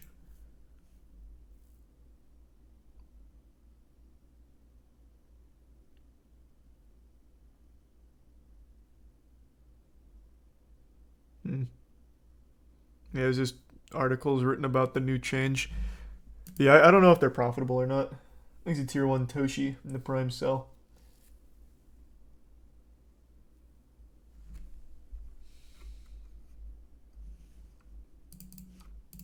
But to answer your question, how could they make it profitable without squeezing the creators? Like I said, you fire a lot of your engineers that are literally going to the office with their dick in their hand doing nothing. There's no new features coming to Twitch, so that whole department isn't doing a lot. You can definitely get away with cutting the fat there, just like Ludwig suggested. I think it's a very great idea. You don't need all the engineers they have, and they have a ton. You could start there, and then from there, I would say you try and make Twitch less top-heavy, so that way... I pulled up the stat last time. I don't really feel like finding it again. But it was 0.1%. The top 0.1% of streamers make up 76% of all of the watch time on Twitch. And the top 1% make up 99% of watch time. You need to make Twitch less top heavy. And you do that by changing your pre-roll ad model. When a big streamer goes offline, assuming they don't raid, those viewers might watch something else.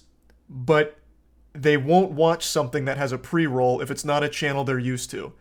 No new viewers are going to stick around a small streamer for 6 ads on a pre-roll. They leave. So you have to get rid of the pre-roll ads. So that way, those viewers that now they're just on your site without their favorite streamer, and maybe their second favorite streamer is also offline, but they want to watch something.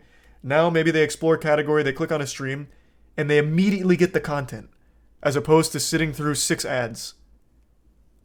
That helps get some viewers to smaller streamers, which helps you build up the health of the platform so it's not all just the top 0.1%.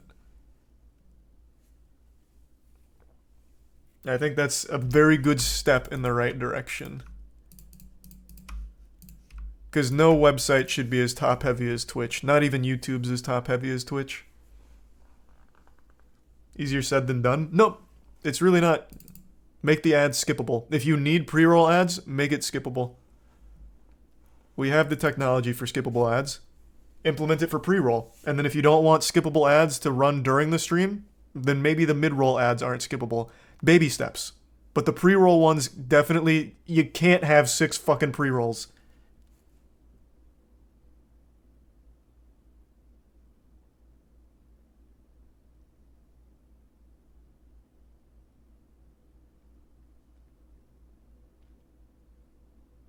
They need to hire 10 more engineers for that technology.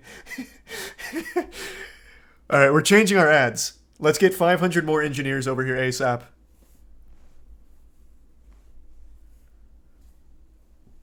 Thanks for resub Stiegel, Bean, and the Prime Risky. And Thieves.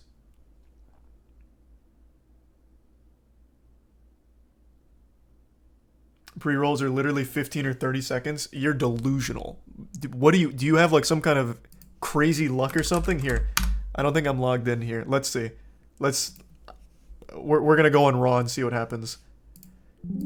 My pre-rolls will range from 260 second all the way up to 630 second. That's my normal. Let's go. Let's see who's going. Let's go to a smaller streamer. Let's scroll down. Just gonna go to a random one. Here, we'll go here. Oh, I'm right in. Oh, that's so fucking huge. What? Oh my god, that's big. Is that for everything now? What? Wait, what? Oh, because they're not partnered? Is it only partnered streamers? Because this happens on every channel I ever try and watch when I'm logged in. I don't think so. No, I'm just in a non-pre-roll area. Oh, my ad block's on. Oh, shit. Oh, right. My bad. You're right. Okay, run it back. run it back. Let's go incognito. I was wondering what kind of fucking sorcery was going on. Twitch was watching, is like live hotfixing, like, fuck. Get rid of the ads, quick. Make them look stupid. Alright, let's go back. I'll go to the same stream. Okay.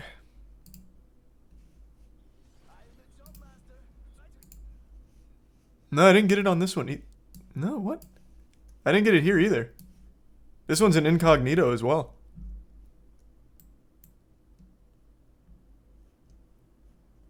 Is this like that everywhere right now?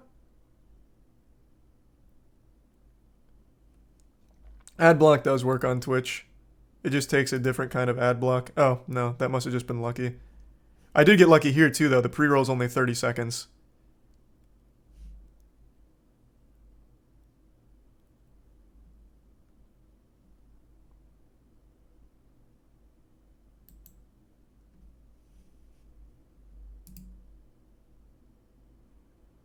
Oh, I'm getting really lucky right now. This one's only 15. We're hitting a hot streak right now. Only 45 seconds of pre-roll between the two. Let's go up. None here. Okay.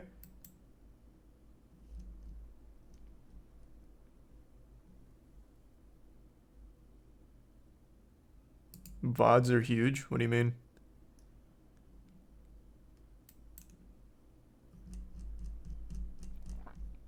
Let's go to the number one.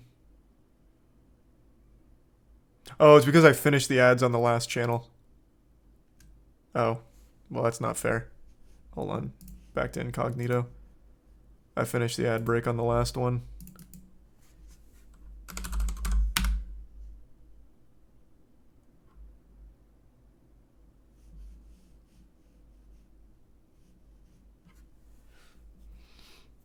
I've never gotten more than 30 seconds of pre-roll. You've gotten extremely lucky. Like, I don't know what to tell you. Pre-roll is a fucking disaster. This is a crazy night right now, though. This is not helping me out at all. Here, let's go. Let's scroll into just chatting. Well, that's kind of dangerous. I shouldn't scroll that far. Here, we'll stop right in the middle.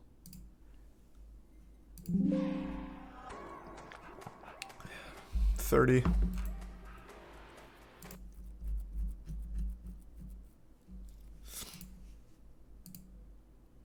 $30.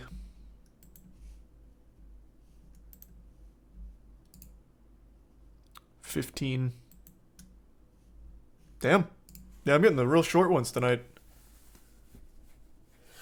I've gotten 11 ads before. Agree with Charlie. It's completely random. But I'm getting really lucky on these ad rolls. My ad RNG is fucking popping right now.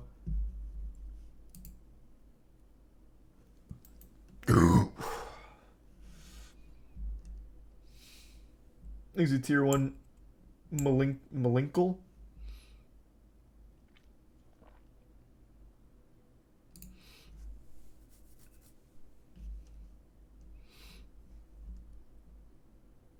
Doesn't it depend on the streamer if they've manually rolled ads before? Yeah, most of them don't though. Like smaller streamers usually just don't run ads. For obvious fucking reason. No one wants to run ads. So that shouldn't be affecting it. Unless I am really getting super unlucky here and I am clicking on small streamers that have already run an ad break. But I don't think that's the case. I think my ad RNG is just popping off. Yeah, I just keep getting 15 and 30 seconds.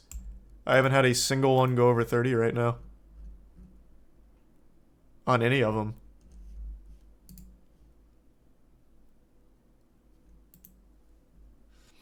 He's a prime steal. Because 30's max for pre-roll. Then why do sometimes I have literally 6?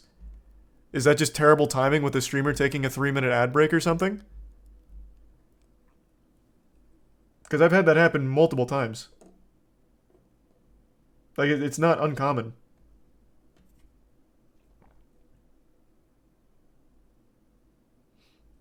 These resub polka. And it's not just me, like, just even looking at the chat, it's a lot of people that also have the same experience. I guess it could just be really unlucky, maybe. Yeah, because right now, just clicking through randomly, it's always 30. And then if I'm really lucky, 15. I haven't had any go above that.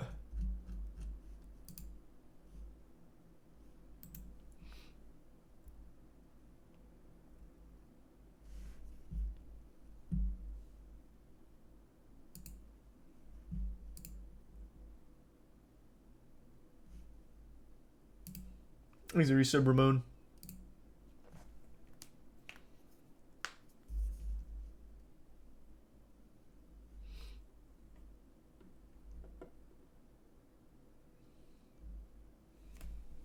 Try it with your Twitch logged in? Well, that's not going to change anything. I don't see why that would change anything. Huh. Well, maybe it'll stay that way. Or maybe I got lucky. Who's to say? I think it's because of Subtimber. No, I don't think they would have changed the ads. That wouldn't make any sense. I also don't think they would have changed it without making a big post about it. Like, we heard you that the pre-rolls are excessive, so we reduced it to 15 to 30 at max. But I didn't see anything about that. I just got 7 pre-rolls going to Kai's channel. Let me see. Back to incognito.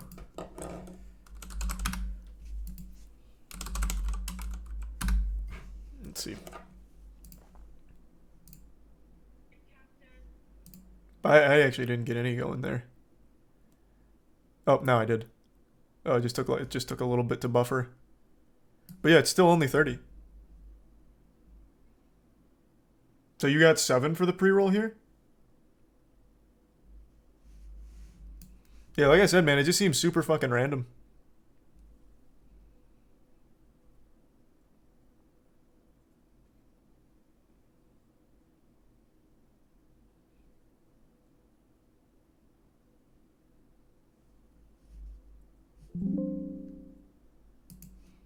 Who knows? Maybe it'll stay that way, though. That's a little better. I still think the ad should be skippable, but 15's not terrible, I guess, if that is some kind of new stealth change. 30, I think, is still excessive, but 15's not terrible.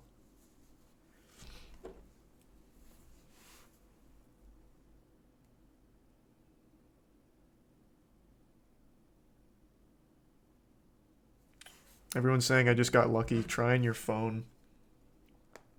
Okay. I'm logged in on my phone. This will be a real, true, patriotic test. Let's go to the league category.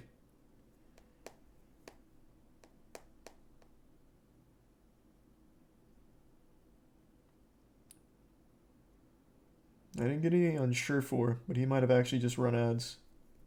Let me go down. Let's try here. Nope, none there. It's actually better on mobile. I haven't gotten any yet, not even a 30.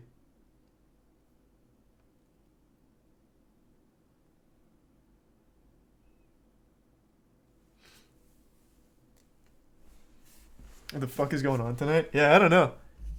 This hasn't happened to me before. If it's like actually some kind of change though, then that'd be great. Yeah, so far I haven't had any pre-rolls over 30.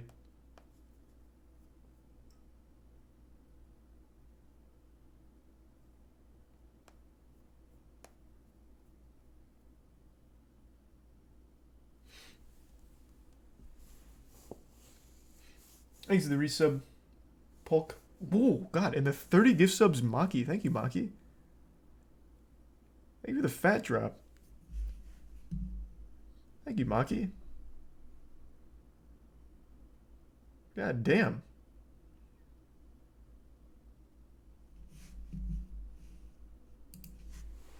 you, Maki.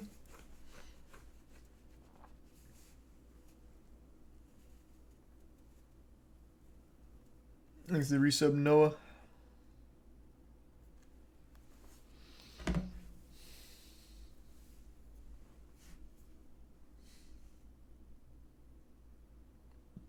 And thanks to the Prime Sense and the resub Taz.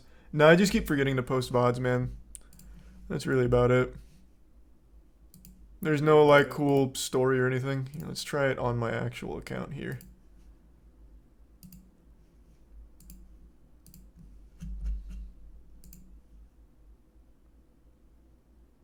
Nope, still same. 30.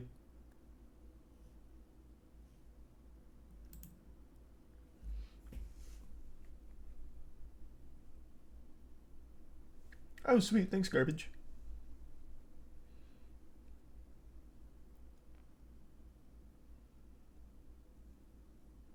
You see, Logan Paul lost 600 grand on an NFT. Hype. There's some good news.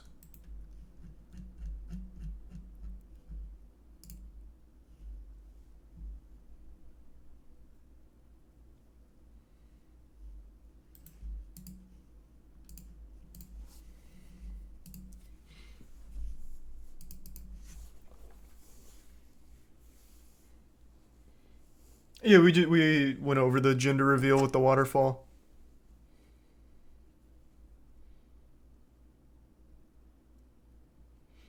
Thanks to the resub.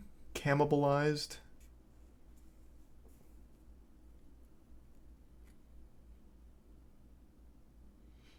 Yeah, I guess maybe a bit better, Maki. I would agree. Thanks for resub, Infamora.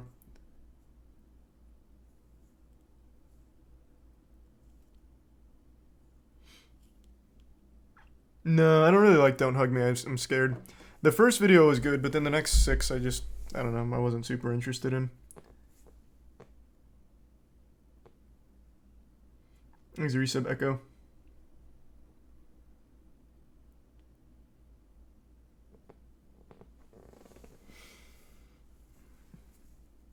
Have you watched the Iron Man house tour? No.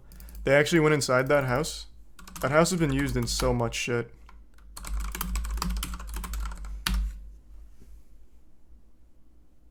You said it was by Innis? The 30... Oh! This isn't even the house I was thinking of. Have we seen this? I don't think so. This is a new video, but I mean, have we seen this property? Because surely Innis isn't the only one with access. We haven't seen this property? Okay, that sounds good. I need to pee really badly, so I'm going to pee and fill up my water real quick. Be right back. Just give me a minute.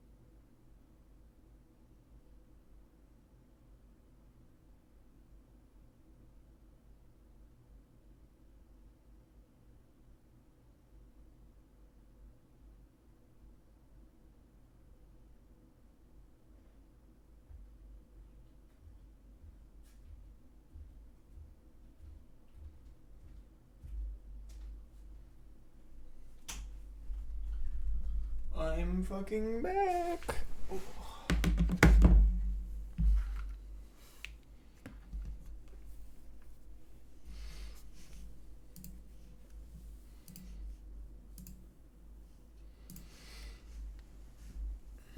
Okay, let's ride. Show me something magical in us.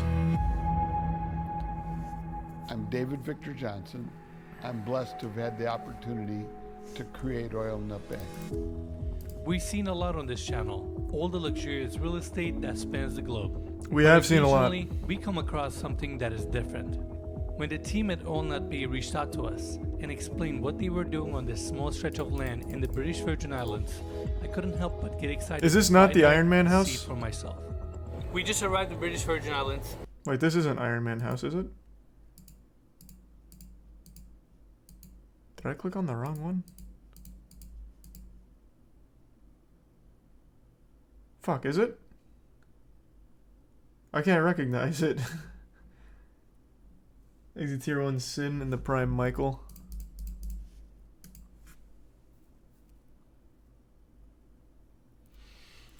Alright, well, I'll still check it out anyway, even if Iron Man didn't live here. But what's the point? Multiple seating areas, dining room around the corner, walls of glass. I wouldn't want to live anywhere Iron Man Caribbean didn't. Sea, and we have the first seating area right in front of us.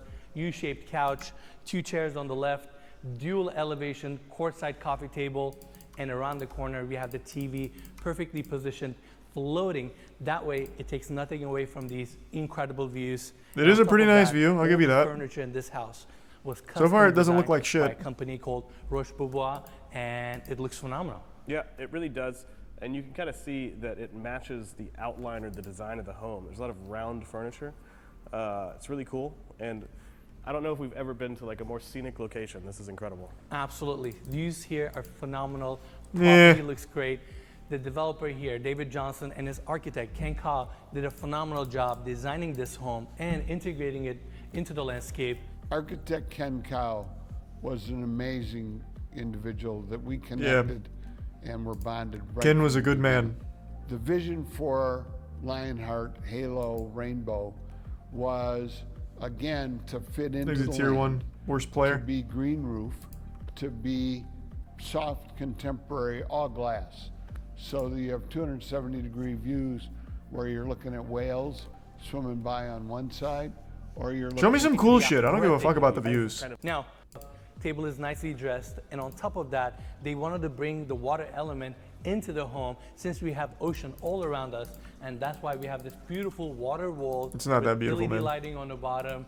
It just creates a nice, subtle sound. I'm not really a and it just fan. makes the Can't even feel put fish in a little there. bit more tranquil. I mean, I guess Now, you could, let's but take fish would everybody be really this way. unhappy. We have the hallway continuing the rest of the house, staircase going down to the lower level, but I want to bring everybody to this side where we have the secondary seating area. I actually forgot another detail. This main section of this room that is 18 feet tall has beautiful clear story windows all around to bring even more natural light, and on top of that you can see that standing seam copper roof on top. Yeah, I it's mean, terrible. details of I don't this even know what to property say and to the that roof group. lines are so It's awful. futuristic and unique. Now, secondary seating area, very minimalist furniture. Okay, I'm too interested in the goddamn Iron Man house. It's this one, right? This is the one you just described. We've seen it. I thought so. You made it sound like it was something I hadn't seen before.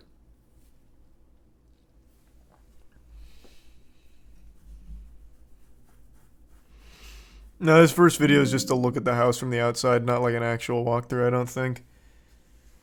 Because Alicia Keys owns the house. She bought the Iron Man house.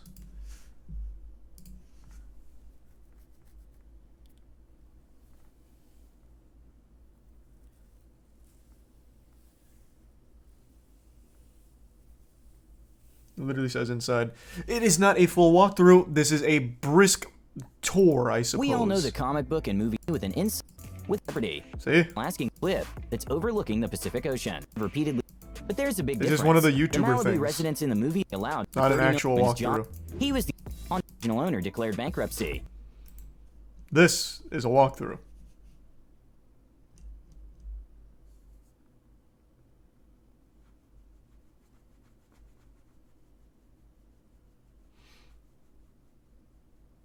$4.5 million in the Annex Toronto.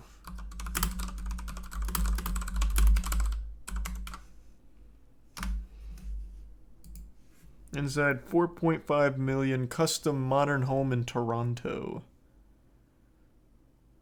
What do you want? You said it was a TikTok? Is it not on YouTube? There's a Prime Aqua. And Eagle.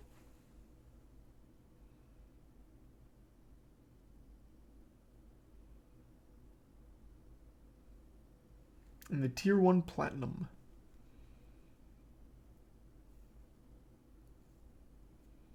It's the third video. I made a whole video on this. I've already seen it. Well, let's see what 4.5 million gets you in Toronto, though.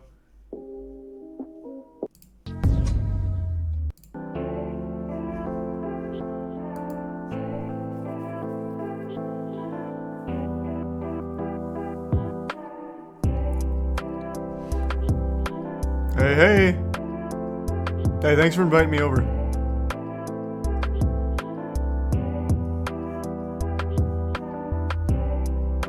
Oh, that's kind of cool. What's up, everybody? It's Naf here. We're back with another tour, and today we're going to be touring this $4.5 million custom modern home. Does it have a bowling alley? Almost 7,000 square foot of living space, 5 bedrooms, 7 washrooms, and a crazy design. And I want you to keep in mind, it's not actually fully completed. There's a lot of work left when it comes to landscaping. The basement is also not yet completed. $300K in taxes. If you're paying $4.5 million for a house, that's nothing. Concrete and a lot of glass. There's also a nice waterfall featured right in the middle of the home. So I'm really excited. My mouth's watering. Just show me. Masterpiece.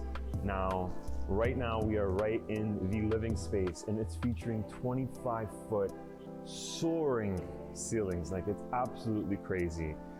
I mean, it doesn't look bad. Okay, so when it comes to a living space so large and your ceiling so high, you want to keep it very open. Now, one thing I love about the moment you walk into this house is, can you hear it? The waterfall. Yeah. This waterfall right here is just such an amazing touch to this house, because when you're living in an open area so large and you hear that waterfall, it really just makes it feel like you're in a rainforest. Well, I don't know about that. It's kind of reaching. This house doesn't even seem bad. Sink in the pantry and so clean. Not very goofy. What's AD up to? It's AD. How are you? I'm Mrs. Dean. Oh my God, she's still talking to me? Okay.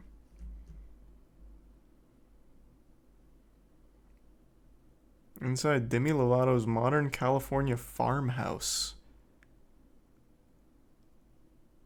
No.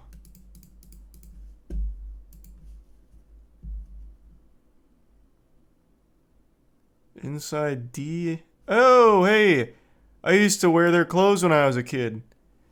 The Tommies. Those were huge when I was a young boy. Man, that shit had me dripped out. Let's see where they live. Hey, AD. It's Tommy and Dee. Welcome to Palm Beach. Come on in. Well, hey. Don't mind if I do. Thank you. I mean, Jesus Christ. Okay. This is our outdoor courtyard, and I absolutely fell in love with the house when I walked in and I saw this courtyard, all the coral stone and the beautiful arches. And I mean, as it's you not can bad, see, I we guess. have an outdoor fireplace. We decorated out here with a lot of blue and white. Blue is my favorite color. And mine too. And also Tommy's. Tommy. And our decorator and friend, Martin Lawrence Boulard, also likes blue. So we loved these pops of blue accents outdoors with all the green. And a lot of the foliage was already here, thankfully. So we really did not have to add anything. It needed some TLC. It needed to be cared for. We gave it some love. And I can now, see the with love, weather honestly. And a little bit of Plants few grow showers here and better there, in love. It blossoms. That's one of the things that More really drew important me than to this sunlight. house was all the indoor-outdoor spaces, and we do spend a lot of time outdoors. I like living on the water. We have a dock. We have jet skis. It's a whole different type of lifestyle, especially coming from New York in the Northeast. I bet it is. We're in the Can't do living shit in room, New York. designed by Martin Lawrence Boulard, who created objects like the table. Trust the universe on a golden bedazzled surfboard. I mean, if you can't trust the universe, who can you trust, I suppose? I mean, that's just classic Tommy for you right there, though. Table, his fabrics. All the coral stone and this fireplace was all part of the house. We thought it was just so beautiful. One of the fun pieces that we brought from another house was this piece above the fireplace. Yeah, and saw it. I would I was just say talking about that. It is looks my cool. daily affirmation every morning. The Pecky cypress on the ceiling was original Why? to the home, but we decided to lighten it up to give the house a fresher, more modern feeling. It was pretty dark and heavy, so we wanted to lighten it with the walls. It still has a bohemian vibe, but it's modern and clean. The light fixtures are actually like pieces of art. Tommy and I have loved collecting art for a very long time, so They're these not light very fixtures were artful. not here when we moved in. They are Giacometti and part of our love and adoration for Why do all of these like fucking bougie ass designers have names that are so goddamn fancy? Giacometti. You never hear like a designer named Bobby Dipshit. Like this is a Dipshit original or anything. I really think they just make up those names. I just refuse to believe every single designer made thing has a name that fancy. Louis Vuitton. You never see a Paul Post creation. for art in the 21st century. This area right here serves us as sometimes it's our family office, sometimes it's our cocktail area. I'd say it's all purpose. It's pretty cozy. It's we pretty like the cozy coziness here. of it, but I like sitting here looking out at the water. Yeah, I bet you do, This Tommy. table, it is black lacquer with faux ivory inlay. And I mean, it I is a don't care about piece the that table, was I really inspired don't. by a Spanish castle, I believe. It's a modern Pardon? classic again, but it has... What kind of castle looks like this? That shit must have been sieged in minutes. What a terrible design for a castle. Fine for a table, but... I mean, this is basically just painting a bullseye on your castle. They need to go back to the drawing board. It's a bit of a deco vibe. If you look at the feet, we love the fact that it's modern and classic. Exit Prime, Count and Jean. I really love this room. It has a very sort of Moroccan vibe. We It's the have same these room. beautiful Syrian tables here. And all these fabrics, I love the You're mix just on the of other side of the fabrics and same room. colors. These were all fabrics from Martin Lawrence Boulard. I find this room just warm and welcoming, and I feel like today comfort is true luxury.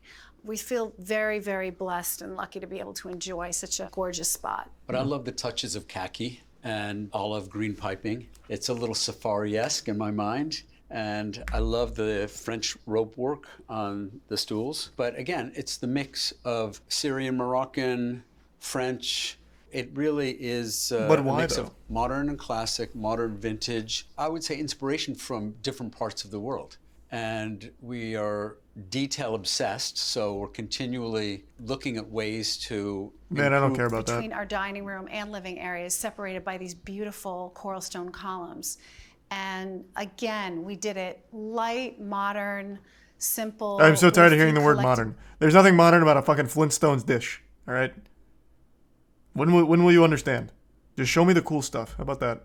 Pieces. I like the touches of bamboo also, because it reminds me of being in the tropics and being able to live the indoor-outdoor lifestyle with a lot of plants. The chairs are vintage 1940. The wood very on modern, the chairs very and modern. the table is bleached French oak. Again, light and bright. Again, I'd say that this is used dually as a dining room and Sometimes. an office. This is our dining/conference room. So if we have meetings, we actually sit here. That's so embarrassing. Not even a dedicated conference room. This is Oh, Tommy. our Oh, foyer, goodness. You which is jokester. really the Show me the link conference room. between all the rooms in the house. We have the outdoors here to the left. We have the dining room to our right, our living room, and everyone has to cross here at some point. I love that it's open and airy, and these beautiful coral stone columns are such a Thanks, Reese gorgeous Kim, in the detail. prime Bapido. We had all these light fixtures that were custom made for us in Spain, and if you follow through here, you can see that the stone leads upstairs to the landing where we have those beautiful arched windows. And it was quite dark, as Tommy said before, when we bought it. And it was quite, I would say, over-furnished. And when we took out all of that and painted everything light-colored, I feel like all those beautiful details of the home actually came out more. Living with the stone Thank you for that. is, for me, you, very Galactica. traditional because it's very Mediterranean, but I'm obsessed with the columns and the detail. I mean, whatever, I guess. So this is a gallery or hallway leading to other bedrooms, also leading to the outdoor courtyard. And this collection I saw that of earlier. You showed me. was originally in the dining bar room of the Raleigh Hotel in Miami, which we own. A lot of that's blurred out. There's Is it some good nudity? ones. Different Yeah, characters. there's some really good ones. It's fun. From Andy Warhol to Jackie Kennedy to Karl Lagerfeld. Oh, thank you for the 10 gift subs, Victory. The gift subs Isawi and Resub Alexander. Thank you, Victory. Appreciate it. This is our indoor family room. There are TVs behind the wooden cabinets over there. I love this room. What would you like to It's a see? really cozy. Anything that doesn't look like I just wandered into the local rooms to go with the presentation. Like, nothing in here shows me that anyone actually lives here. It's all very boring standard, like, pre-furnished default package. Like, I'm not convinced that this is actually where they live. Just imagine how much she cheats on him. I don't know anything about their relationship, and maybe a very loving relationship. They both share an appreciation of modern, so they have that going for them.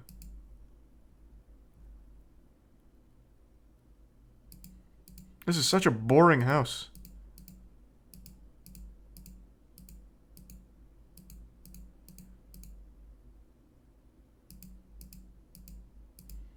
Is there anything cool here at all?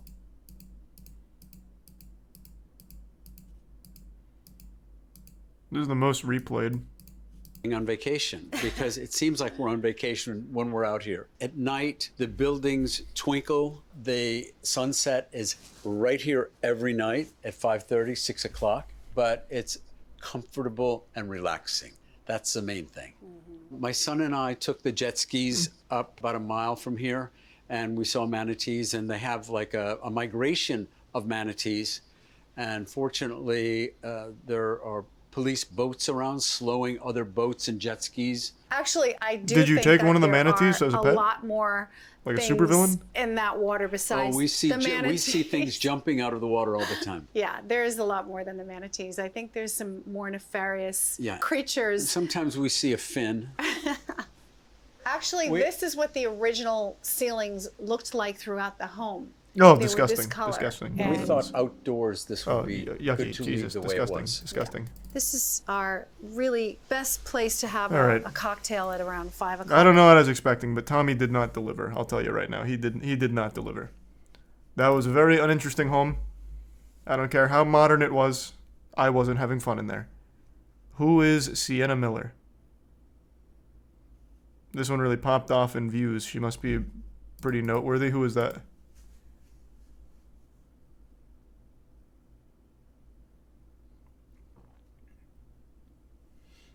He's a tier 1. Dine in the Prime Kuya. And yeah, I'm still watching One Piece.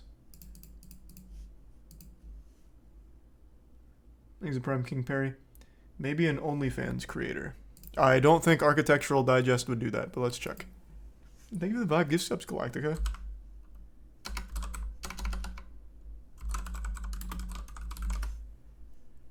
She is a actress. I don't know any of her movies. Oh, she was in American Sniper. and G.I. Joe Rise of the Cobra.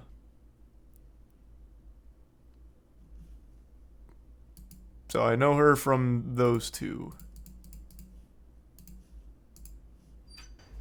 Hello, AD. I'm Sienna Miller. Great to see you. Welcome to my cottage. Well, thank you for having me. They've all been so lovely to me. They just opened their doors for me to come take a peek. I won't betray your trust, Start Sienna. in the kitchen because that's where everybody always ends up.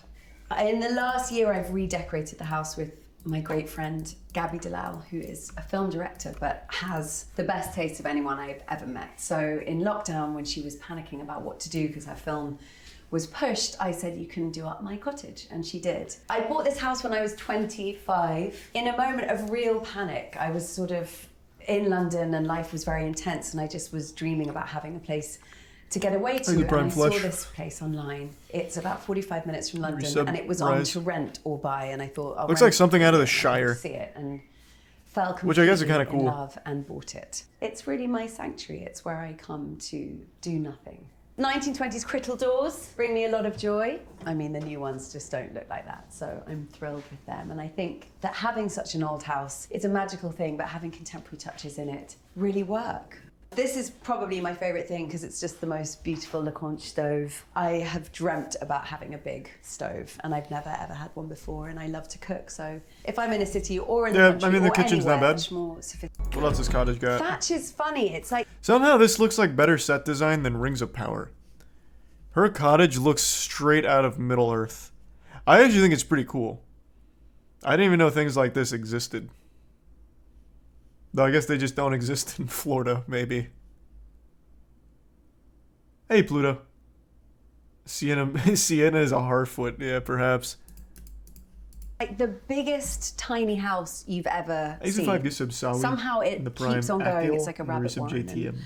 And it's got 5 bedrooms. So True, Doug, maybe. It's got 6 bedrooms. It can sleep 12 people, but it's little. So I realized that we needed a big space for lots of people. And so when we've got a lot of people, this is where we would have dinner. I love that we've got the height. I mean, this place just genuinely isn't bad. Otherwise, but this is all part of the extension that was done in the 1970s. And obviously, we've got this enormous fireplace. At Christmas time, we put the tree here and we move this armchair and decorate all of this with foliage and lights and a roaring fire. And some tipsy person will get on the piano, bash out a tune. This was a gift from my first boyfriend, which I've still got and I'm very attached to. And I love all the colours in this space because although it's old, it's got a kind of contemporary feel. It's funny because it's such Your first boyfriend got you a fucking grand piano?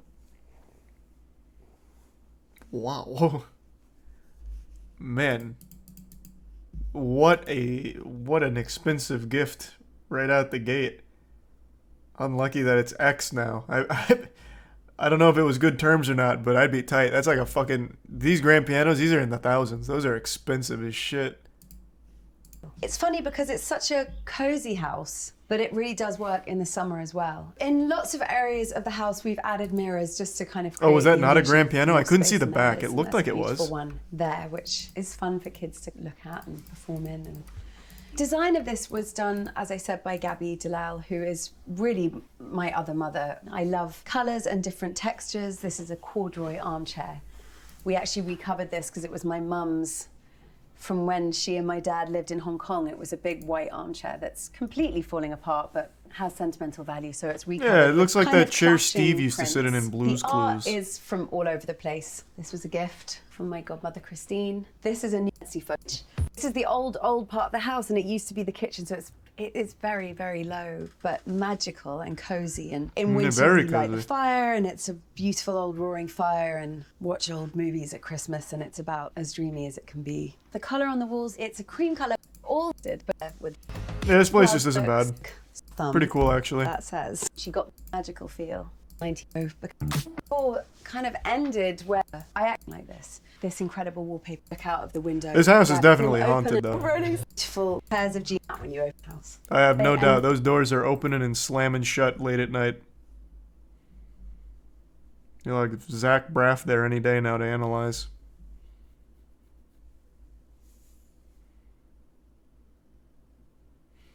There's a resub. Huge Cock, Brave, and Slayer, and Dots, and the Prime Day Trader. The first boyfriend haunts it. He just wants his piano back. Inside Travis Barker's tranquil modern home. Travis Barker's home, huh? Don't mind if I do. Thanks for having me over. Hey, what's up, AD? I'm Travis Barker. We're in Calabasas, California. Welcome to my home. That's an interesting coat. It's like something a flasher would wear at a public park.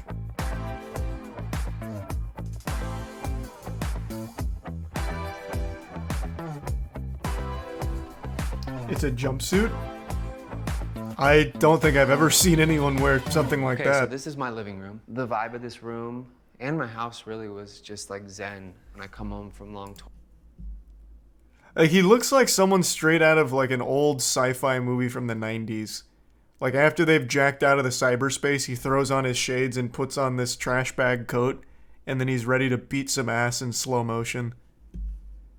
But I also do love the art scattered around here. This one's a, I don't know, like a tangled dog shit or something? I'm not really sure. Some kind of knot?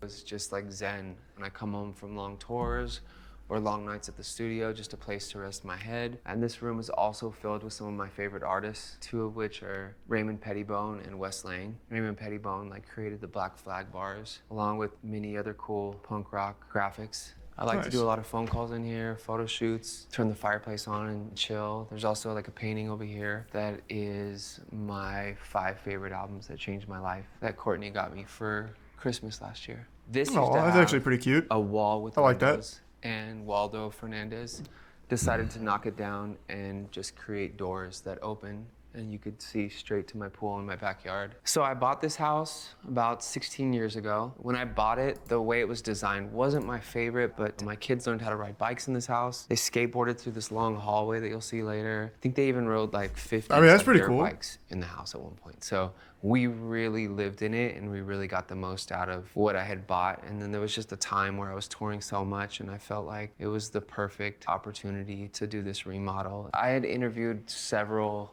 designers, and the day I met Waldo, the minute I spoke to him on the phone, his energy was just the best. I don't know why energy they I've always name drop these experienced. He people had like I'm such supposed to great know them. ideas and this calming Am I supposed to spirit call about Waldo him and now? impeccable taste. I just decided to remodel my entire home instead of a couple rooms, and I left on tour and I literally gave him full control. It was the most amazing experience to come back a year later. He said, "You need to stop coming by. You need to stop always checking on it because I want you to come a few days before you move in and just see it and be in awe." And that's what I did, and it was the best payoff. I was floored, like jaw to the ground. To have the ability to reimagine a home my man, and do what he my did man, I don't was really just care. how much Courtney works and my let's take a kids peek. with school and everything. We like to sit down on Sundays, just talk and put our phones away and eat delicious vegan food. I do like to entertain. We have like friends and guests Nice. over for dinner, but I also don't like too many people in my home because it is where I go to just get like peace of mind and relax, and I'm never here. So when I am here, I want to make it count. It was important that we had a big table that could fit our whole family and guests. I sit here every time. Like, this is my seat. You couldn't have got some more comfortable chairs? Bro, it looks miserable to sit on.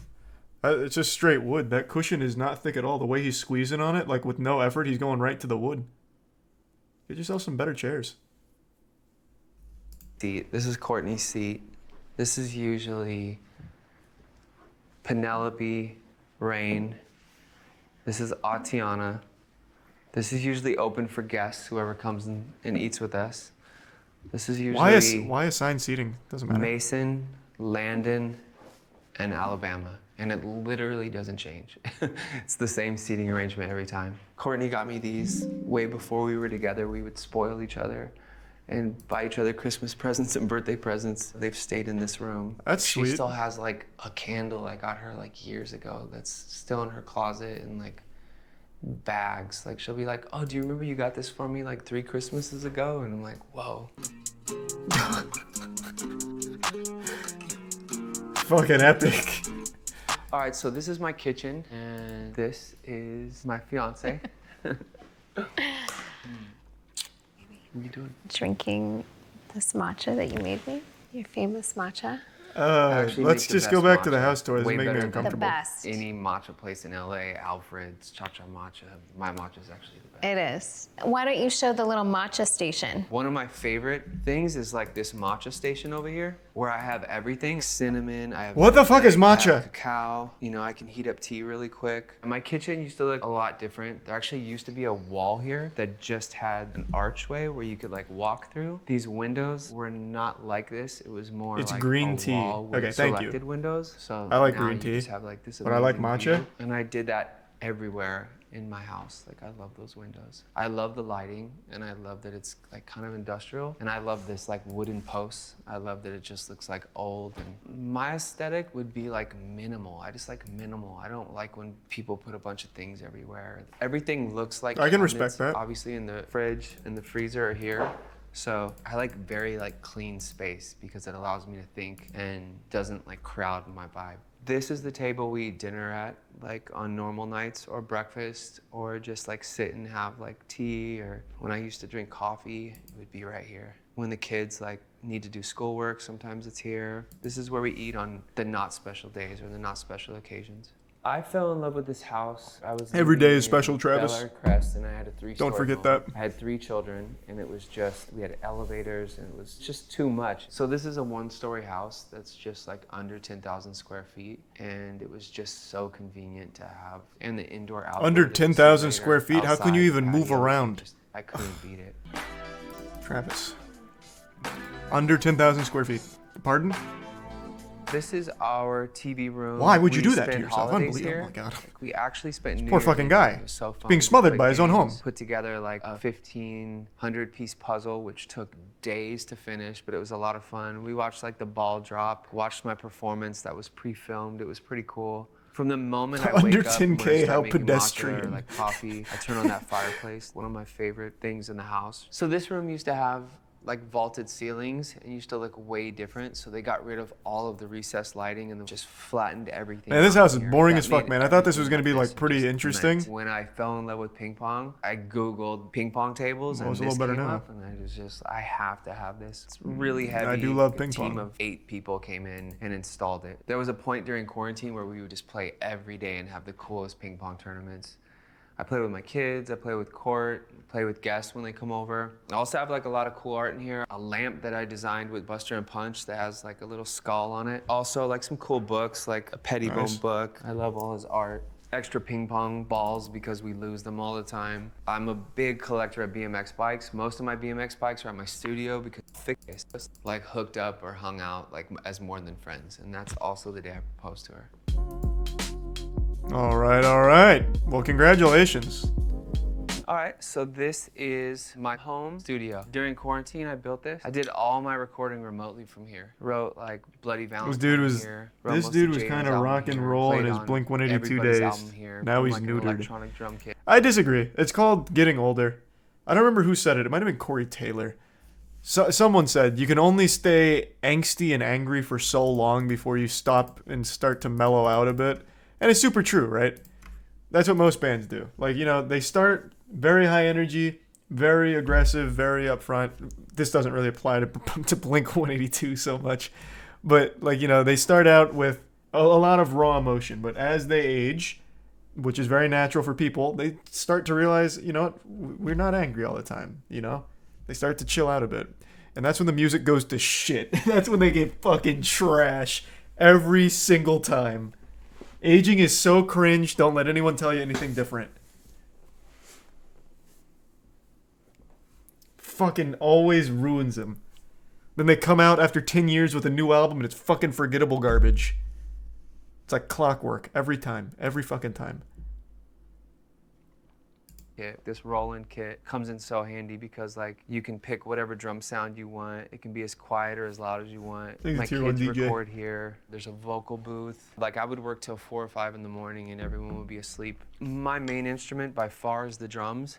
But yeah, I have like an old like Juno here. I have like a Roland here. I have multiple guitars and bass. Like I can play everything enough just to be able to produce and like write music. You know, like my week this week was like NLE Choppa, and then it was like Gunna, it was Thug, it was Machine Gun Kelly, it was Avril Lavigne, Goddamn. it was Willow. So it changes. It just depends on the week, and I love it like that. I wouldn't trade it for anything in the world. Nice. So this room is my movie theater. I like to watch UFC fights in here and movies, obviously. There's also dance parties. Gotta have a movie massive theater amounts room. of people in this room at times, depending on what we're watching. It also has like I mean, that's 100 speakers that's just in this cool. room, and Like I got this, it tuned I mean, that's just always gonna be professionally, cool. so it would sound like a movie theater. Like when you go to the movie theater and you have all these things happening around you. If we're just having like a night and it's like a weekend and I don't have the kids, we usually like fall asleep in here. These couches are so comfortable. It's like a huge bed once you take all the pillows off. This is my bedroom, MRC. where I rest my head and sleep. When I want to have like my Courtney, and those are like the roses and everything that I set up. With the bed, it's like an organic. With the He seems like super sweet. Like the only thing he really talks about is how much he loves his wife. And then he's pointing out all the roses that he's scattered around here for the photo and the proposal. Like, that's just like so sweet. What the fuck? Thanks for the gift sub, Asa. And thanks for the prime skull. Yeah, I mean, he's just full of love, man. Those are like the roses and everything that I set up. With the bed, it's like an organic mattress. And yes, What does that mean? Mattresses can be toxic and have all sorts of bad things that everyone sleeps on and they don't know about it. But it has the Alright, ability why would you say to that? lift the head, and as well as like. Man, yeah, he fell for a scam. Like, sorry to hear that. That's unlucky. Yeah, that's tough. I bet that organic was a crazy fucking markup for the word organic on it. Thanks for resub, Tez. Oh, holy shit, Tez, that's fucking terrible. I'm sorry to hear that. Have you tried reaching out to them? Like the team? Lift like the foot of the bed. It also vibrates. Yeah, I wish you guys could feel this, but you can't, so it's vibrating right now. So this is one of my closets. I have a few, and this one is primarily t-shirts, a lot of vintage t-shirts, a lot of like fleece, like sweatshirts, sweatpants, a little bit of shoes in here, but most of my shoes are in my other closet. I love vintage t-shirts. I'm just not a It's shoe kinda guy. like the same passion I have for like skateboarding and BMX bikes, like my childhood. Cool Bauhaus, like vintage tee, Public Enemy, the Cramps. I definitely have a uniform, like t-shirt, slacks, and Doc Martens or Creepers or Converse make me happy. Are you a slipper or sandal kind of guy? Slipper. Okay, so this is the outdoor, indoor living area. This space in particular, I love feeding my dogs and just having one-on-one time with them. I have 4 Frenchies. If you ever see me like post a video or a picture with them, I'm usually sitting right here. At night, I love the fireplace on. There was once a time where I'm sitting here with my dogs and a tarantula ran across the ceiling and like scared the crap out of me. It was one of the scariest things, and I've never seen a tarantula move like that. I also like That does sound cooking, awful. I'm like sorry vegan to hot hear that. dog, something like the whole house kind of had that vibe. Bama, you learned how to swim in this pool. Yeah, will you show everyone what swimming is? Oh, well, I don't know about that. Is that why this part's the most replayed? Fucking perverts. Architectural Digest again. Thanks for the 5 gift subs, Flick. For some reason, in every single one of these, the pool is always the most replayed.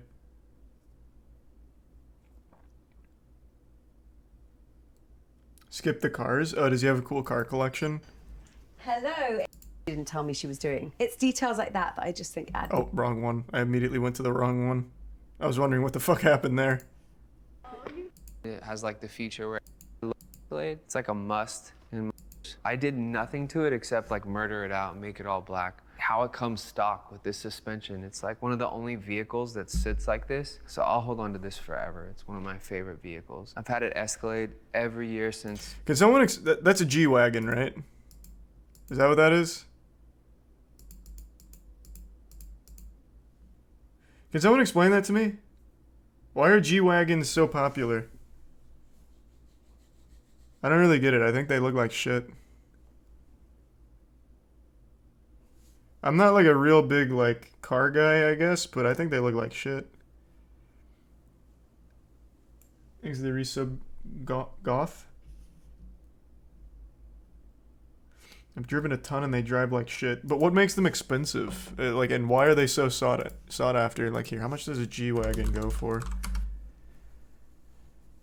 The premium G-Class SUV Mercedes-Benz. Where's the price? 179 grand for a G-Wagon. What's the point?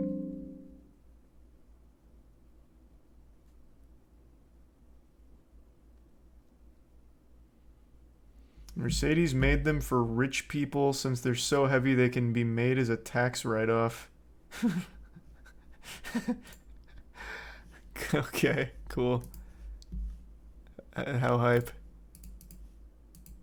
4x4 squared. They only made them for 2 years. I did nothing to it except like murder it out and make it all black. How it comes stock with this suspension, it's like one of the only vehicles that sits like this. So I'll hold on to this forever. It's one of my favorite vehicles. I've had it Escalade every year since they came out with the Escalade. It's like a must. Escalades are cool. I'll give them that. Those are actually pretty cool. Perfect if you just need to mob out and you have a bunch of people with you. But I love Cadillac. I have Cadillac tattooed down my rib cage. I'll never outgrow Cadillacs. So this is my Rolls Royce, the Cullinan. This is like the first SUV Rolls Royce ever came out with. Nothing is gonna compete as far as comfort when it comes to the Rolls Royce. It feels like you've never left your living room. It came with the stars on the roof, and this one, it has like the feature where it has shooting stars, where like you'll see a shooting star. Every Rolls Royce has this. We watched the whole video about it. They have a guy that's dedicated to nothing but making the little stars in the Rolls Royce. That's his only job. He makes the little night sky and stars.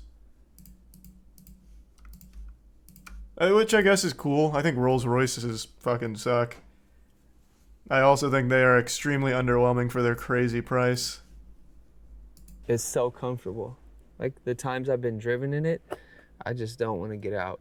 I'm not really into being driven around by anybody. I really No, I've never been in one. Maybe it's cool to be in, but I think they're just super underwhelming to look music at. I've been working on. I like driving cars. I'm a car guy. I love cars. What kind of car do you like? I mean, supercars are cool. Like, if you're gonna spend a ton of money, you might as well just get like a supercar. I just don't see the point of a Rolls Royce. I just don't think they look very cool. Old muscle cars are cool, yeah.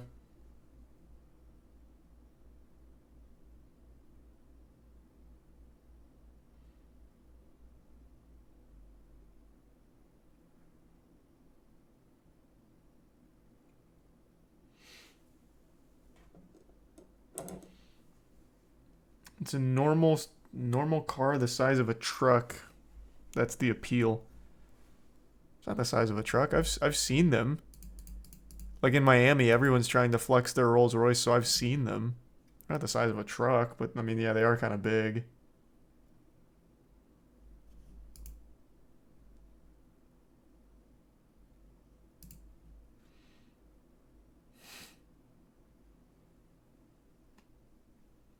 Yeah, everyone's seen the $500 million house called The One. I followed that story for a while. You got the equivalent of white bread takes of cars. I'm just not a car guy. It's not a white bread take. I'm just not a car guy in general. I think old muscle cars are cool, and supercars are cool. Not too much in between. Oh, and Escalades are pretty cool, I guess.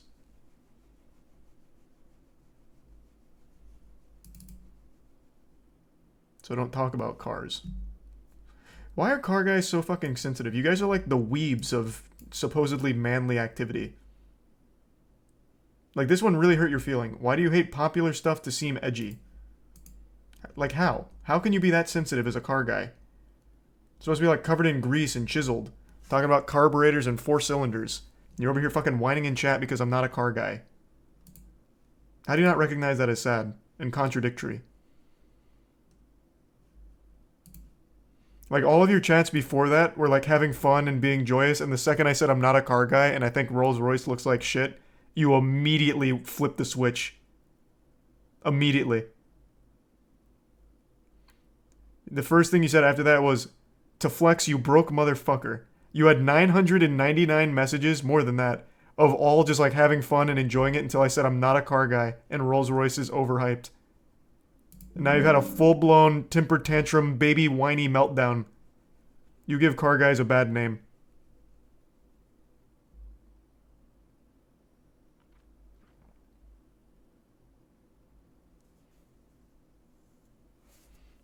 Things that prime wood and sabby.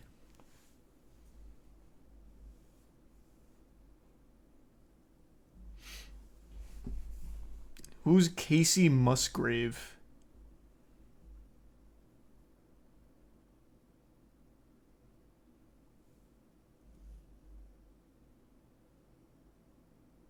Country singer?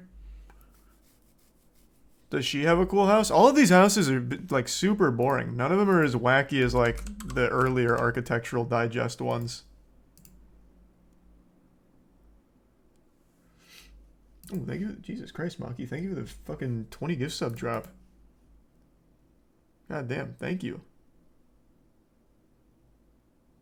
I appreciate it, Maki. Thank you for the generosity tonight.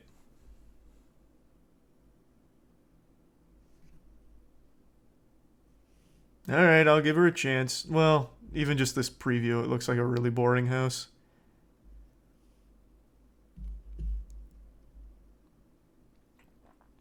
Oh, Seth Rogen's house? Well, it should be an open door, right? So we can all walk in and steal shit? Based on your tweet, right, Seth? Alright, hey, thanks for having me over, bro. Let's go.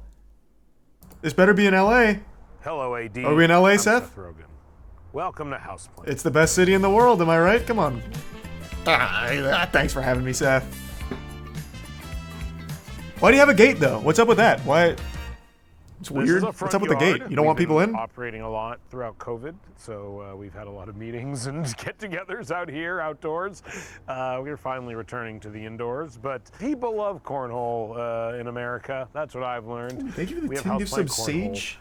And a hammock. The 5 it's brown. lovely out Thank you here. for that. The resub I've reality. never napped out here. I'm not a big Really napper appreciate in it, Sage. general, Thank you, I'll man. say. Napping ruins my whole day. I don't recover from a nap.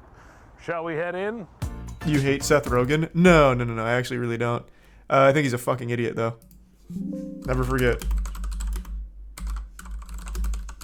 When Casey Neistat got robbed, he said, you know what? That's the price of living in a big city.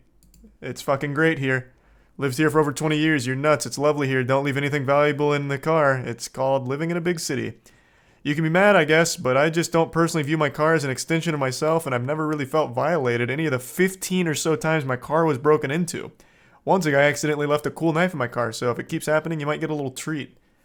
Seth, my man. That's a great perspective, and I can't wait to come into your home to play some of your games.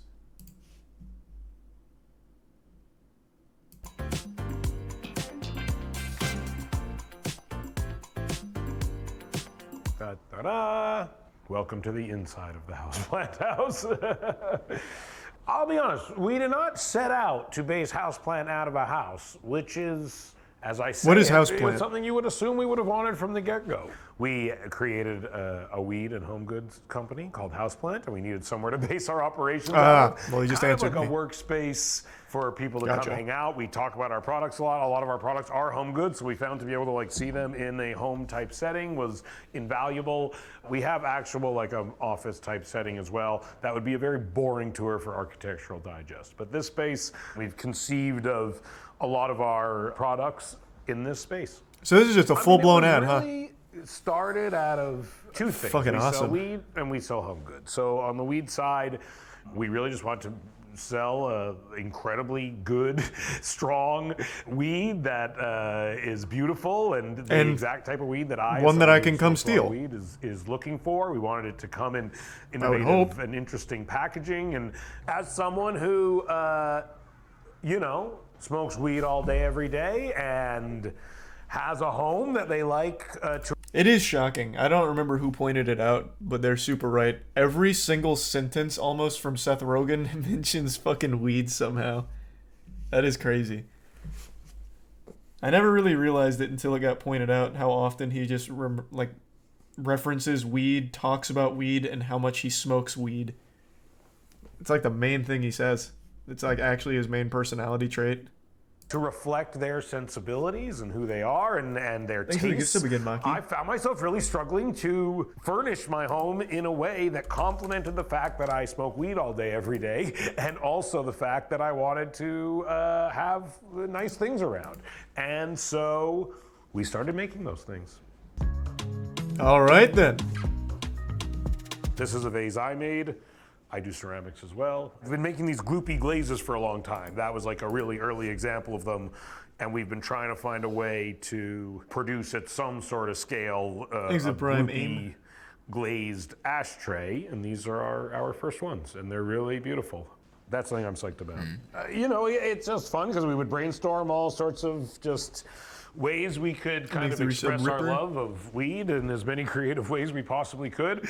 And one of the ideas that we came up with was to make these they're essentially mixtapes that are designed to match the moods of the different strains. So the sativa record is all like really upbeat music, and the indica record is all like really, really, really mellow music. And we pick all the songs, and they're amazing, and I listen to them all the time. And they're actually I don't think you do. I just fantastic mixes of music that do genuinely match the different types of weed.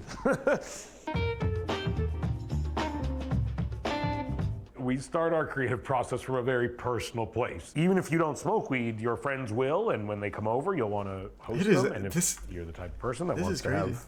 I get that it's a weed company, man, but like we're here to talk about the house, and you legitimately haven't mentioned anything besides weed. Holy fuck. Oh my god. What a disaster. He doesn't even leave like this one main room. Like the whole tour is just this one room and him saying weed 1,000 times. Oh, here we go. Here's a new room. Conference room. Do I look funny standing in here alone? Probably. This. Seth, what the fuck was that? What? Did he malfunction? Was that a glitch? What? Why would you laugh just introducing your bro? I haven't heard much from Seth, like, as far as him outside of movies. This is, like, insufferable, trying to listen to him. Though, if you want to talk vintage ashtrays, this is one of the best vintage ashtrays. Walter Bossy? I'm not right. It's one of those things I've never heard someone say it. Not a word being said a lot, but B-O-S-S-E, the guy who made this ashtray. It's a stacking hedgehog ashtray. And it's perfect if you're having like a dinner party or something like that, and there's a bunch of people smoking weed, and they're absolutely adorable. Yeah, there used to be a time, I mean, everyone used to smoke cigarettes because they literally thought it was good for you. And that was a bad time, but the good thing about that time is a lot of brilliant minds shamelessly funneled their creative efforts into making ashtrays. Thankfully, smoking cigarettes fell out of fashion, but unfortunately with it, ashtray ingenuity fell out of fashion as well. And I think with the rise of weed becoming more acceptable and people smoking it more, ashtray ingenuity is on the rise once again. This is a lamp ashtray. This again was something that was very intuitive. For years and years, I would look What a at fucking worthless tour this is. Sitting on my desk, side by side. Two different things. We thought, what if it was one thing? Yeah, and we like to we test them out in our own offices for large periods of time to make sure they work. I take everything home with me. Is it possible for an ashtray to not work? To death to make sure that they work properly. This I had for like almost a year before we sold it. Just making sure the grinder thing worked properly and the little dispenser thing, adding a little notch for the filters, reorienting it. Yeah, we spend a lot of time making sure that they're good. Why is everything an ashtray? I don't know, man.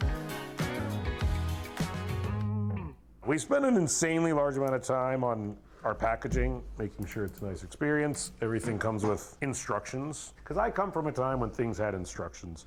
There's little Zelda sitting in there. She has no idea. That's what I always say to her. You don't know. You don't know how much effort I put into you, Zelda. You just take it.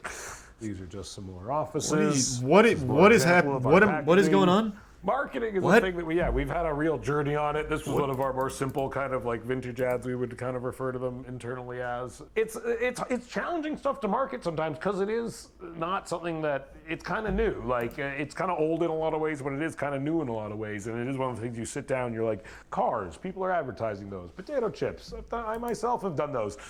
Table lighter ashtrays, there's not a lot of ads for that kind of thing out there, and so it is always a challenge to kind of crack how to communicate this stuff to people. This guy is like so unbelievably bad at communicating any thoughts, because every single thought is interrupted by him laughing at his own sentence. Wow, that's grating. It's the weed. Oh man, those strains must be really kicking. Yeah, I guess that's it. God damn. There's your some seltzer. No, this isn't like a house tour. This is like his base of operations for his business, I guess. But he's not really showing the place. He's just showing things related to his business and what they make. So it's pretty fucking worthless as a tour. But I guess if you were interested in hearing Seth Rogen say weed a million times and laugh at himself, then I guess it knocks it out of the park there. Christ. Does he have a Real House tour? Seth Rogen house tour, $8 million, Hollywood Hills mansion and more. While comedian Seth Rogen parents would It's just an analysis. Backsplash in 2020. Not an actual walkthrough.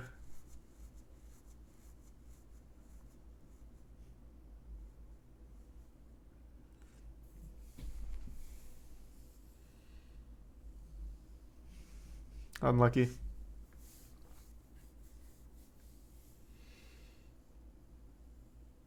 Look at the price of his ashtrays. Oh my god, I already know his prices are going to be crazy on those ashtrays. Let's see. What was it called? Let's see. Alright.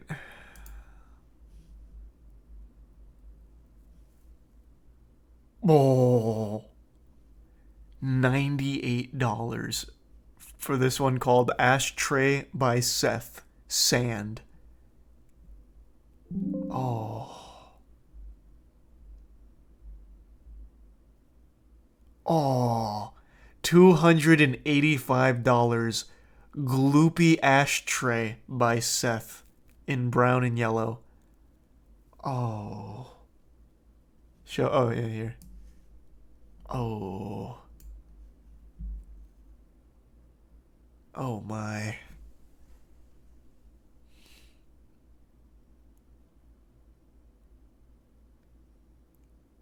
That's why he's laughing.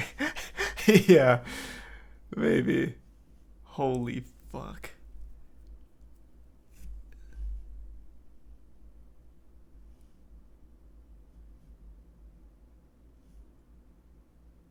Wow.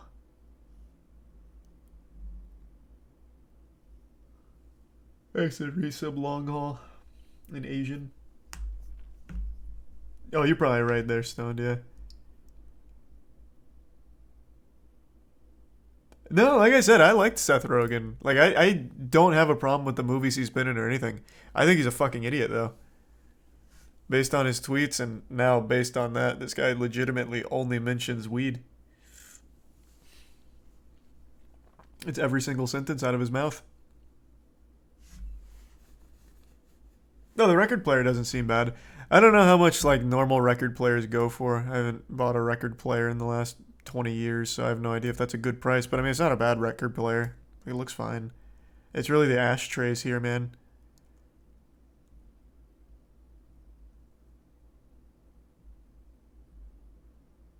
Is the record player also an ashtray? No, if it was, it'd be over $1,000.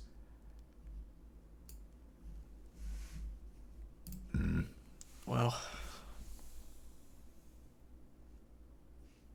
the $225 carrying case. I know. I fucking know.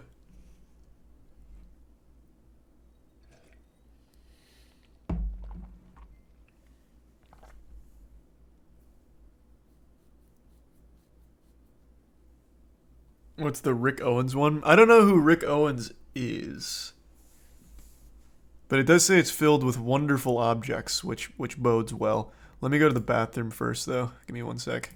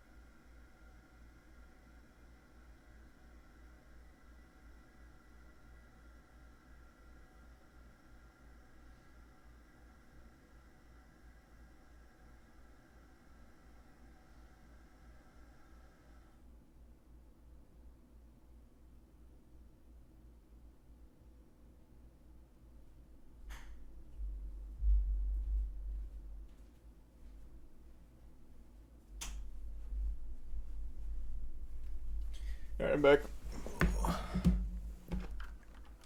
Thanks the Prime comply, or the resub comply.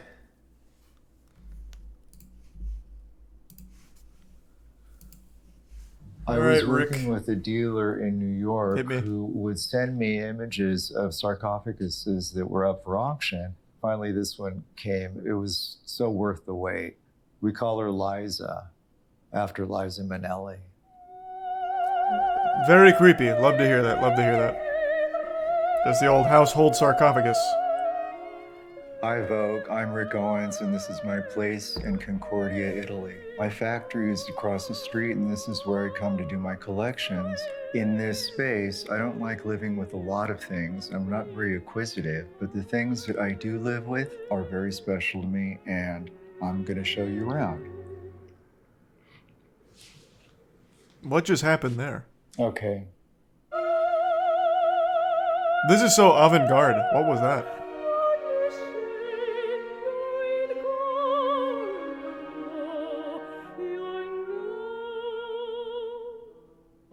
I wouldn't call myself a collector, maybe more of an eliminator, but the few things that I have are probably things that I've wanted for a really long time.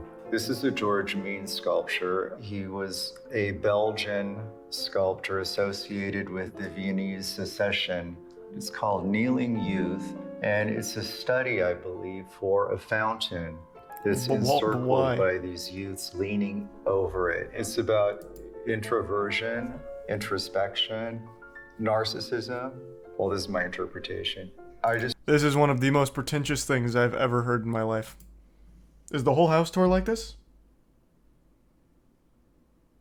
Because if so, I can't wait. Exit Tier 1 Space, Tier 1 Ari, and the resub Schmiegel. Just like the mood that it creates. It's kind of severe and a little bit maudlin, a little bit melancholy, but also vaguely spiritual. When I am in... It's a statue of a tiny wiener guy. My man, you are looking too deep into it. I'm just gonna say it. You're going a little too far. You're flying close to the sun. Those interpretations are way too deep for what that thing actually is. In Concordia, I am focused on creating. This is a period of rigor, and this is a period of training. And the gym takes up pretty much half the apartment. In any place that I've ever lived in, including Hollywood Boulevard, Los Angeles, I've always insulated and upholstered my spaces with army blankets, vintage army blankets. This is inspired by Joseph Beuys, who was my first art hero when I went to art school. And he used army blankets as a symbol of protection and insulation and isolation. The army surplus store was where I would get my original fabrics. I would make clothes out of the duffel bags, out of blankets, out of parachute clothes. Since then, which must be like 30 years ago, every place I have, I cover with army blankets. When I what a work weird on tradition. interiors or furniture, I'm pretty much a reductivist. I don't think about domestic details that much. They feel a little fussy to me. So the domesticity in this apartment is pretty minimal. That's what I was thinking. When we were taking a brief tour, that's what popped into my head. I didn't think that you Philistines in the chat would have understood my critique if I had dropped it like that. But I also noticed immediately that there is almost no domesticity here. We're entering like this really almost serene place where you can really feel a lot of dichotomous, like clashing of cultures almost. And it takes a keen eye to really pick up on the subtle vicissitudes that are present here. And I really feel like the army blankets really help ground it again. Bring it back to that nice earth chakra. So I can really kind of understand where Rick's getting at here. And this little hidden supervillain compartment, I have no doubt will have no corpses. So I'm pretty excited. Rick's really got me hooked on this one. That's my closet. I don't have very many that was clothes. underwhelming. It's a little stack of t-shirts, Like a little coffin. stack of shorts for here, for the factory, for every day, and that's pretty much it. I always kind of like sticking to a decision, so when I pick an outfit, I'll pretty much stick to it for a couple of years. My clothing choices have evolved from Hollywood Boulevard. It's always been some kind of shorts, and it just gradually changes over the years. Every collection, I just have 20 more shorts made. This is a very close-up, very tight shot. Everywhere. When I first put this place together 7 years ago, I wanted Italian rationalism. I wanted something kind of monastic, something kind of severe. I like the classical I get that feeling as well. The travertine interior sets. I like travertine though, Rick, you're better than that. That's rather pedestrian if you ask me. Why not a more exotic earth metal? Have you thought of marble, perhaps? putting myself into that zone. I wanted someplace that would be a blank space for me so I could get into a zone of putting a collection together. I might have overdone it. I put travertine everywhere I could. I put it on the walls, on the floor. I would say overkill a tad. Travertine box to but work you can in. there's no such thing as too like much travertine, I a suppose. travertine cave, something stone. I know that I wanted to live in stone. Who doesn't, I've right? always been impressed by the skulls in Italian churches. This skull I got from a medical Who isn't, school after auction all? years ago, and I use it It's a as real human skull, memento then. mori, as a reminder Good, that all is vanity. That one day my skull is going to be on somebody else's desk. So seize the day, seize the moment. Rick, what world do you think we're living in? My man, no one's gonna be putting your skull on their desk. This isn't Mad Max. Like, we're not gonna be wearing your skin as a pelt when you're gone. Like, it's just not happening. Like, having a human skull on a mantle there, like, that's just not super average, I would argue.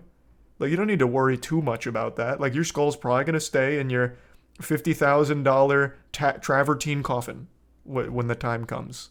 If the time comes. You look like a vampire. We could be seeing you for the next 500 years. I really don't know. But you don't need to worry too much about, like, your skull being owned by somebody else. Like, I can say with a high level of confidence it's not going to happen. The pistols are from my father's collection. He was a very conservative, kind of stridently moralist who I had a difficult relationship with. We used to be horrified, Mom and me, about having guns around the house, but now they are an affectionate reminder of him. And I like that the is terrifying. association That is with the horrifying. youth, with the gym in between. The vulnerability of youth, the vitality of the gym, and the resolution of the skull and the pistols. What resolution is that? The terrace overlooks a bullet the to the factory head? right over there. I asked the gardeners or the landscape artists to never touch this garden. I wanted it as shaggy, as chaotic, as wild as possible. Oh, look at those. Are those thorns? Nice, very cute. Oh, hey, stop tugging on him. These He's chairs busy. He's trying are to grow. by the Italian futurist artist Giacomo Balla. They're very severe familiar with Giacomo. and yet kind of fantastic at the same time. Once again, I've got to say, how the fuck does everyone who makes like these pretentious pieces of furniture always have like a really bougie ass name? Giacomo. Again, there's no Bobby dipshit originals here. You know, you never have a piece by someone with just a very plain, ordinary, fucking normal name. I think they make it up. I don't know if that's like a known thing, but to me, I feel like it's a conspiracy. There's just no way that always works out to be the case. That they have a fancy name for their pretentious furniture. Giacomo Balla is usually a lot more colorful than this, so I was really lucky to find something so subdued. They are so uncomfortable. Yep, I can They're tell. hard. The angle of the back, it's It's not meant for sitting. So It's torture. upright, so it feels like a church pew, a little bit punishing. I rarely sit in them, but I love them so much. But why though? And I've probably kind of knocked them off with my furniture collection to a certain extent. One of my favorite things that I Just do like admitting to wear, plagiarism, very bold. even though I Love don't that. wear very many things, is this robe. I've indulged myself with this from my Spring/Summer 17 collection. It is silk taffeta lined with a cotton pele ovo fabric. It is regal and cozy on a winter morning when my I'm favorite kind of wandering around fabric. having coffee on the terrace. What was that? The Goblet Obum But fabric? my favorite object is this one. I was working with a dealer in New York who would send me images of sarcophaguses that were up for auction, and they were always a little bit too colorful, and they always kind of looked a little fake to me. But anyway, finally this one came, and so it was so worth the wait. We call her Liza. It's not a super after cool Liza sarcophagus Minnelli. though. You could have gotten a better one, like the one Emotep was buried in This for the Mummy movie. became available a few years ago, and we entered into an agreement Holy to collaborate shit. with the family that was running it, and to turn it into an. That is such a huge blazer. This man threw this on and immediately looks like fucking Slender Man or something. Or like the boogeyman from Sinister. I think Sinister wears a coat, right? I haven't actually seen it. I've only seen the pictures. Still need to watch that movie. That is such an oversized coat. Owens Court Bar. It is part canteen for our crew, our team that is in the factory right across the street, but it's also for the community. I mean, it's open to everybody. We've included furniture pieces from the Rick Owens furniture collection. We have bronze pieces from our His whole brand is oversized everything. I don't know any Rick Owens designs. Let me take a peek real quick. Maybe that'll help me get like a feel for his refined palate. Holy shit, he's selling a leather funnel neck puffer coat for $4,915. This shit looks like what the Juggernaut wears in Modern Warfare 2. Look at this.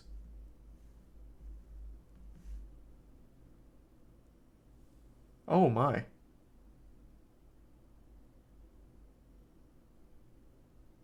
Jesus. What else does he sell? Oh, now I'm locked onto this website. Love that. Let me back out. Here we go. Rick Owens' website. Hold on, I gotta click in RuneScape. There we go.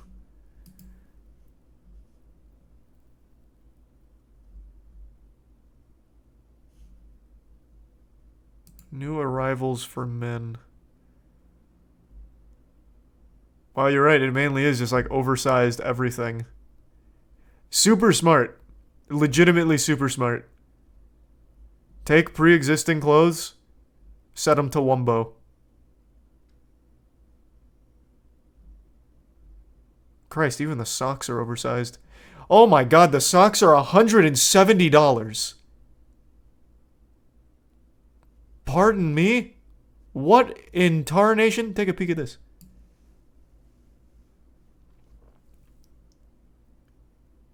That's the most expensive sock I've ever seen in my life.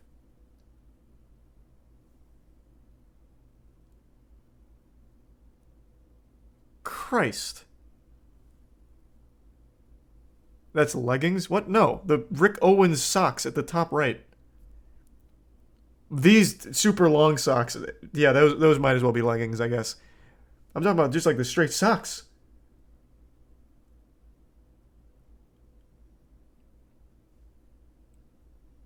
$300 for 90% of a glove. Oh, what the fuck? Yeah, the glove is missing the tops on the thumb and pointer finger. Like the two most important fingers. Oh, now they're gonna get all cold.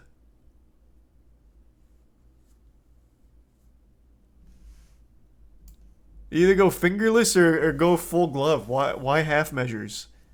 Have we learned nothing from Breaking Bad? Wow, this is crazy. Yeah, I've never seen any of these. Does anyone wear Rick Owens? Who wears this? Like, out in public, I'll see Supreme, I'll see Gucci, Balenciagas. I never have heard or seen Rick Owens anything.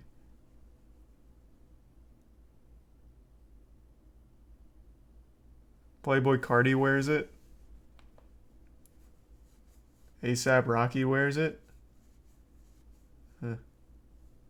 There's the tier 1 420 May and the tier 1 Mamba and the resub Wood. Mitch in the Bits Stoned.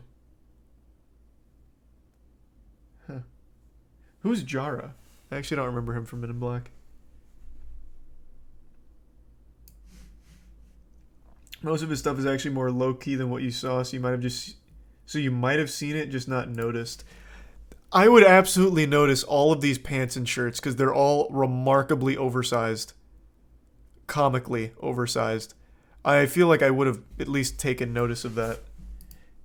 Because they're not like baggy. They're just straight up too large.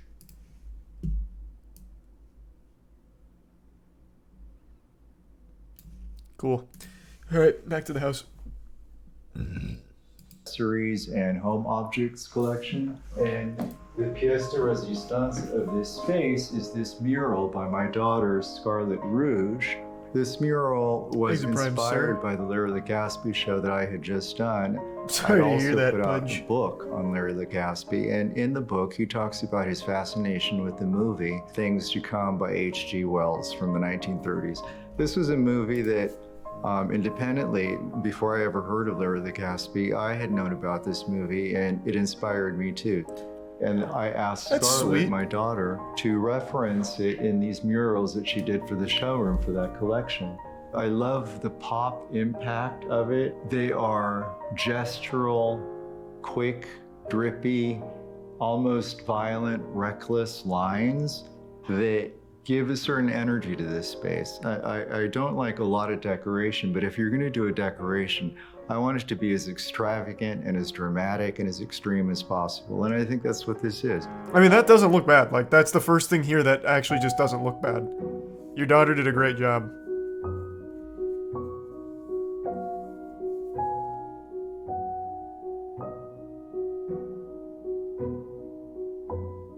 I've been working in this office for 20 years and I've never repainted it because I like the patina of all of the tape marks and all of the pencil marks of all of the collections that we've gone through. I like having that sense of memory. These pieces have been with me that's for a somewhat while. cute, I These suppose. are objects from our, I guess, homeware collection. We have a bronze gourd vase and rock crystal goblets. I think of these as relics of the pieces that we do for the interiors.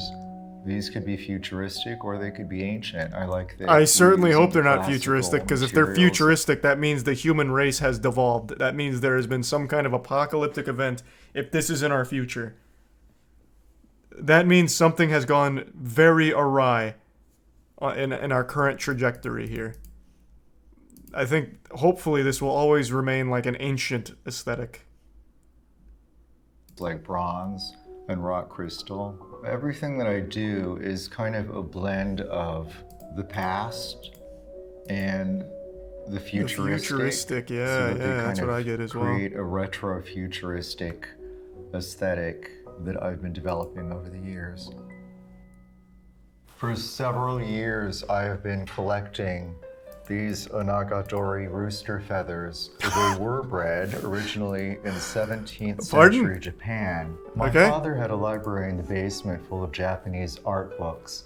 And I remember seeing watercolors, old watercolors of Onagadori roosters in those books.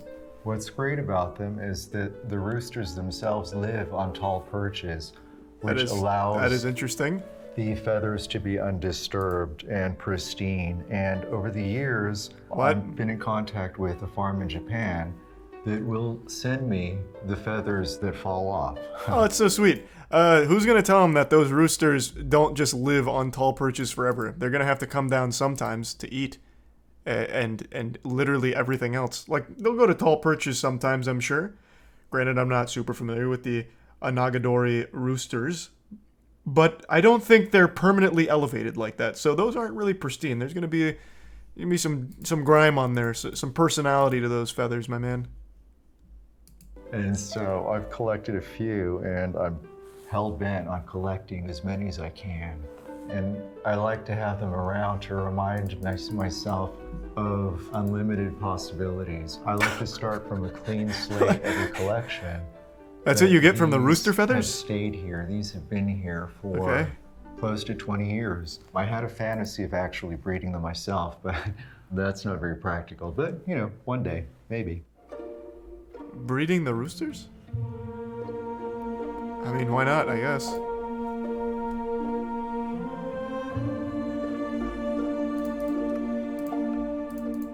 Thank you, Vogue, for allowing me to share my world. Every day, I'm very grateful that I ended up here. Arrivederci. It was nice to meet you, Rick. This was certainly interesting. I don't think I'll ever fully understand what drives someone to find so much meaning in so little, but I can't be upset about it. You know, I respect it. But my God, I don't think I'll ever get it. Finding unlimited possibilities from looking at rooster feathers. How does it... I just don't know how that happens. Look at your room? Yeah, but I can legitimately explain away everything in my room. Cards, the art slaps. I also collected them when I was a kid, so it has sentimental meaning. The comics, I make that. I'm really proud of it. Same with the merch. The sign is a reference again to all the shit that I work on, and it's fun. It means a lot. The well, you can't see even over here, but I'll keep explaining. I have a shelf of all my favorite cartoons, like a DVD from each cartoon, just so that way I remember all the cartoons because they mean shit to me. The cartoons still fucking slap. Same with every album that I used to love growing up. because it's nice to just have that as a collection to go back and listen to the old Boner jams, and then same for the anime. And that's my whole room. Like, that's super easy to explain. There's no deeper meaning. Like, it's all super surface level. So could he in his own world. But he was explaining it, and it just, I don't know, it doesn't compute. I guess I just don't get it. He said the same stuff. Bro, he said... This man said the domesticity in his apartment is kept to a minimum as to not disturb his army blankets or something. Like, that's not the same. We are not on the same wavelength.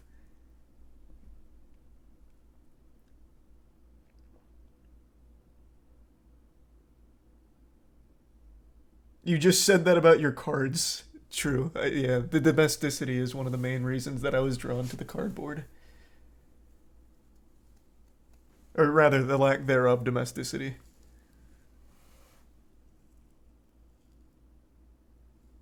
He's a prime Firefox. He has a human skull. Oh, I actually forgot that he bought a human skull from a medical auction. A legitimate human skull. And he set 2 pistols by it because his dad and him had a rough relationship. But he likes to have the pistols as a way of remembering. Yeah, I guess we're pretty close with our collections. He has the human skull with the old pistols. I have Charizard. So, I mean, the meaning's kind of the same for both of us.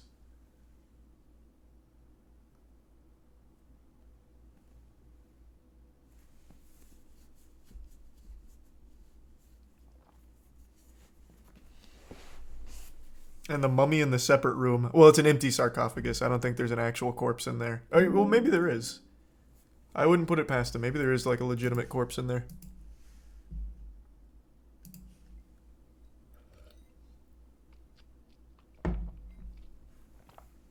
Get a skull and maybe you'll understand. Yeah, I just haven't unlocked that level of thinking yet until I buy a human skull. Thanks to the resub, Elred.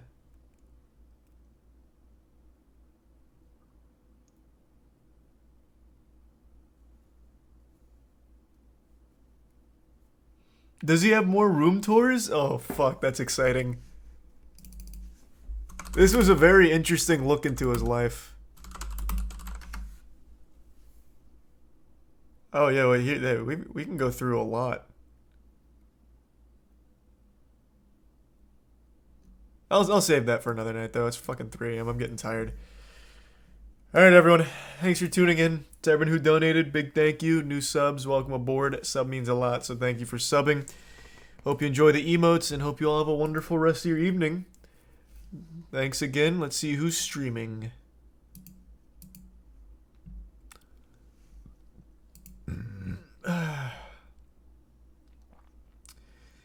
I'll toss you over to... Who haven't I tossed you to in a while? I feel like I haven't tossed you to Scoots in a long time. I'll toss you to Scoots. He's doing Gundam. Exit Prime, Willow.